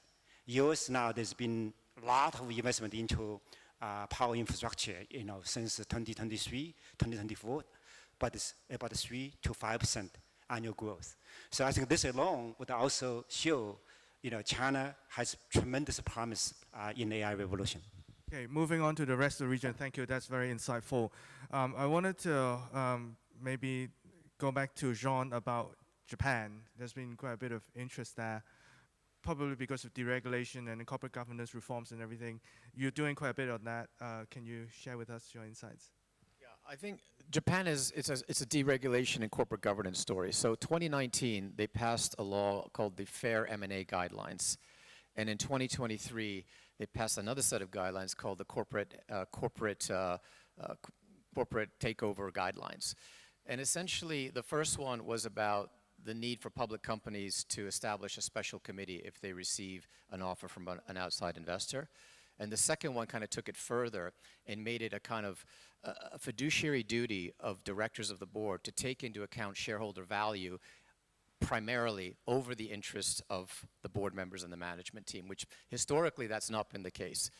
And so the combination of these big regulatory changes has led to, and they really stuck with it and backed it with a lot of other enforcement measures, has basically led to a surge in shareholder activism in Japan. You now have over 100 shareholder activist funds in Japan. And what these guys do is they come in and they take a 5 or 10% stake in a listed company, and then they agitate for change. And so they are causing a real upheaval in the corporate environment in Japan. And there's also kind of a mindset shift now that's backed by the government, which is that you now, if you're a publicly traded company, if you're a corporate generally in Japan, you need to take shareholder interests into account, and you need to focus on your core business, and you need to figure out how you drive value in your business. So this has resulted in a huge surge in deal flow and a huge surge in private equity activity. And so it's now, I think, a $40 or $50 billion M&A PE market. This year alone, it's already $40 billion of investment in Japan, up sort of 50% year on year. And for us, it's become actually our most active market in the region. We've just signed a $2.7 billion take private of a large elevator company in Japan called Fujitec Elevators. And we're just seeing more and more activity like this. And historically, generally in Japan, you've been able to make good money on investments because there's a lot of undermanaged assets. There's a lot of sort of inefficiency that's in the system. And once you get better governance, once you get an active management team in place, there's a lot you can do very quickly to drive value creation in the businesses. Yeah, it's great insight. So Fred, for the rest of the region, particularly Southeast Asia, there's been sort of, the market is growing. China plus one has been kind of the main catalyst for driving interest, but access has been a problem, right? And also the market has been quite fragmented. Any thoughts on your side, Fred, on Southeast Asia or just rest of the region? So, South Asia is tremendously promising economic growth and middle-class innovation and investment opportunities. But unlike China and unlike India, it's not a homogeneous market. It's quite fragmented, right? So I think the regional integration is really, really important. You don't think of just individual markets. Oftentimes they are pretty small and has all the idiosyncratic risks in terms of regulation, law, and the business culture. But I think as ASEAN makes headways in free trade integration, and particularly for Chinese companies, actually they are the single biggest direct investor in ASEAN, and also the biggest trading partner with the ASEAN. I think we go there with our portfolio companies. So they have on the ground, boots on the ground, they have operations there. So we help us understand the risks as well as the opportunities. All right, thank you. That's very useful. Now, we still have about 5 minutes or so. I wanted to also hear your thoughts about running your businesses, because at the Hong Kong Academy of Finance, one key mandate is really promote leadership development. So I'm hoping to hear your thoughts about how you grow your leadership team. What are you looking for? Any particular initiatives that you put out with your firm that actually helps to promote leaders? And what was the result in helping or making an impact on your firm's performance? Zhang Zun, can I start with you? Sure. Our culture, we always emphasize intellectual curiosity, intellectual honesty, and the teamwork, and typically exemplified in the financial institutions, professional service organizations. But what we found over the years, one of the best training grounds actually sending our promising, top-performing young employees and associates to work in our portfolio companies. Actually, they work inside portfolio companies for a couple of years and coming back. We found that is tremendously helpful to them and adds a lot of value in our own investment discussion. They just got into the nuts and bolts of running the businesses on a daily basis. A number of our partners actually now in the firm work in the portfolio companies and coming back, and they do really great job, and they have so much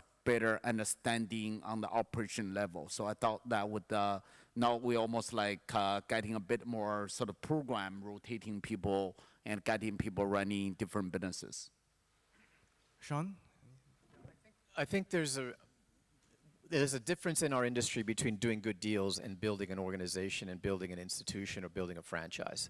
I think you have to make good investments and know how to be a good deal maker in order to stay in business.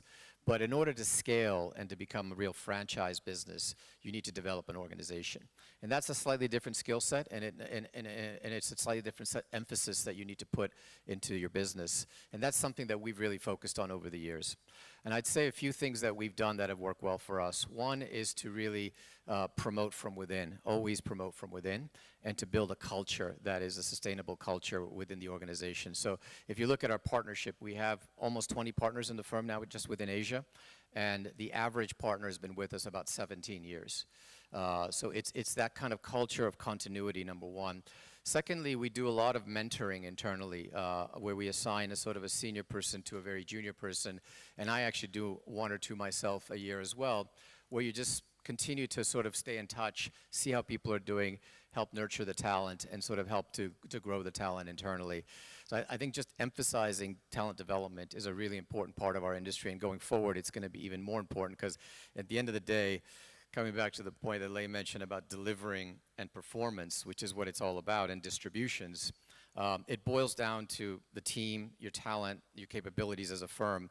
So investing in your capabilities and making those capabilities more repeatable boils down to how strong your team is and how much effort you're putting into that. And one touching point is that you actually do the mentoring yourself to the juniors as well. Is that what you mentioned? I do some. Yeah, all of the partners do, but I also get involved. I put actually a lot of emphasis into the year-end review process because I think it's really important. How big is the team then? Are you, in terms of your operations?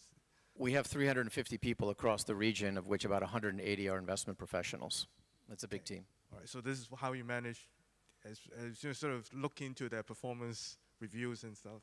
Well, we have a pretty automated internal review process where we have a very systematic way of doing the year-end reviews and setting objectives, and each of the partners, each of the managers would review people within their organization. Great. Fred?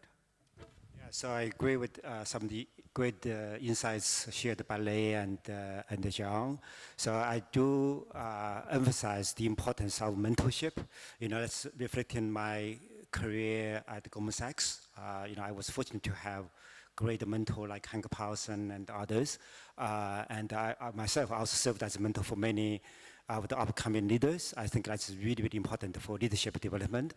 Second, learning. Our industry is full of bright, ambitious people, but I also want to make sure people have a bit of humility So they obviously know what they know, but they should also be self-aware of what they don't know. So if there's any gap, it's really learning, right? Lifelong learning. So even though you have all the basic degrees from the best university of Tsinghua or Yale or Harvard, you still have a lot you don't know, so you have to keep learning. So when I travel like crazy, but when I go to office, meet the people, senior people, the first question is, what book have you read? Last couple of weeks, right? So then they'll share something, and actually, in fact, we have a book club, and some we even share in the WeChat public account, but mostly among ourselves. I think this lifelong learning, I think, is also critical ingredient for leadership. So great tips, secondment to portfolio companies, take care of the review process, you hands-on on that, and of course, as Fred said, the mentorship as well. So quite a lot of, and book clubs, sorry, I should mention. So thank you very much. Unfortunately, we have really run out of time. I would want to listen to them more, but I'm sure you all agree with me that they have definitely delivered. Again, thank you very much, gentlemen. Thank you to Enoch and our three chairmen. If you gentlemen would come forward for a photo. There we go. Great panel. Great way to have our last panel today from our conversations with global investors. There we go. One right down the middle, gentlemen. And as soon as our official photographer is cleared, look up far away to the RTHK for the long shot. And there we go. Well done. Thank you very much. Enoch, you've done a great job. Great job, guys. Thank you. Thank you. Hey, that's great. Cheers. Thank you. Thank you. Good job. Wonderful. These have been amazing conversations with global investors right up here on stage, and we want to thank all of you for being here today, and especially our speakers who have shed light, cleared away some of that fog of war that we spoke us, and given us some more visibility on our long-term strategies and the path forward. To close, we would like to welcome to the stage the man who has brought us all here together. He is the Chief Executive of the Hong Kong Monetary Authority and the Chairman of the Hong Kong Academy of Finance. Please welcome Eddie Yu. Eddie, please. Take it away, Eddie. I will be extremely brief. I would just thank all our speakers for the really open, candid, and educational sharing this morning. I myself learned a lot from it, and I hope that you did as well. I would just like to also thank all of you for staying beyond lunch hour to stay here and enjoy the conversations. And as I said, we started off with a one-off event, but I'm really glad that with the support of all our speakers, all the CEOs, and all of you, we keep going year after year after year, and we will continue if you continue to come. And next year, just to get everybody ready, we've already set the date. The summit will be between the 2nd and 4th of November, with the dinner on the 2nd, the summit on the 3rd, and the conversations on the 4th. So mark your diary and come back. And for those who came from overseas, I hope you have a safe flight home. Thank you very much, everyone.